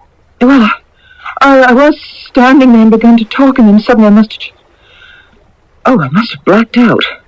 That's all you remember? I don't remember getting past the rampaging beast of inflation. You don't remember the poem? Poem? You recited a poem. Oh, no, I recited a poem? That's impossible. You did, Liza. You stood there and recited a poem. Is this a joke?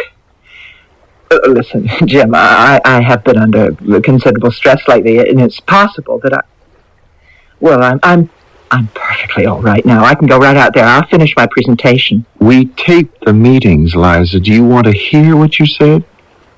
Listen. Oh, Lord, what will become of me? I stand condemned, you all now see. To deepest hell my soul must fly, all in a moment, when I die. Liza. Great Lord, how shall I be forgiven? Not fit for earth, not fit for heaven. I said that? Well, I must have. Liza, what is it? I don't have the faintest idea. What does this mean? Well, it means obviously that someone's just been condemned to death. Well, yes, that's clear enough, but why should you be saying it? Jim, I don't know. Well, Liza, it didn't sound as if you were just reciting poetry. It was as if you were actually standing in the dock, the prisoner's dock, and... Oh, go on. Tell me more. Look, I think you better see a doctor. Oh, I know what he'll tell me. He'll say, get more sleep. Well, I'm not tired. He'll also tell you to eat a more balanced diet. Well, I'm never really hungry. Well, that's because you eat all those mints all the time. Anyhow, I didn't have that kind of doctor in mind. I was thinking you might... No, Jim, no, I don't think so. Liza, evidently there's something... askew in my mind. Well, how do you account for that little episode just before? Look, we could solve everything so neatly. All you'd have to do is just marry me and lead a sensible